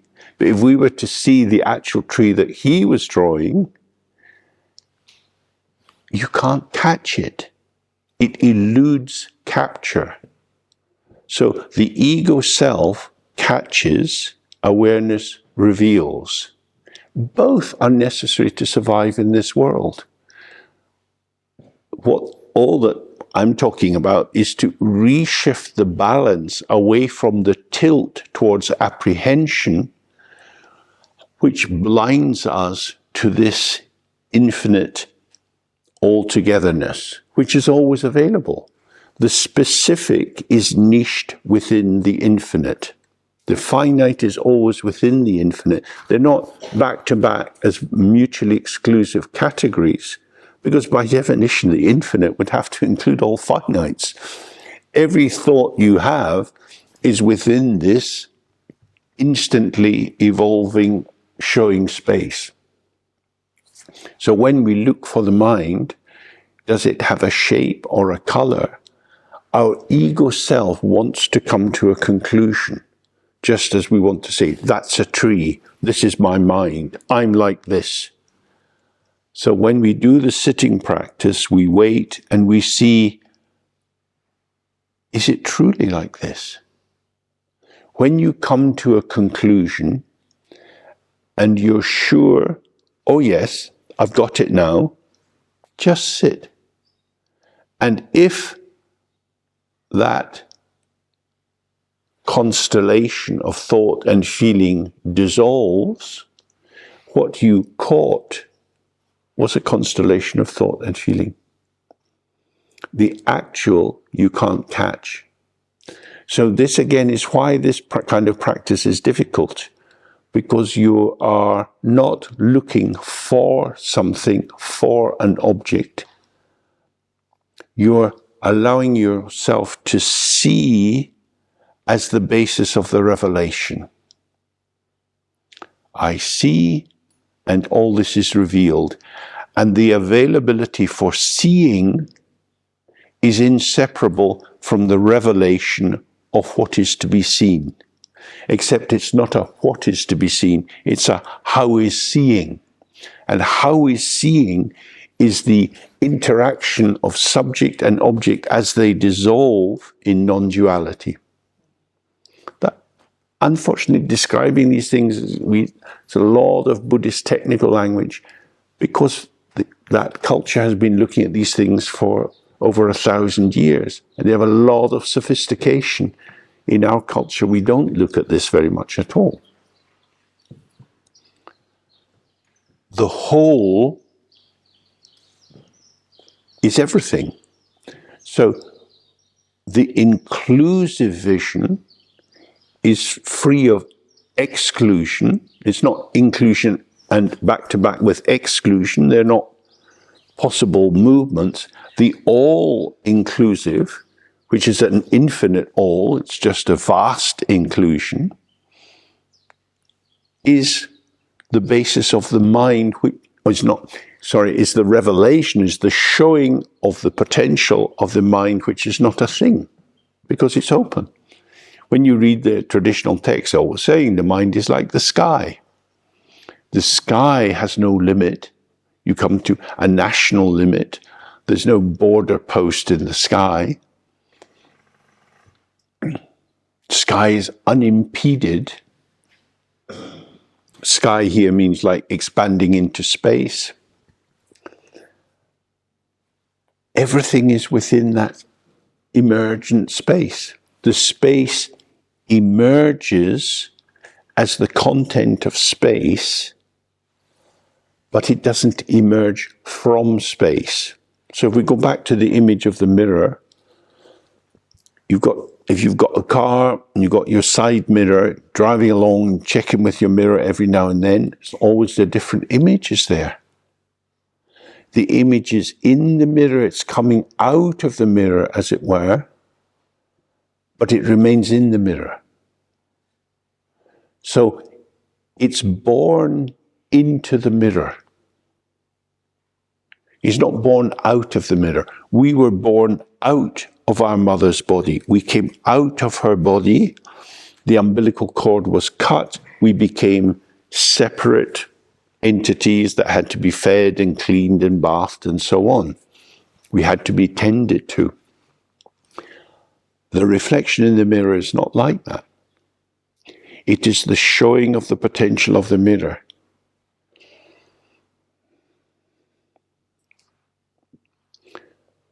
So, in the text, particularly the Heart Sutra text and the other Prajnaparamita texts which are concerned with emptiness,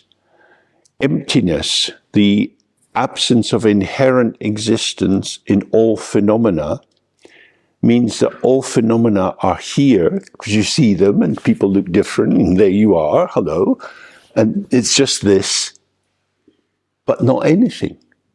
It never comes as a substance.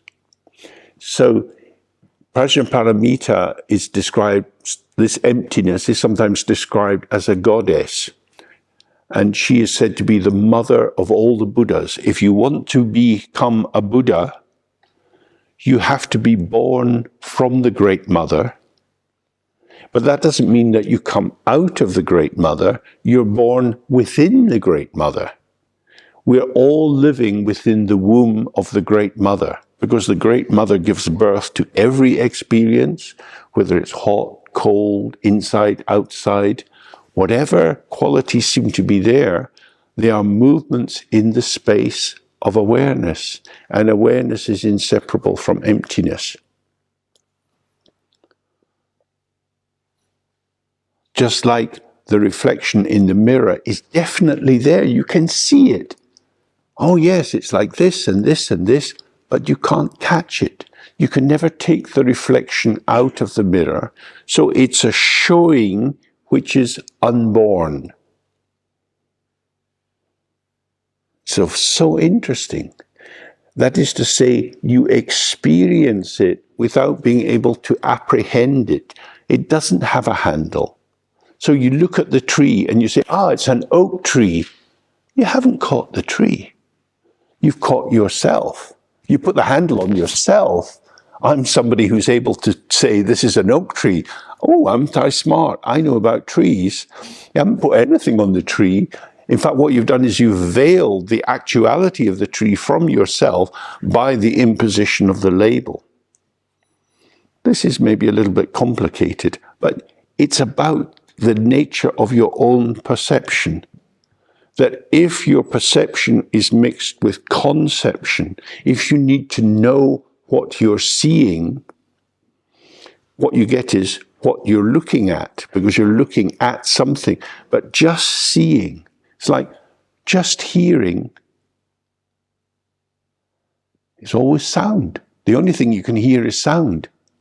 Oh no, that's Mozart. I'm sure that's Mozart. That's a concept. That's interpretation. You're not hearing Mozart. You're hearing sound, which is a first-order experience. The second-order experience is the interpretation of what has been received. It's been processed, which is not a crime, which is not a bad thing to do. But the first-order and the second-order experiences are not the same. They fuse very quickly, or they seem to fuse, but actually there is just sound.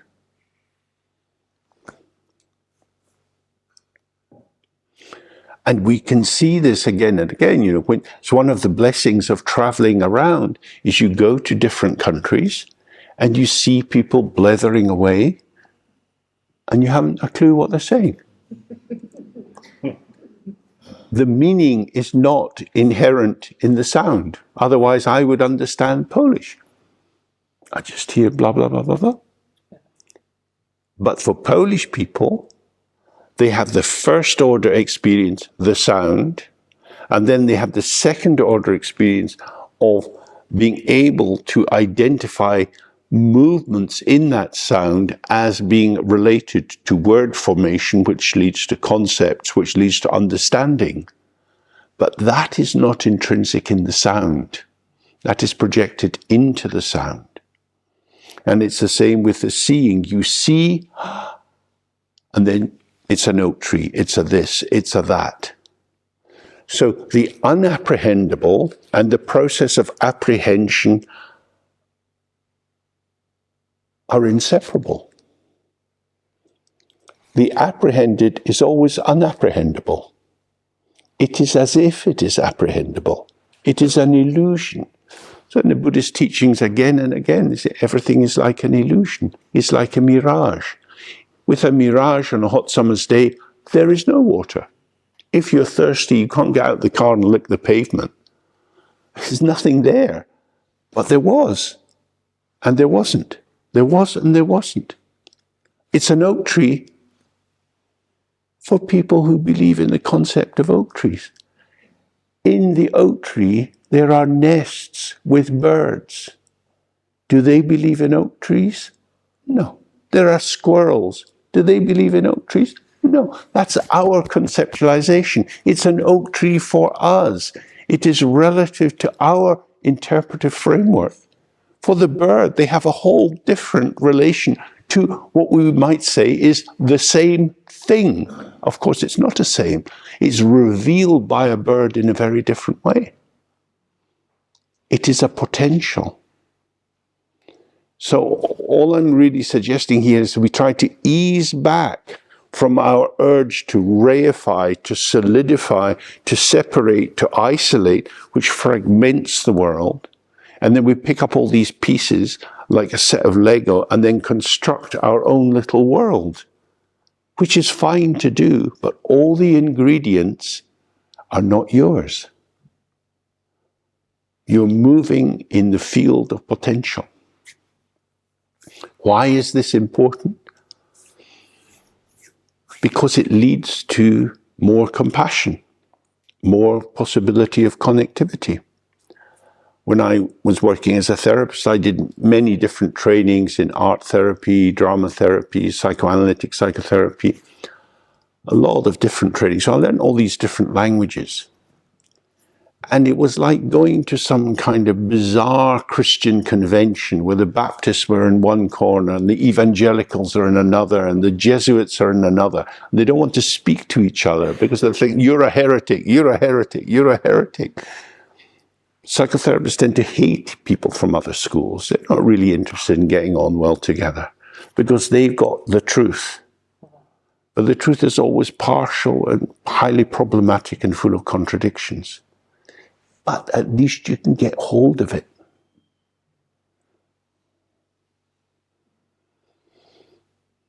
That's a sad fact. I'd rather hang on to it than see that it's false. With the invasion in 1956 of Czechoslovakia by the Soviet tanks, there was such a debate in Paris because there were so many communist intellectuals at that time. Should you stand by the party or think this is an abomination? Invading someone's country, not a good thing to do, but the party knows best, and there must have been a good reason. Why? Because the party's right. So this is always our issue. In Buddhism, we're trying not to bring it to a right-wrong polarization.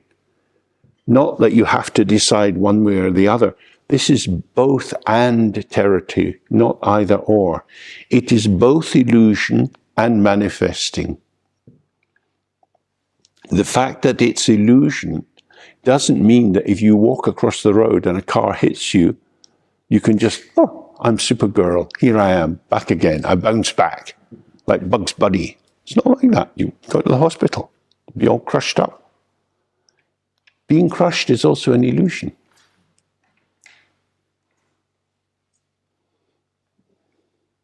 It's also an illusion. It's something which appears. What the doctors will introduce you to is your medical body. We here in this room don't live in medical bodies, we live in this body. But when you come near a doctor, they say, ha ha ha ha, no, I know the truth about you. I see things in you you don't see, because I have access to your medical body.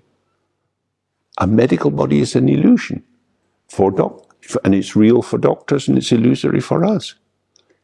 This is how we can perceive the world.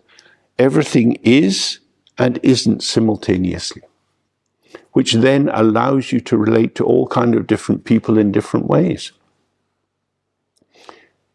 Psychotherapy is based on the formulation of interventions, knowing what to say under what circumstances, but nobody knows this.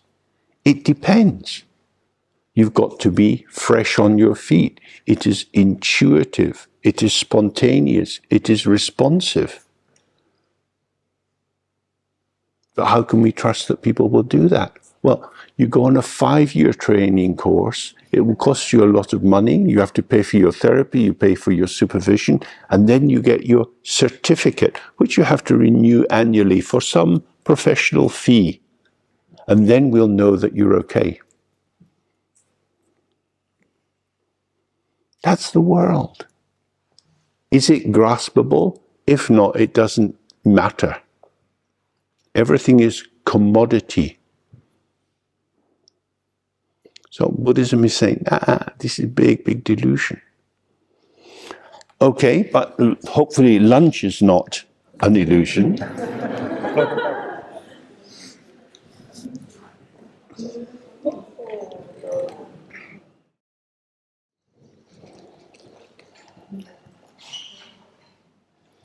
Okay, so we do the practice that some of you know quite well, the Guru Yoga of the White R, and I'll explain it, what it means. Guru Yoga. Guru means the intrinsic purity of the mind. The Guru is the one who shows you the light or shows you the door to awakening. The truly reliable Guru is your own mind itself, not your mind in the complexity of its habitual patterning, but the mind in the non-duality of appearance and emptiness. This non-duality is intrinsic. It's there from the very beginning. The mind is empty and full. And yoga in the Tibetan reading, Naljor, means, Nyawa means relaxed, at ease, not doing, not driven by intentionality, and Jorwa means to join. So it indicates relaxing into the ease of the intrinsic. That's what we're doing. We're not trying to create something or improve ourselves. We're simply saying, From the very beginning, the mind has been complete. We are in that completion. We are aspects of that completion, but we don't recognize them because we are preoccupied with a fixation on what's appearing. And so the ground of what's appearing is not apparent to us. And so our attention is pulled towards appearance. This is the first stage of ignorance, is when there's something, that something was always, is always, cannot be other than empty of inherent existence. But when the ground is not connected, you just have this. Like before, we were doing the difference between a focused attention and a panoramic vision. And if you go into a focused vision and forget the panoramic field that you're actually in, you have a de facto decontextualization of this momentary experience. It's dislocated from where it is. Of course, it's not dislocated at all. It's always where it is, but it is no longer being held where it is in the space of becoming. It's not one among equals, but it is other than, special, and therefore tends to get overinvested. That's why the path is relaxation out of the tension which creates the disjunction between this and that, self and other, appearance and ground. And then you see the intrinsic non-duality. You don't have to make it. You don't have to integrate anything because everything has been integral from the very beginning. What we have to do is stop disintegrating. So you can see that. You look at the room and then you fix on something and you lose the room. But the room's here. So one of my teachers explained it to me. It's like there are two brothers and they're both lying in bed together. One's asleep and one's awake. And the one that's asleep is having a nightmare. The function of the brother who's awake is to try to help the sleeping brother awaken. And when the sleeping brother awakens, they awaken where they are, which is in the bed, which is where they've always been. They've always been safe in bed, but they're having a nightmare. And because in falling asleep, they lost the context of being in bed, they went, oh. Then when the nightmare arises, it is as if that is all there is, and that is the truth of my experience, while simultaneously, there they are, cozy in bed. So from the very beginning, everything has been integral in unborn openness, and yet it appears to be separate real things, entities. That is a delusion. You haven't left paradise and gone into hell. You haven't gone anywhere else. There is nowhere else to be. It's a mental event. It's a mental dullness. So a veil is distorting your perception. So the function of the Laminalja or Guru Yoga practice is to relax out of the narrowed, focused, over-invested identity so that you open to what is always there. Identity is niched within the open. Buddhism is not tainted by even a hair's breadth of Manichaeism. Manichaeism became a powerful force spreading through most background Christian belief systems, developed from this man Mani in what is now Iran. And Mani had this absolute, he formulated this absolute duality of heaven and hell, of light and darkness. And this force of light, the ahura, has to be privileged and protected because of the danger of the dark, and the dark could eat the light. So there's a constant ongoing need to keep this going, just as the sacred fires are kept burning. And this view that although, say, in the Christian, or from the Judeo-Christian belief, God creates the world, somehow there's the devil. So there's a theological question, well, does God create the devil? If God creates heaven and earth and everything in between, he must have created the devil. But somehow, well, maybe the devil is really Lucifer, who is a fallen angel. The bright one has become dark. But there are now two forces, and we struggle between the light and the dark. Buddhism is not going in that direction at all. He's saying the ground is open. It's not owned by anyone. It cannot be owned. It is neither good nor bad. It is neutral and even with everything which occurs, like the mirror. Something arises. You have a reaction to that. What is it? It's the display of the unborn ground. However, where the differentiation arises is, if you see the ground, then you see this is the appearance of the ground, inseparable from the ground. So, if you have a mirror, and you see the mirror, and you walk up to it, and then you put your face in front of it, now you see yourself. In that moment, the sense of the mirror vanishes, because you see yourself. Oh, it's quite strong. But because you saw it was a mirror that you were going towards, you've got a sense, I'm seeing a reflection of myself. There was an old black and white film with Dirk Bogarde, and it's a dark night. He's driving a car around this country road, and it's set up to have an accident. And for a car reversing out of a little path, they put up a mirror, and he goes beforehand and he tilts the angle of the mirror so that as the car comes around the bend, it sees this other car coming towards it and crashes off the road. That's what happens when you don't see that a mirror is a mirror.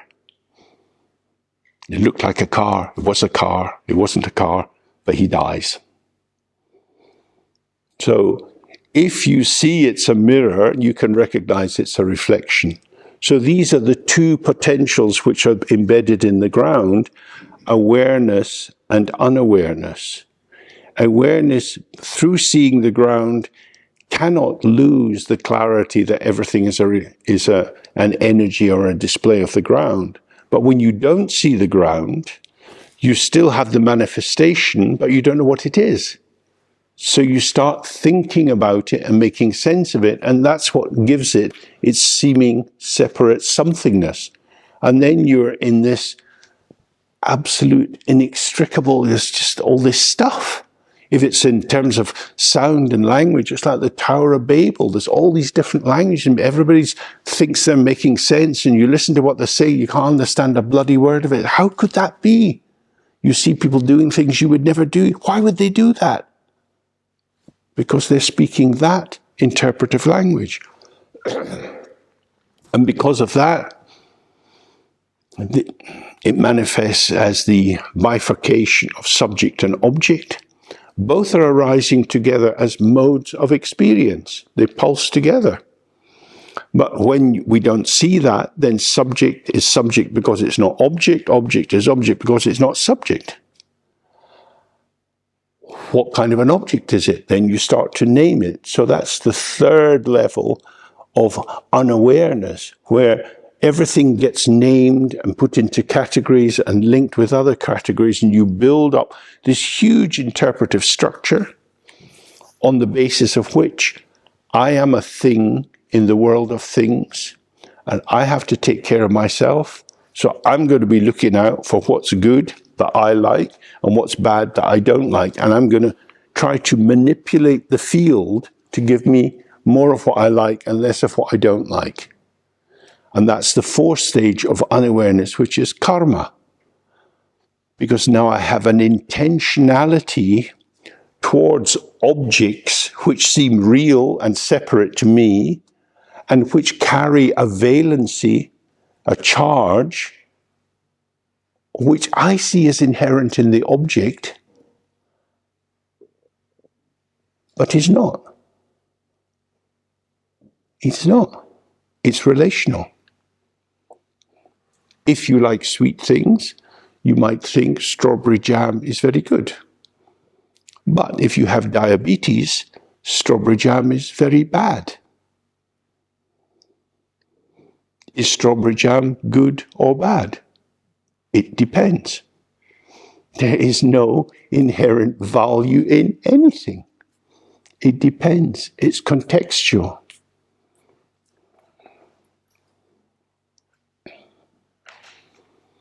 Is it wrong to stab people? Yes, but not if they're trying to rape you. Might be a very good idea to stab them. How could it be good? Because A, you wouldn't get raped, and B, you would stop them raping you. So that's a win-win situation. But surely it's not good to stab them. It depends. It's always dynamic, interactive, and relational. But you can't, it's very difficult to see that if your world is solidifying and becoming dense.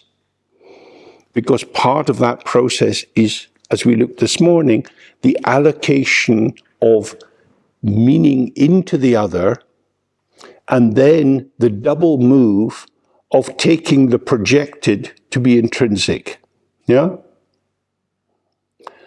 I don't like the fact that Putin has invaded the Ukraine. Putin is a bad man for invading the Ukraine.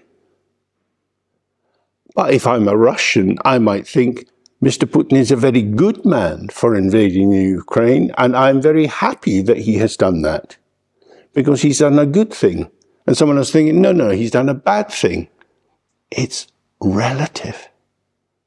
It's relative. It's an interpretation. There is an absence of inherent existence in all phenomena. These are constructs. And what this means is, you are now at work 24 hours a day. Because moment by moment, are you awake or are you asleep? Who's going to wake you up? Mum's too old. You've got to stay awake.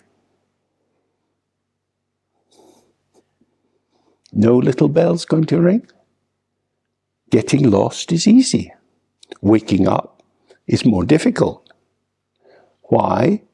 Because waking up is not a thing to do, but getting lost is a thing to do. That's strange, isn't it? Because you think getting lost, well, you didn't do it, you just got lost. No. You get lost because you're going lost, because you want something, but there isn't anything to get. That's how you get lost. Wow. So what do I have to do? You have to be awake. How do I do that? Well, you are awake. Tune into the awake, and you're awake. So that's called awareness, which doesn't mean that you have a cognitive account of everything that's occurring. In fact, that's one way to fall asleep. If a cognition is valid, it will be valid contextually. So in this moment, I'm talking a lot and using lots of words and concepts to try to convey something to you. This is contextual. I don't normally do this. This is just doing here because of the situation. This is what this is for, to try to convey a piece of information. All that I'm saying is also empty of inherent significance.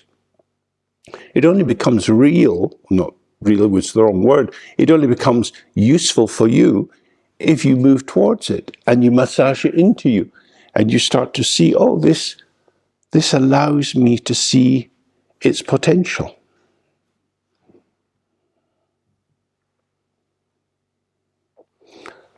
So we do the Guru Yoga in order to relax into the intrinsic. To do this, we imagine in the space in front of us a white letter R. You could see it as a capital letter A or a Tibetan letter A. It doesn't matter because it's simply a symbol. Symbols have no inherent meaning. They're not holy. They're just utilities.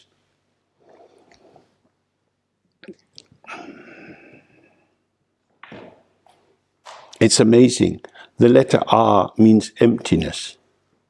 And people make it very special and they put it on their little shrine at home and wow, it's empty, huh? Yeah, it's good. Hang on. It's just a symbol. It's the symbol of the unborn open potential, kada, the unborn ground. And around it we see these rings of rainbow-colored light. They can be in a circle or radiating out, and they represent Hlundrup, the immediacy of the display of the energy of the ground. So your mind is empty and it's full of that which is empty. So have that as a very brief focus in front of us. And then together we make the sound of R, which is relaxing and releasing. All our preoccupations going out, dissolving sound into silence. All the tensions in the body going out into silence. And with the end of the third R, we're just sitting, and this R in front of us dissolves, and there's just space, and we sit in the space, and whatever comes, comes. That's the heart of the practice. Okay, so we try this.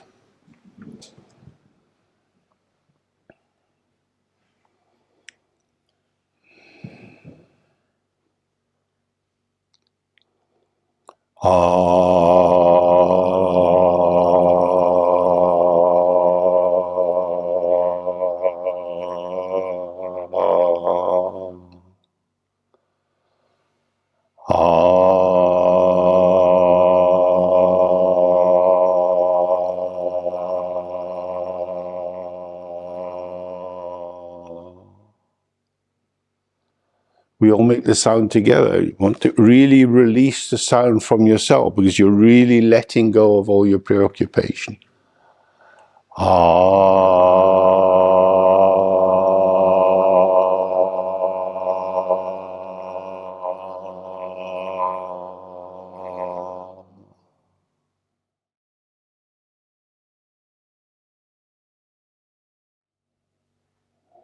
Okay.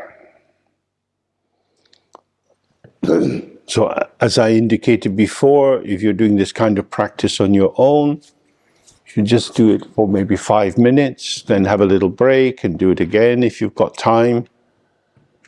You have to relax into it and not be striving, because it is a practice for returning you to the primordial state that was there before the first arising of ignorance. Ignorance arose a long, long time ago, giving rise to the 6 realms of samsara, and ignorance arises now in this very moment, and if you dissolve it, there is no samsara. So, as I was indicating, the first stage of ignorance is this singular emergence.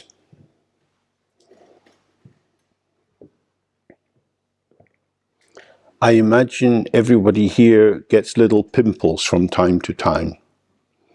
That is to say, something rises in the skin. Sometimes it's itchy, sometimes it's not. It's your skin with a little bump. Your skin with a little bump, an internal bump. Now, if it gets itchy and you scratch it, you take the top off it, and then it appears as something other. But if you leave it, it will settle back in, by and large. So, the first moment, the arising of ignorance, pimple time. The wise Buddha does not scratch. There is no scratching mudra to be found in any Buddha. Pimples come, pimples go. Oh, yeah. But when there is a reification, what is this? Something's wrong. It shouldn't be there. And you get this kind of reaction against it, the scratching. It invests a significance and a separation and a something wrongness into the event, which then gives rise to subject and object. So when we really relax, all kinds of things are moving like reflections in the mirror, appearing but without any inherent substance. If you forget the ground or the emptiness, you tilt towards the appearance as the appearance of something. Everything is the appearance of nothing. As nothing appears in its diverse forms, it manifests different qualities. Some forms of emptiness seem very heavy to us, some seem very light, some seem hot, some seem cold. These are all the many possibilities of the potential of no inherent existence. It's a transient formation. But once you grasp at it, you're thinking about something. There's someone thinking about something. There's someone thinking about something is me. And so you get the evolution of samsara. Relax into the openness, and it remains unborn. So the pimple is pushing below the skin. But if the skin doesn't break, the pimple remains unborn. It is included within the skin bag. It is inclusive. If they scratch the top off, it becomes exuding pus. Something's gone wrong. It's just a pimple, just a moment. No scratching. So that's what we mean in meditation by do not enter distraction. Distraction means scratching. Something arises in the mind and you do something with it. You feel you want more of it or less of it. You react to it as if it was real. It's just this. Gone. Just this and gone. That's why the text say, Rang Jung Rang Sha, self-arising, self-liberating. Self-arising. Oh, there's a pimple on my arm. That's gone. Emerges, but doesn't emerge out of, but emerges up. Oh, and then gone. So that's why when we sit in the practice, we're practicing non-reactivity. And non-reactivity means everything is welcome. Whatever arises, whatever occurs, is the emergence of the mind. Everything which emerges has equal status as being an emergence of the mind. But when that is forgotten, then you think it's like this or it's like that. I like this, I don't like that. So as a general example, we might say, we might talk of, well, we're all sentient beings. We're all human beings, let's say. Because we're all sentient beings, like Shylock says, if you cut me, do I not bleed? You know, don't I have the same reactions as you? I'm like you. What's the big difference? You call me this, I call you that, but anyway, we're all human beings. But you're one of them. So the common humanity, the common ground, the common weal, the common well-being is interrupted because you're one of them and you're less entitled than this one. Oh, she's from a good group, you're from a very bad group. Tough shit. Better luck next life. In fact, I could expedite that for you. Pop. So that happens a lot. You are not the right sort, therefore you're the wrong sort. But who's doing the sorting? Who's doing the allocation? That's the third level of ignorance, which is called, excuse me, Kuntutagpi Marikpa, the unawareness of labeling everything. Because when you label, the label seems to have a referent as some individual essence inside it. You're a bad person. So that means that somewhere inside you there is this little homunculus, this tiny person who is bad.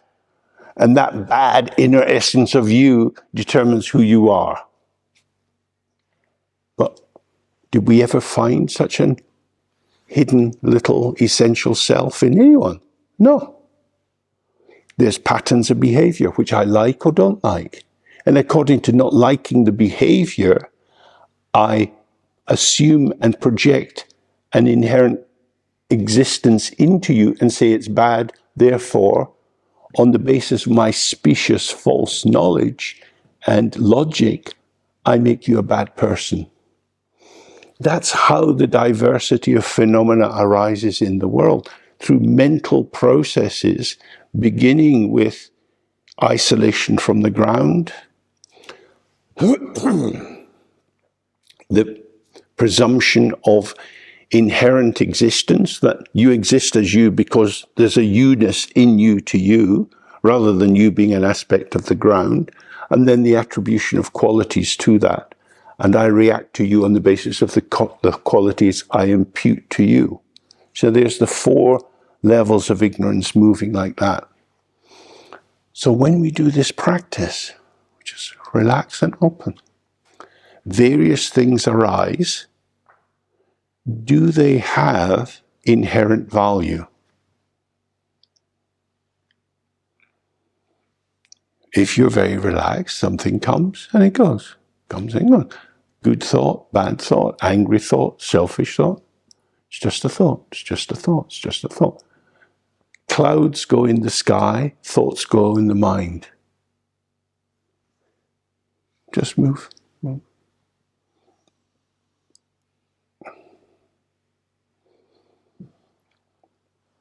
I don't want this cloud. I want the sun to be shining. It's January. Why is it January? Who's responsible? Where's July? I want July. I ordered July. Take it away. I don't want this. I'm in charge. This is bad. This is spoiling how I want it to be. Therefore, this thought, which is arising and vanishing like a wave in the sea, it's already going, but I don't like it. Catch him before he's going. Thief! Ran away. I know what he's like, though. Interpol, looking out for this thought. Very dangerous. Thinking about thinking. You pull the thought towards you and invest it with more and more meaning. So next time, a thought that might be in that family of thoughts, an angry thought, selfish thought, self-destructive thought, it seems pre-energized. It vibrates for you. It's very difficult to resist. It's just a thought. To scratch or not to scratch, to invest or not to invest, to attach or not to attach. If you rock back into yourself, remember this is called laminalgia, relaxing into the intrinsic, abiding in the inherent relaxation of the intrinsic. If you fall out of that, you fall into busyness. as a subject alienated from your own ground, focusing on objects that you alienate from their ground because they are always empty. And then you're in a mad dance that just goes on and on and on and on because you're wedded to the supposition that I am real, you are real, and I like or I don't like. And it's that reactivity which is charging it.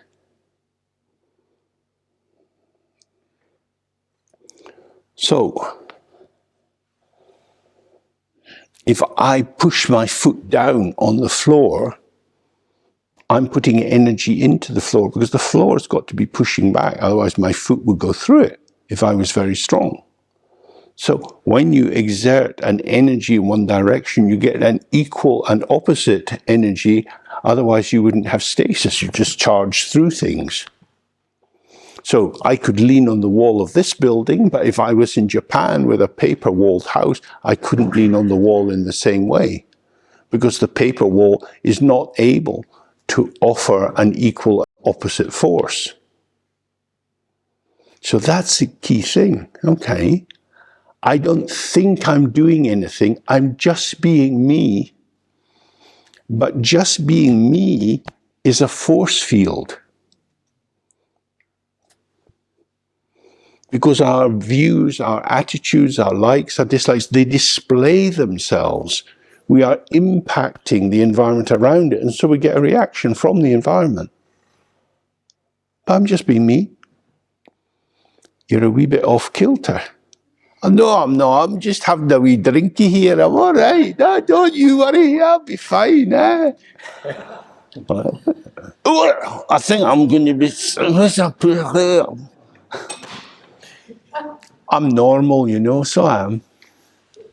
Where I come from, I'm normal.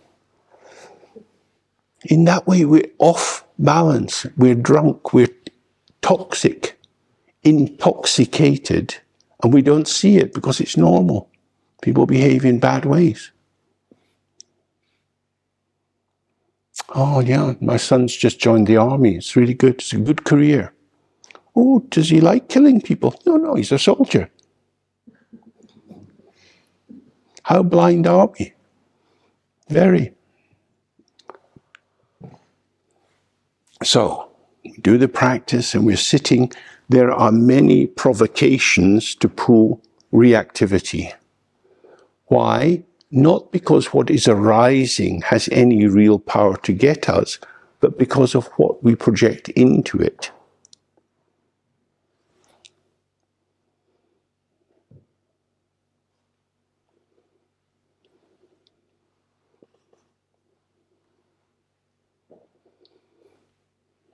It is as if you do something without doing anything. So there's that case in America in the 30s with this young black man in the South. He was 14 years of age. I can't remember his first name, but it was Till. And he's accused, whether it happened or not, he's accused of whistling at this white woman. And next day, 2:00 in the morning, the husband and the relative came and they knock on the door of the cabin where the family, the black family, are staying in this edge of the town, and they're given the boy. They take the boy. They've got guns, but there's also the sense it's impossible to resist the white man. And then he's tortured and murdered and tied with barbed wire and thrown in the river.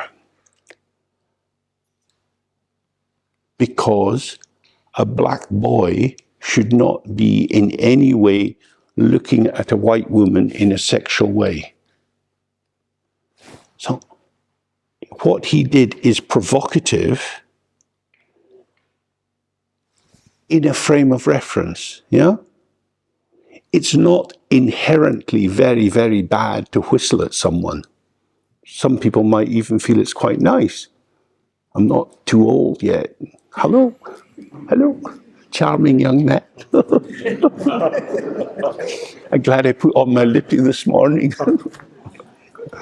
Feel 10 years younger. Under certain circumstances, it will be okay, but in that frame of reference. And the reason I keep highlighting this is because when you sit with yourself, with your particular frame of reference. So the things that might get to you and provoke you might not provoke anyone else who's here, but they get to you because you have a sensitivity. And therefore, the force of what seems to be disturbing you is not in the object, as it were. It's not in what's occurring. It's in the arising together, because the subject and the object co-emerge. They arise together. And the sensitivity in the subject, which is you, your own habit formations, is activated by the form of the object. That's why we get distracted.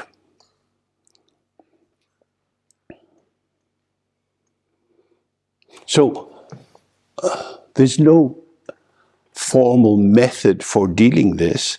What's necessary is to make friends with yourself and, as it were, to make friends with your enemies, to recognize your sensitivity, to recognize the thoughts and feelings and experiences which might seem like the provocation of one of the maras, or some kind of troublesome form. This is getting at me. This is your luck. This is how the energy spins in the space of your mind. So, out in the sea in the Caribbean, the wind's going round and round. Bad luck for a few fishermen who are out there. But the report is, oh, it's getting closer to land. And then the police are saying, better move away from the coast. This is going to be a big one. It's when the wind hits stuff that you start to get the impact. The roofs come off the houses, the cars are lifted in the air. When it was moving across the water, the waves are just getting a bit bigger.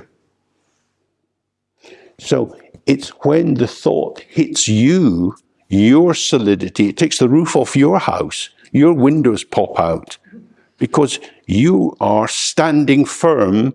I don't want this to be here. I don't like having this thought, or I need more of that thought. You become the sucker for what's occurring. Relax in the out-breath, relax and release. The space of the mind is hospitable to everything. The all-inclusive, however it is, this is how it is. So whatever is arising in your mind is the play of the mind. It's like a reflection in a mirror. It has no otherness. It has no self-existence. And the only qualities it has are those attributed by you. If you hold these 3 points clearly in your mind, when you feel an arousing urge, relax in the out-breath, just sitting. Just, okay, this is what's coming. The text says, whatever comes, comes. Whatever goes, goes. It's just this. It does not define you. The reflection doesn't define the mirror. What arises in your mind doesn't define you. But if what arises in the mind is picked up by your ego self, it will seem to define your ego self, and the one who is disturbed is your ego self. So when you get disturbed, this is like a litmus test that says, I've already fallen into identification with a patterning. That's why it's whacking on me. Let it go. If you're practicing by yourself, you can do the 3R again. You can do it 3 times. You can do it 21 times. You can do all sorts of things just to open the space. Let it go. Here I am. But I'm not here as the construct of I, me, myself. I'm here as the hospitality of the openness of the mind. So that's the essential work, is to keep releasing ourselves from the prefigured, solidified positioning. Okay, should we do it again?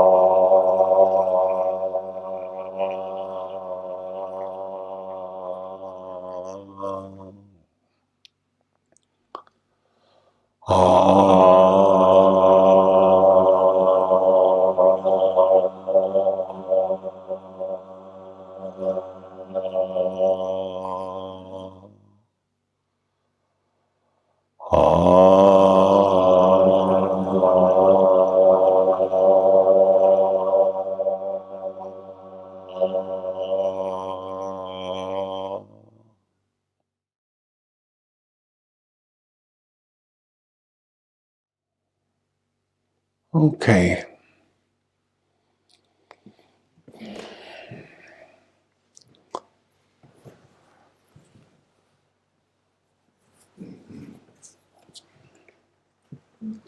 So a traditional example for this is saying it's like writing on water. If you had a big bowl of water and you put your finger on it and you started to write your name, as your finger moves to the second letter, the first is already dissolving, it's already vanishing.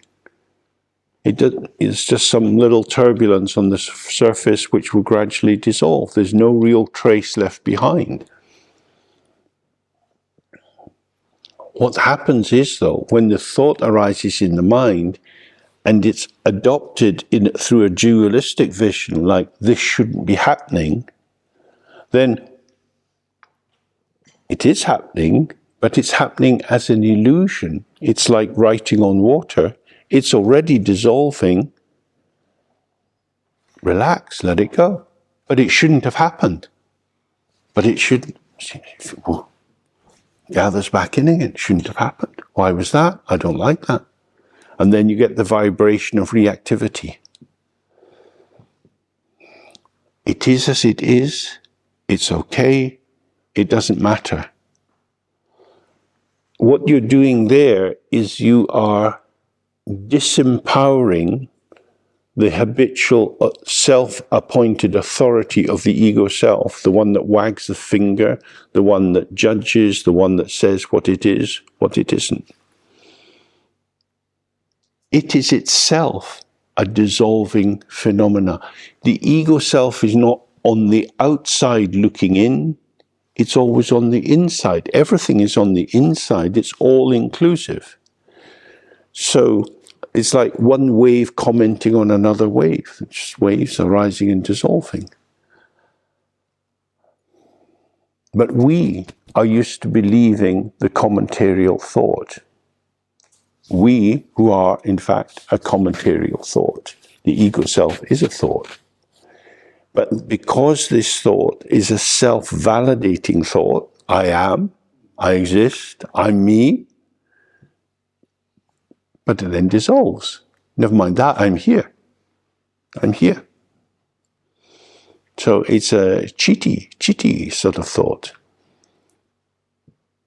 Stay with the dissolving. Stay with the vanishing of the vanishing. This brings us back to these 5 questions. And they're so very important. Especially the second 3. Does the mind come from somewhere? You're sitting, you do the third R, open. Has the mind just suddenly come into existence? Oh, I've got a hand. God, did you see it? I've got a hand. It's been there all day, James. No, but look, it's got a hand.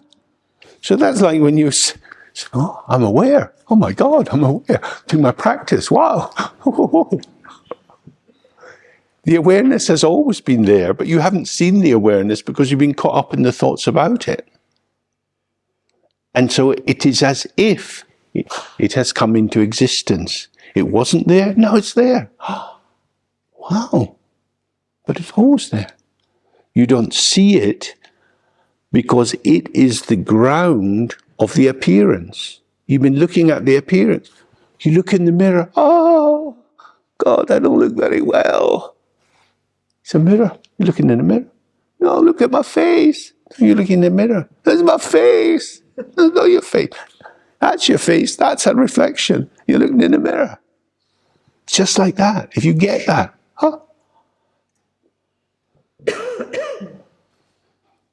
mind is always there.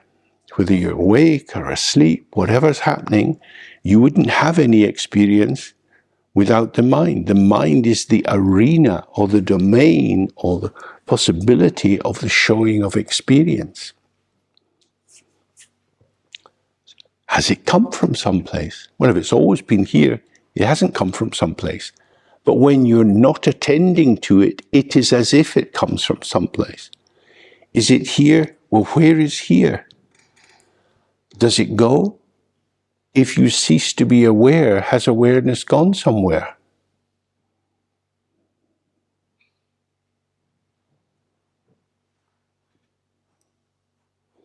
Does someone steal your feet? Sitting here with feet, but you don't really have your feet because you're not thinking about your feet. Somebody stole them. That's very sad. Oh, poor wee thing, no feet. It's like that. Experience arises into awareness. Awareness is not a very good example, but awareness is like a torch that shines and illuminates, and it comes in, or like a lighthouse. The beam is going round and round, and things are seemingly born and vanishing as the light beam passes. But the feet are always there, because the lighthouse is not awareness, it's consciousness. I am conscious of my feet. I'm not aware of my feet. Feet arise in awareness, but I'm conscious of my feet. Consciousness is dualistic. I'm attending to the feet. I'm separate from the feet, attending to the feet. Awareness reveals self and other simultaneously. It takes a while to get used to that. We don't really have this kind of terminology in English very well, but you can start to experience it for yourself. So, could the mind vanish? Or does patterning of content in the mind vanish? You have to look yourself. It's quite subtle, because you have to see without looking. So how do you get yourself to see without looking at what you're going to see? Relax into it. It's not something you do. If it's intrinsic, it will be there.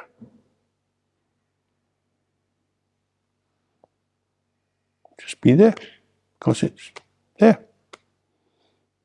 If it's not intrinsic, if it is contingent, then it will arise due to causes and circumstances, and then as causes and circumstances change, it will appear and disappear. It will impinge and not impinge. But awareness is unborn. It doesn't arise. It is. It's beyond language. But let's just say it is, but it isn't anything. Okay, so we do the 3R and then take a little bit more time and start to go through these questions yourself. And they are very wonderful questions. You can return to them again and again and again, because this is you getting to be close to your own mind. It's you allowing your mind to reveal itself, because you're not projecting onto your mind your own interpretations. It's a clean procedure.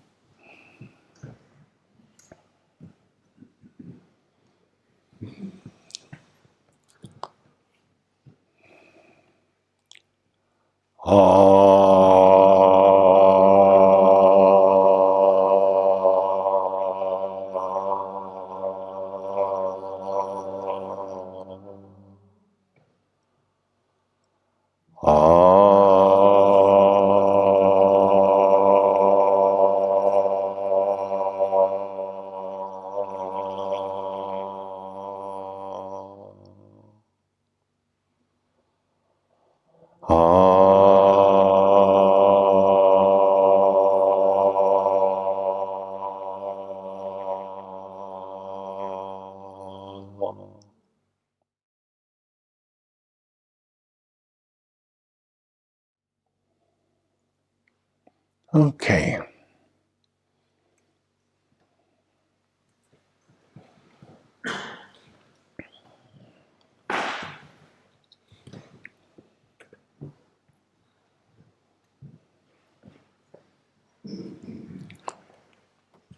So within our usual framework of subject and object,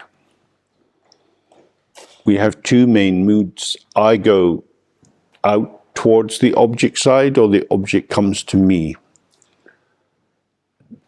When it's the latter, then we tend to say, something is happening to me. So if we're sitting and events seem to be impacting us or doing something to us, this is a sign we're in duality. When what is occurring is inseparable from the ground mind itself, the technical term is Wursal or Rangsal, means the natural luminosity of the mind. So that's like rays spreading out, like the rising sun. Awareness is the sun, and the rays spread out and illuminate everything. And these illuminations are the thoughts, the feelings. They're illuminating the open, empty space of the ground of the mind, and showing the patterns which can arise and pass there without anything being established.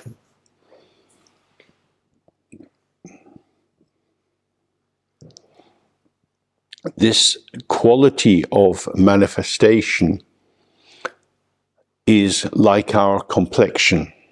So earlier we were looking at this first statement of Garab Dorji in terms of the face we had before we were born. The face which is like a pure potential. The health of the body, the state of the body displays itself through our face as our complexion. You meet someone and you think, oh, you okay? You look a bit poorly, because it shows in the face. So the richness and potential of the mind arises like the complexion. So when we see these descriptions of, say, for example, Padmasambhava, he's described as being like an 8-year-old boy or a 16-year-old boy, red, white, or pink in color, and bright, radiant, because he is the expressive energy of the open, empty ground.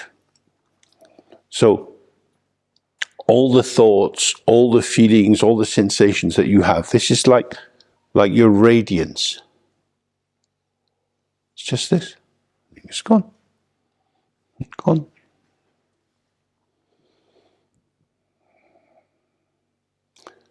This is the primary focus in the meditation, the open, empty mind and its radiance. When we get up from the meditation, particularly when you're at home, and you can do it without undue disturbance or in a hurry, because we're meditating with our eyes open, we haven't gone into some private mental space, we're already here, but as we move into it and our bodies turn from how we get up to the chair, putting on shoes, going to the kitchen to make a cup of tea, that movement is expressive energy, it's responsive. And this is compared to the expression in our face. If you're happy, you smile. If you're sad, you get a sad face, or you get an angry face. You get many different kinds of faces. So you've got open face as unborn potential. Then you have the complexion of the bright radiance, the bright possibilities of the mind. And then you have expression, which of course is communicative. Your expression shifts as you relate to other people, whether you feel friendly or ill-disposed towards them. So this is your face in dialogue. It's not your face as subject to object, because it's your face with the co-emergence of being with that person. So you might meet someone, you haven't seen them for a while, and you smile at them, say, how are you doing? And they say, oh, I've got to go to hospital tomorrow for an operation. Immediately your expression changes. Oh God, sort of sinking, the tone of your voice changes. That's this third aspect. That's the expression, because it's connective. It's an expression in contact. It's co-emergent with the other. It's not a display of what you feel inside. Because this third aspect is often what's called the compassion. It's the nirmanakaya, or the apparitional body, the appearance that arises without being an autonomous entity. It's a connective move. And it needs the other in order to manifest. When you read the biographies of, say, for example, Padmasambhava, he has lots and lots of adventures. He's in all kinds of situations in India, in the forest, meeting scholars, debating, doing all kinds of things. And in each of these, he's manifesting particular forms. Sometimes he looks like a monk, sometimes like a yogi, sometimes like a royal figure, very impressive. Because that's the energy as it comes out according to the situation. He is not one thing. He's not karmically programmed, but he is emerging with the field. And of course, that's always slightly after the field. The field reveals itself and you respond. So if you were doing a tantric practice, a big visualization, you imagine the space. In the space there's a rainbow. The rainbow forms into a letter. The letter dissolves into the mandala house. And then into the mandala house comes the deity. It means the situation is there before the deity. The world was there before you came out of your mother's body. You manifest into a world, and in ordinary terms, you develop an interaction with the family dynamics. The deity comes into the mandala house, which will indicate what it is, whether it's sitting on a lotus and a sun and a moon seat, or just a sun seat, whether there's flames all around, whether it's a fierce mandala or a peaceful one. And the manifestation is arising with location. So, as I said, you meet someone you haven't seen for a while, you smile, hello, and they say, oh, I'm going to hospital tomorrow. Then you change. Because now you're seeing the mandala for the first time. Now it's revealed to you, oh, this is where I am. I'm with somebody who's a bit scared and they're going to hospital. So I'm not smiling. Why would I be smiling? I'm connected. there is an empathic attunement or a not coalescing, but there is such a conjunction of experience that we respond. We just respond into that. That's the meaning of the Nirmanakaya. In Tibetan, it's Trulpeku. Trulpa means illusory formation. An illusory formation. And the reason it's so precious is because it's not fixed. So if I was a happy cheeky chappy and was always smiling and trying to make people smile and like me, that would be like a rictus. It wouldn't be very human. To be pre-positioned to validate myself again and again by maintaining my mask of self would be disconnective. If I'm going to connect, I have to receive and respond. The receiving comes first. The other comes first. Now, what that means is you've got to be very quick. But luckily, you don't have to be very quick. Your mind is very quick. So if you receive, the response will flow out of you because you received. And of course, the best way to do that is not to be pre-positioned.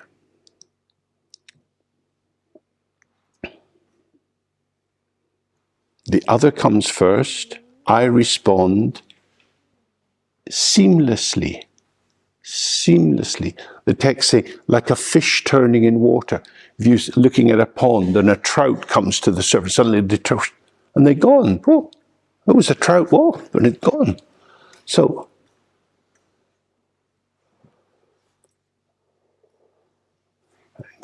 I think over the years when I've been here, I mentioned again and again one of my favorite films, The Seven Samurai, because it's an extremely good film for thinking about timing and how to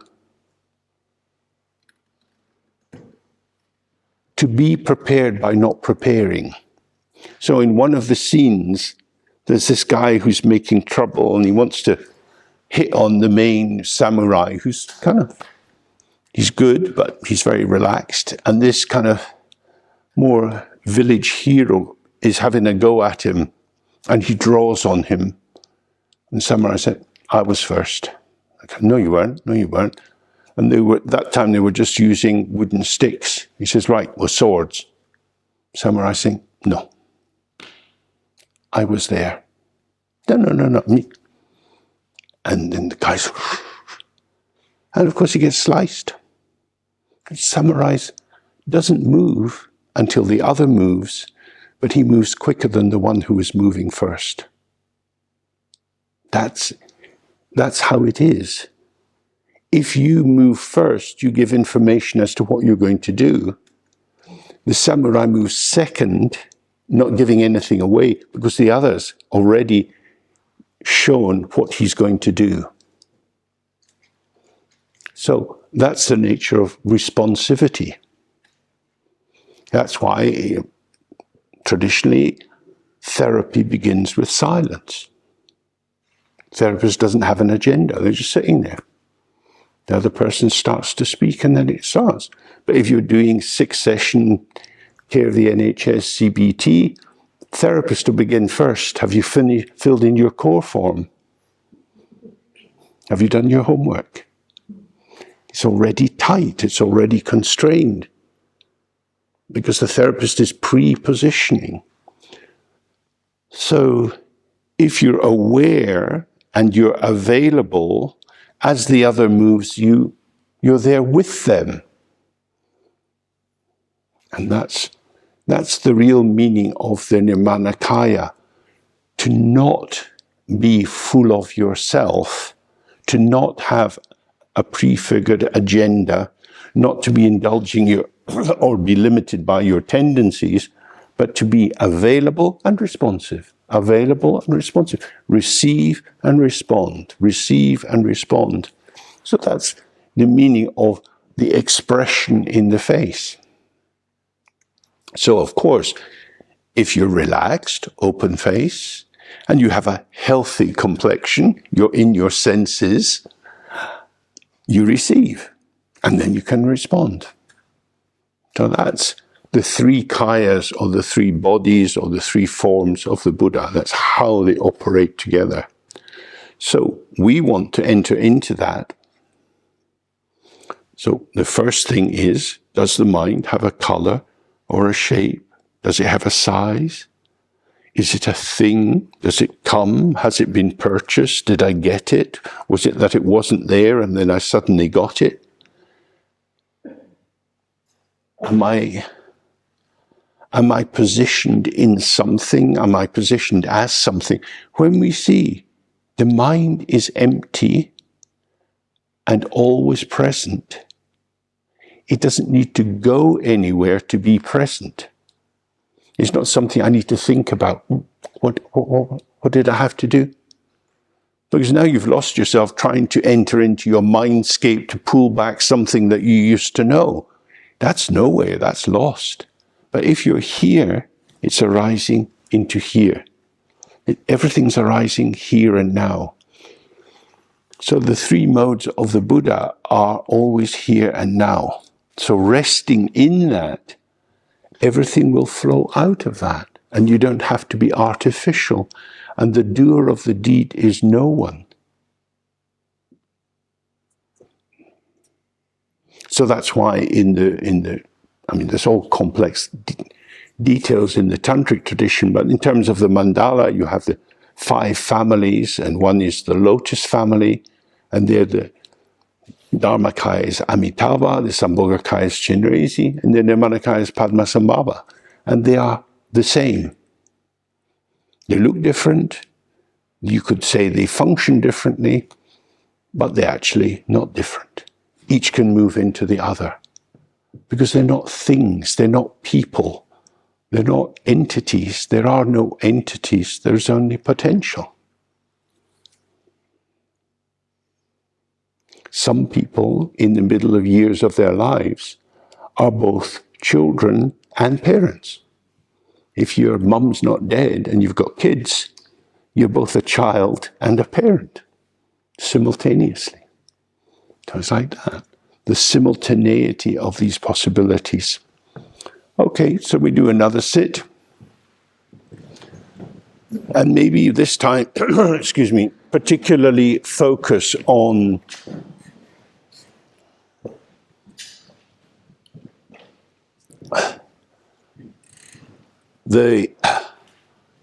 where is the mind? Does the mind abide someplace?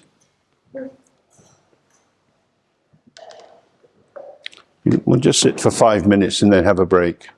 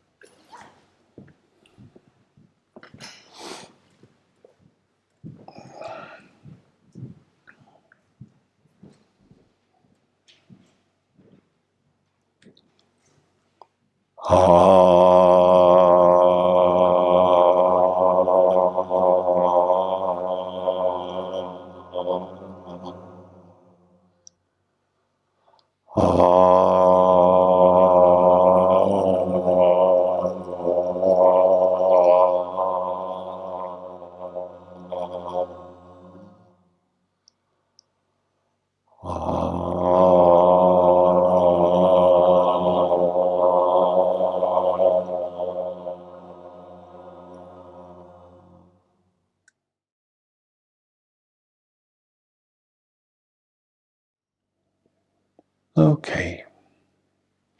So, if we can be back at 1:15, please.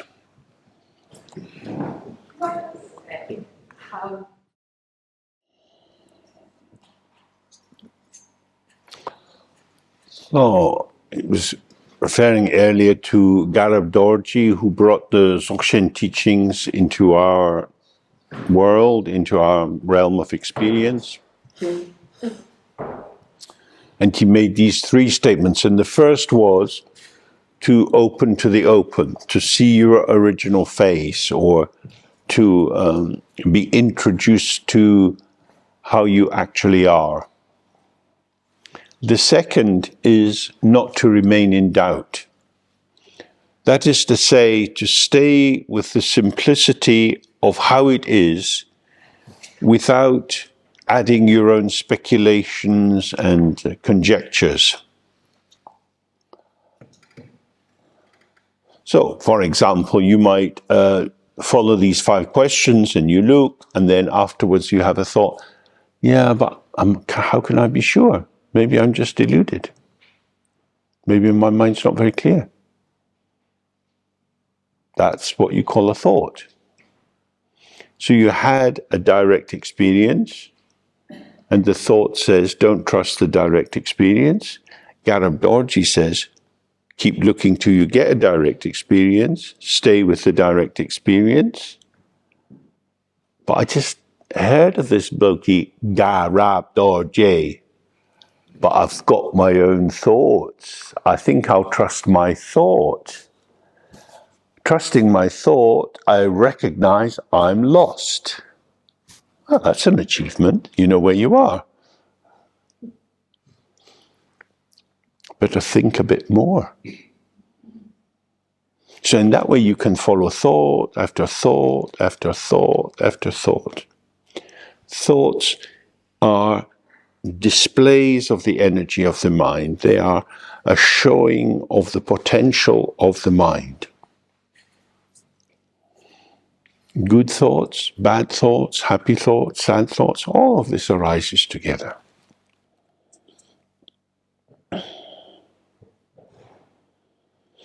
The thought cannot tell you the truth of your mind, just as the reflection doesn't show you how the mirror is. It can indicate that the mirror is empty of its own content because it can show many reflections, but it doesn't actually give you a direct experience of the emptiness of the mirror. But you have a mind. Your mind is open, and feeling comes. The emptiness of the mind is the effulgence of the mind. The display of experience is the emptiness of the mind. It's not an either or. It's not that either the mind is empty or it's full. Its fullness is exactly its emptiness, because it keeps filling and filling and filling and filling and filling. If you stay with the filling, the emptying is evident in the filling. That's why in the Dzogchen path, we're not concerned with editing our thoughts, editing our experience, saying this is a better kind of thought than that, let's have more of the good ones, because all of the thoughts are an illusory display. So, when in this second statement he's saying, don't enter into doubt, or don't, you can translate the Tibetan phrase in a positive way. You can say, develop confidence that this is true. But that's again a positioning vis-a-vis how it is. It's more like stay relaxed in how it is and don't enter into the doubt. Don't merge with an arising thought that says, are you sure? That's a thought. It's already vanishing. Thoughts are beautiful but unreliable. They are patterns, they are displays. They are exactly like a Fata Morgana. They're like will-o'-the-wisp. It's like, oh, if you see these phantom lights out on a marsh, you shouldn't chase them because they'll lead you into swamp. It's like, don't chase an illusion. You can appreciate an illusion. It's very light. It's actually freeing if you see that everything is like a rainbow. You see the rainbow, but you can't catch it. You see the reflection of the moon and water, but you can't catch it.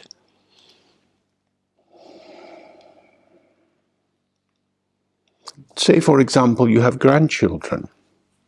You see their little faces. You see them zooming about doing things. It's very charming. Then they get upset. That's disturbing. Moments of experience. They are unfolding. How they will unfold will depend on many different factors. They have a name. On the basis of the name, you can make statements. You can discuss how they are doing. That's not them. That's your mental construct around them.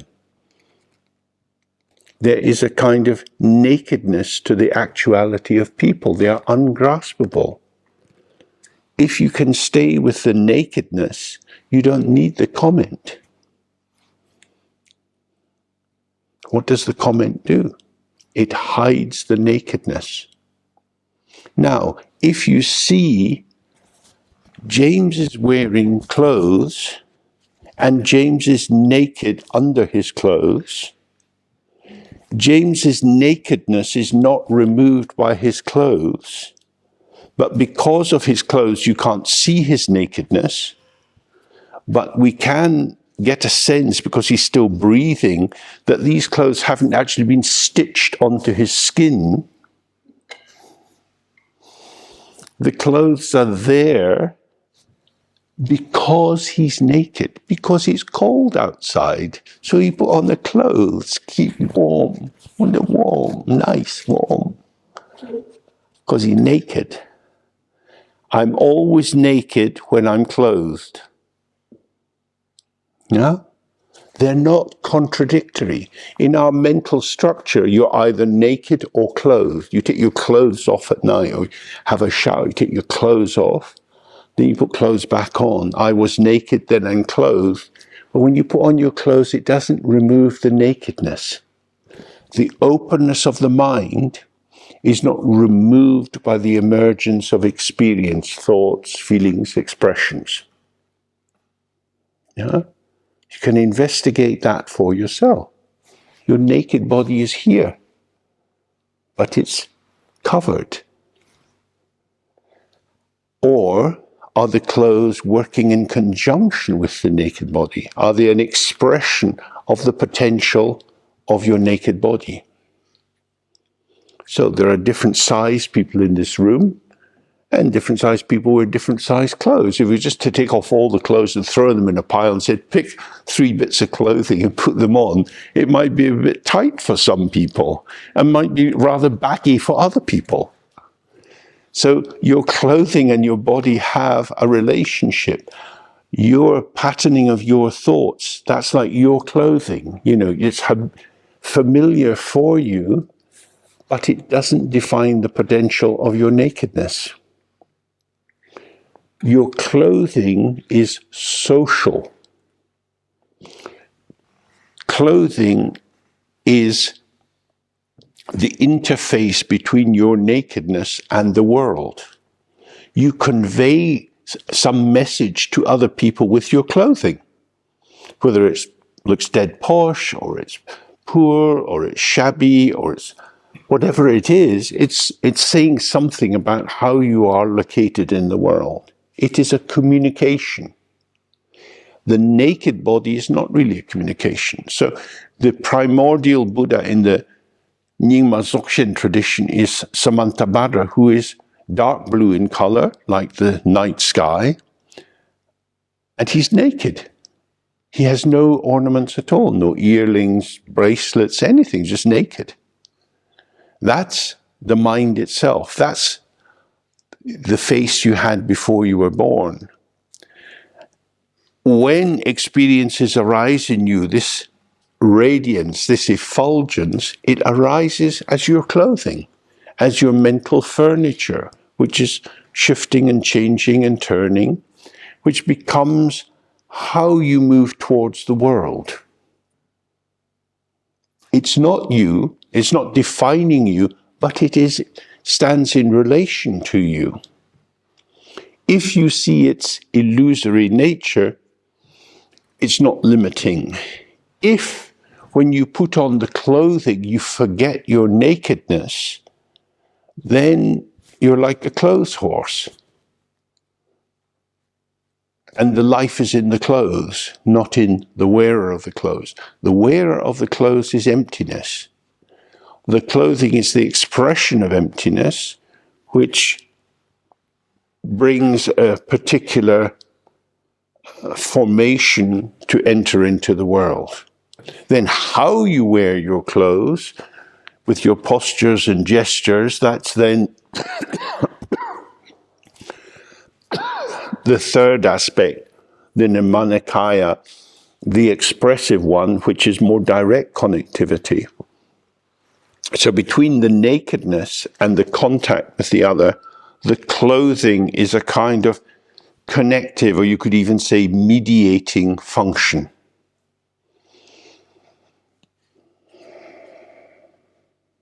So when you experience the arising of this clothing, one item of your clothing could be self-doubt. Wet evening, Macclesfield, what will I do? Tear myself to pieces. I hate myself, I don't trust myself, I've wasted my life, what am I doing? Why not? Passes the time. So if you have self-doubt, if you have confusion, if you're insecure, it's like a hobby. It's always available, doesn't cost anything, you don't need to even buy a box for it. It's just available. So a doubt arises in your mind. Boring game this, I'm not going to play. Thought arises, thought passes. You get involved, it unfolds, it tangles you, then it's gone. Clothing. While you were thinking that you don't know what's going on, you were sitting in a realm of light. There's the intrinsic luminosity of the mind, this experience. But I'm not sure what it means. That's just another firefly. But that firefly is a wee bit poorly. It's not very bright. Little things going. I'm a dull firefly. Oh. There, I'll spend time with you. Let's get dull together. So that's what you do. You sit with your worry and your doubt, and the openness of the mind vanishes for you. It's there, but you can't see it because you're preoccupied. You've fused into something which is already dissolving. But don't worry, there's always another thought to fuse with, and another, and a feeling, and a sensation, and a worry about the past, and a hopelessness about the future. And in that way, you enter this limbo area, neither alive nor dead, but somewhere, nowhere zone. Garab Dorji is saying, hey, don't do that. Don't do that, because it's, what is it? It's just a kind of misty, hazy state. That's why it's opaque. You can't see through it. It doesn't allow clarity. But if you stay with your mind and you observe, thoughts arise and vanish. Sensations arise and vanish. Feelings arise and vanish. As do memories, hopes, fears. Everything arises and vanishes. That is how it is. Don't ask me why. It just is. You look, it just is. It just is. Okay, that's how it is. So if I want to stay with how it is, then that's how it is. Every arising thing is a passing thing. Because it's passing, you can't put too much weight on it. Some of you may have done scree running. It's not recommended very much because it causes environmental damage. But I remember in Wales going up on these hillsides that are covered with slate shale, and they're quite high up in the back of Cadair Idris. And you have to run across it, and you run going up at an angle, and it's going under your feet, are going like that all the time. That's our life. We're running on slipping hills. The ground is giving way under our feet. It's vanishing. We started yesterday, then we had this morning, now we got this time, then it'll be over. It'll be gone. Something else, something else, something else, something else. Nothing to stand on.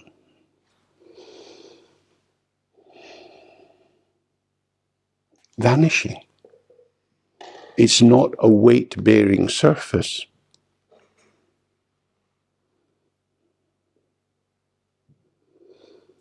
Where's the weight? I, me, myself. I, me, myself. The density of my self-construction. I'm not sure what I should do with my life. I get persecuted by different things. I'm worried about this. That is a kind of densification in which you get layer after layer after layer of thought. And all the thoughts seem to be self-referential. It's, I'm thinking about myself. I'm worried about my health. I don't know what the future will be. If costs of electricity and stuff keep rising, how am I going to survive? Many people have thoughts like that at the moment. They're gathering in like spokes into the hub of a wheel. But what is that hub? It's not the still point in a turning world. The hub is going round, goes round the spoke. It's turning. I, me, myself, am evanescent. Arise and pass. Transient formations, transient formations. Remember, their only joining point is the empty signifier of I. So when we have a little string of beads, the beads are each individual, but they're strung together on a thread, and so they move on the thread. What is the thread of the moments of our lives? This is happening to me, this is happening to me, this is happening to me. That's called, in Tibetan, rangyud, your own thread, the self thread. And you string these moments of your experience, and that provides a kind of continuity, and it can go round and round and round. But actually, the moments of our experience are not like beats. When you conceptualize them, when you grasp them, you say, oh, we went to a restaurant last night, it was really good.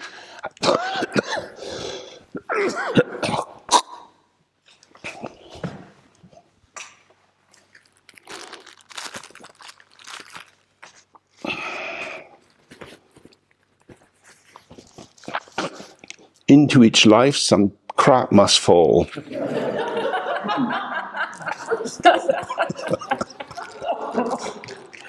Lordy, lordy. Never mind. So, you had an experience, and it's gone. And there is some echo, there is some trace. The trace could be heartwarming or heartbreaking. What Garab Dorji is saying is, if you don't enter into relationship with your experience, if you don't think about it, if you don't construe it as something that happened to me, it will vanish with less and less of a trace. If you're not carrying traces, your rucksack is getting lighter and lighter and lighter. You're fresh, you're here, you're available. That's nice. That's good. That happened. That was good. Let it go. Let it go. Let it go. It's always going. Let it go. So then his third point is continue in this way. Don't do anything else. Well, will this practice be enough? It's not much of a practice, not very much to do. I do it and I'm still confused. Shouldn't I do some mantras or pray to the gods, or go to Mount Kailash, or do this or do that, build a stupa. That would be a good thing to do. There's lots of things you can do, but you don't need to do them. If you want to stay close to the ground and you turn yourself away from the ground and think, I have to do that, that would be very important. That will not take you to your own ground. You find your ground by relaxing and opening to your ground. So while it may be formally, in formal terms, virtuous to build a stupa, you've got to get planning permission. Local people can make a comment on it. They might not be very happy with it. Stupas traditionally are painted white. In a town like Macclesfield, a white wall is very attractive to teenagers with cans of spray paint. Do you want graffiti on your stupa? It's a lot to think about if you want a stupa. Is thinking a lot about, in essentials, what the main point of the teaching is? No. Relax with your own mind. If you don't know your mind, if these 5 questions are not opening the door, keep going back to them, because they're called keys. They will open the door. When you really see, my mind is not a thing.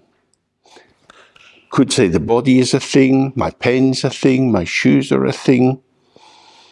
I'm used to manipulating things. My thoughts can be considered things in some sense. My memories, my emotions, but not the mind. The mind is the openness or the sphere or the space or the stage within which these arisings, these experiences occur. You can experience a thought, but you can't experience your mind. Your mind is not an object for the mind.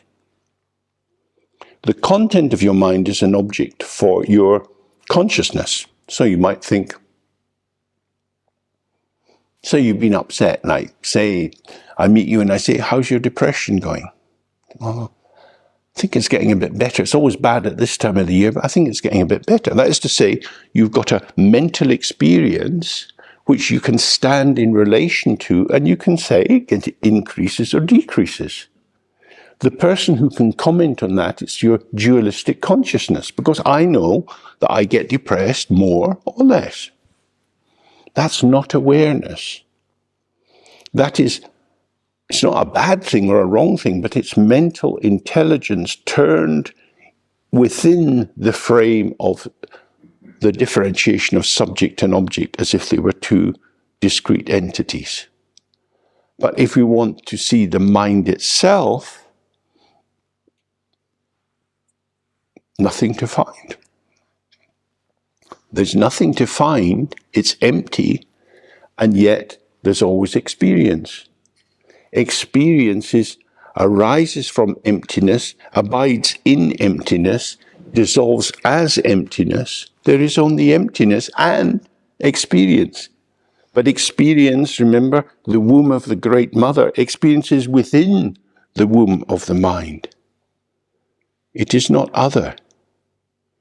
This is the meaning of non-duality. Non-duality means not two.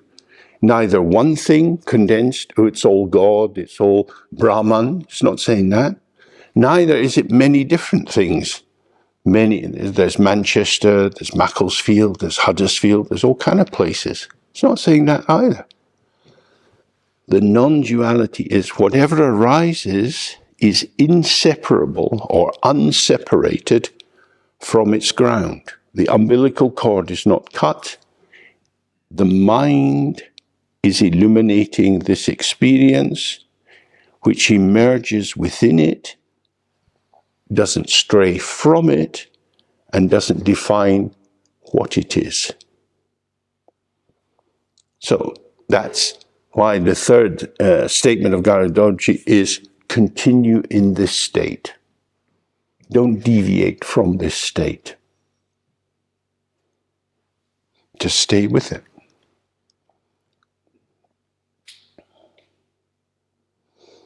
What does that mean? Don't apply antidotes. Well, I've taken some paracetamol. You might say, oh, that's a bit fraudulent. Well, I can be sick, but being very, very sick and puking in front of you is probably not socially acceptable behavior. So I take some medication. That's very different from acting to intervene on your own mental experience. Because as long as you feel there is something truly bad in me, truly abhorrent, something I'm ashamed of, it's sitting inside you like some rodent chewing in your vitals, eating you up from the inside. What is it? Whatever you've done in your life, live it. If you've been selfish and mean and hurt people, I'm selfish, I'm mean, I hurt people.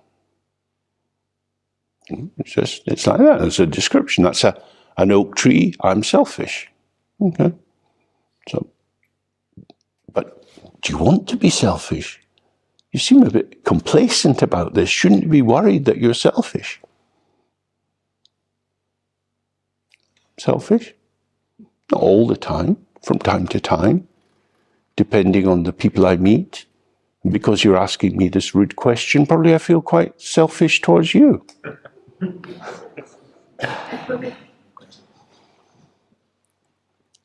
You're not defined by the thought.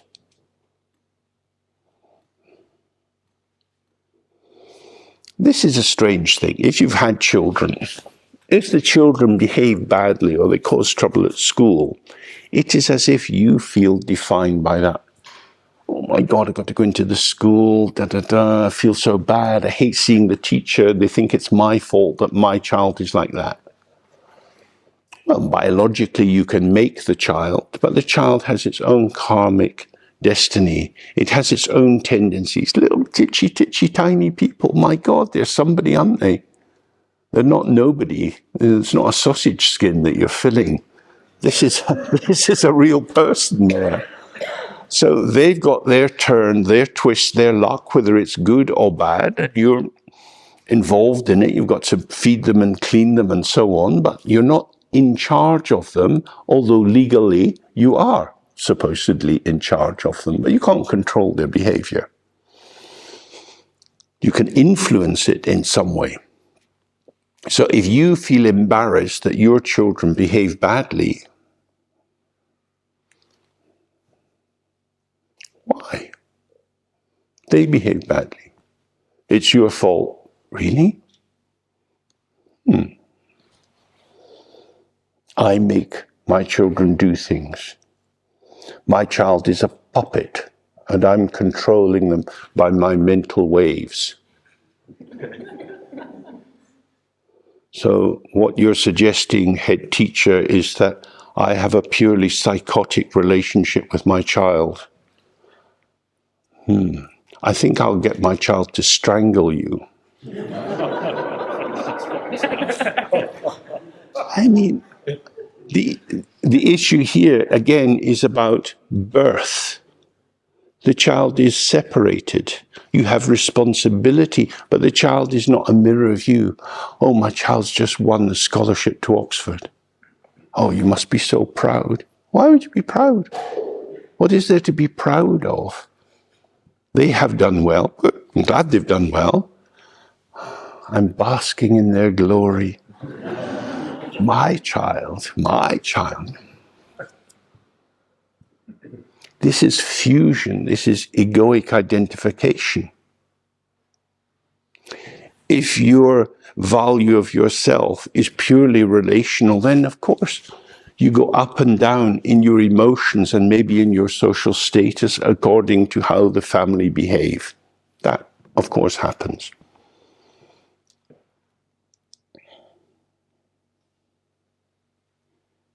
Who is being defined? Your ego identity in society is being defined. Your mask, your persona, your, if you like, your false self, your constructed self, your social mediating self, that's a commodity in the marketplace. But that's not the mind. That's structures of the content of the mind as they display themselves in social interaction. The mind itself is unborn. Unborn. You have to go back to what that would mean. It hasn't separated. It's not a thing. It's like a rainbow. A rainbow is unborn. You can't take it out of the sky. People steal babies. Baby comes out of mum. It's in the maternity ward. Someone can go and steal babies. That used to be quite a common thing. Steal the baby. Can't steal the rainbow. It's in the sky. It's in the womb of the sky. It's displaying in the womb of the sky. The reflection of the full moon in a pond is within the womb of the pond. It's there in the pond. You can't cut it out of the pond. Oh.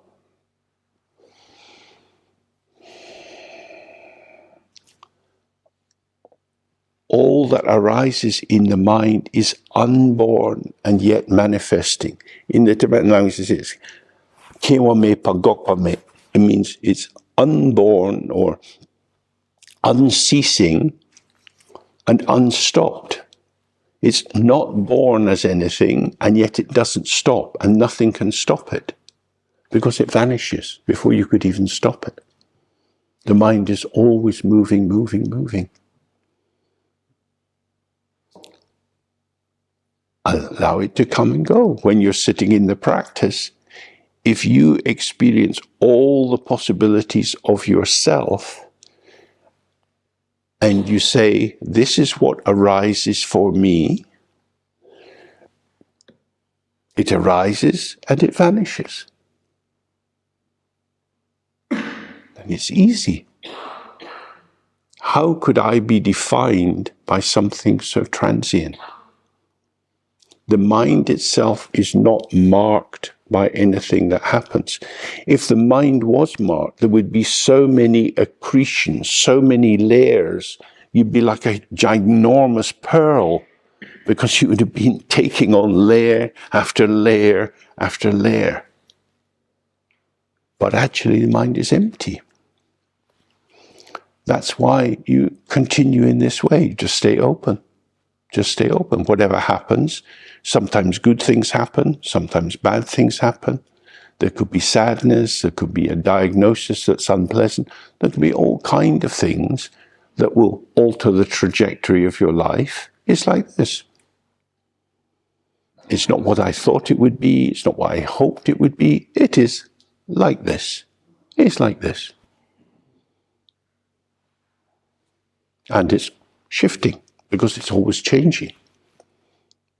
What makes problems for us is judgment and conclusions. Assumptions and axioms begin the process, and judgment and conclusions solidify it. I am this. I've always been like this. I'll never be different. What can I do? Then there's a powerlessness.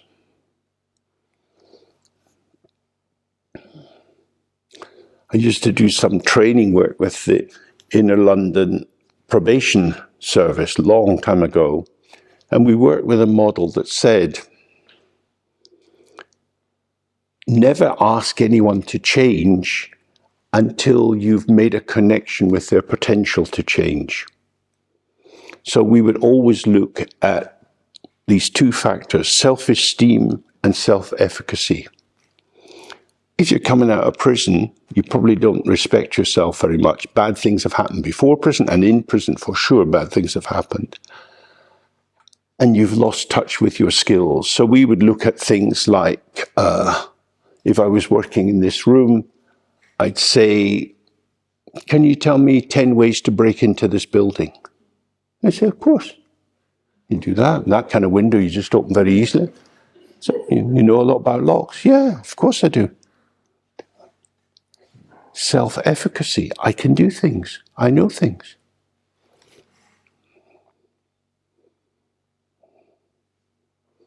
Good at cheating. Yeah, Yeah, I'm pretty good. Not bad. Somebody's coming into existence. With that energetic potential, you can start to do something, because now you've got somebody who has some ground to stand on. They start to have self-esteem and a sense of their own skillfulness. That can be shifted in direction towards something more useful, some gainful employment. But if somebody's just collapsed, imploded, they're not going to be able to do that. So bringing that back to Garab Dorji's third point, if difficulties arise in life, the texts always say, keep your spirit buoyant. You can feel sad and buoyant simultaneously, because this is awful and it will pass. Both are true at the same time. This is horrible and not for long. So it's true, I have all the feelings of the horrible, and it's going to vanish, which is very exquisite kind of subtlety of being present. I don't need to change this, because this will change. And because I know it's going to change, I can take a big spoon and sup it up. I really fucked up. I feel awful. I feel awful. I feel ashamed. You can be fully in that. And if you know that, think how many people you can relate to. Because now you have a widened bandwidth of empathic attunement. You know what it's like to be nothing, to want to vanish into the wall, to be invisible, that you can't look people in the eye. You know what that is. And then it's gone. So what's happened is you've been able to take shit and turn it into manure. You've been able to see the empowering sense of all my limitations, because now I understand limitation, and I can live with limitation and in limitation. And because of that, I can help other people to live with and in their limitation. So in that sense, continuing on the path is don't abandon the ground, remain relaxed and open, however it comes, and move in relation to that positioning. So the texts say, if you go to heaven, go to heaven. If you go to hell, go to hell. Many of the people who were doing these practices, when the Chinese came into Tibet, were put in prisons for a long time. They were tortured in all sorts of ways. Some had their thumbs cut off because they kept trying to use the rosary. They had to do very hard work, very poor food. And mostly people stayed very true to the Dharma, because these things happen. And they had been thinking about the 6 realms, and they know that people can be in hell realms, and everything that arises is my own karma. These people are here torturing me because of my own past actions. Now, that's very interesting, isn't it? Where is the locus of control? You're torturing me. You've got a cattle prod and you're sticking it up my arse. Who's doing this to me? I'm doing this to me. This is the ripening of my own previous actions. That's an amazing reframing, if you like. Instead of saying, I hate these people, these bloody bastards, well, I'm going to get them, revenge thoughts, murderous thoughts, poor me thoughts, all of that can fade away. This is the consequence of my own actions. And it's impermanent, and it's unborn, and I'm going to relax into this space. And that is my practice, to be here as it is. So that is the possibility of this practice. Life, nobody knows how life will be. But we can have the basis of seeing the integrity of space and the creativity of the luminosity of the mind and the unique specificity of how we are moment by moment when we engage in connectivity. Lovely. Really nice. We are very lucky that the teachings of the Dharma come to us and we can start to understand and really see, oh, this is how it is. I'm not telling myself a story. I'm not bathing myself in an alternative narrative. I'm taking the cataracts from my eyes. I'm taking the blindfold from my eyes. Oh, this is how it is. Oh, and that's how it is. Okay.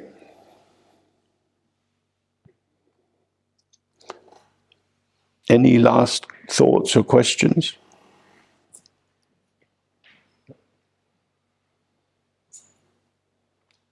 We're always taught to think before we speak. I guess growing up, I was wondering what your thoughts were about that. I think before I speak, I tend to trip myself up or get in my own way, and I feel most comfortable talking when I don't think before I speak. I feel externalized, but then that risks not mediating what I'm saying, and then can't always trust an unfiltered voice as well to not come out with something offensive or unpalatable to somebody else. So I'm just thinking, should we think before we speak? Okay, so that's very helpful. That's a question, should we think before we speak? But if I think a lot before I speak, it increases my anxiety. I get out of rhythm with what's going on. Because if you think before you speak, you're speaking to someone. You're not speaking with them.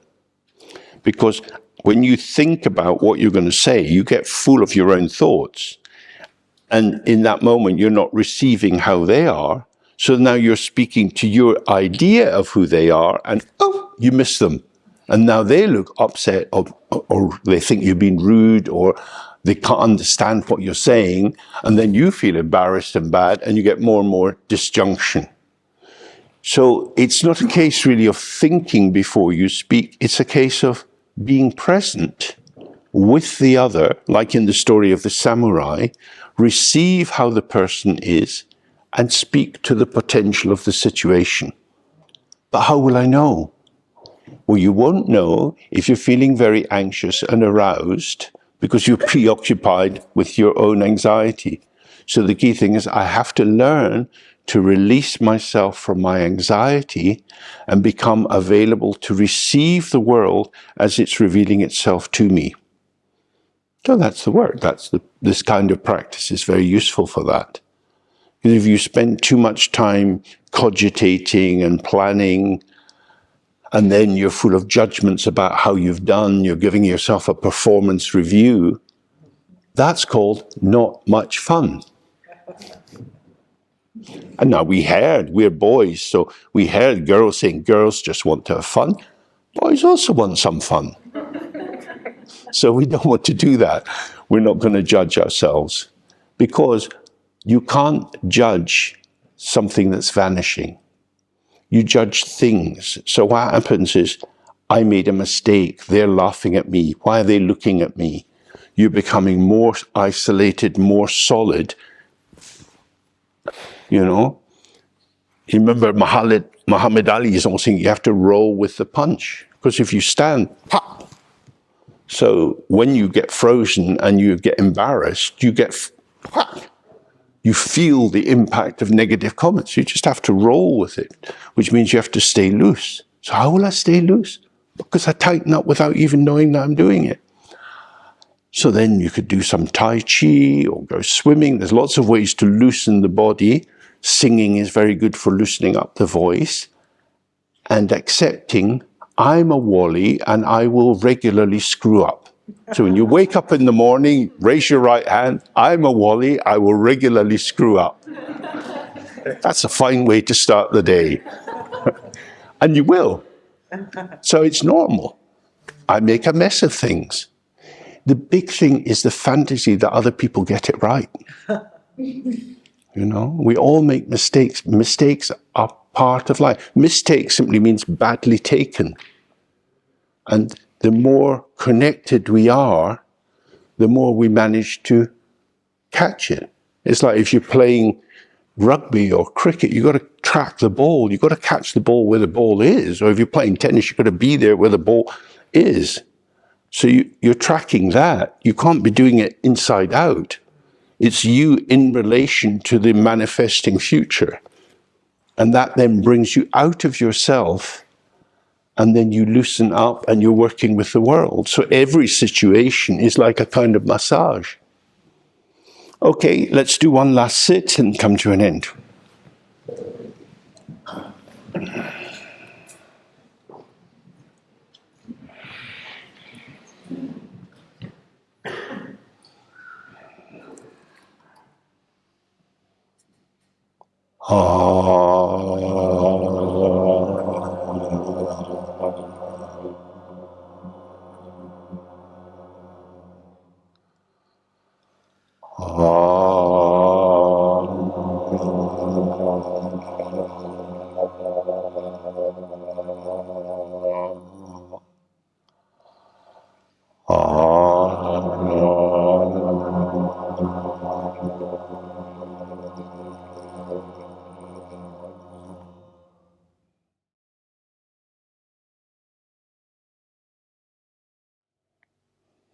Okay.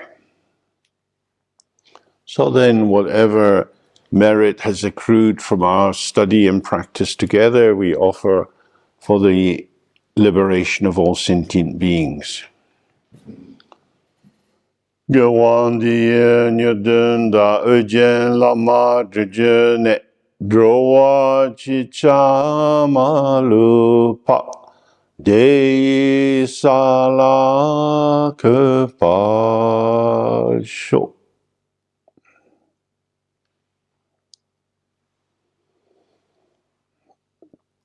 So now our brief time together has come to an end.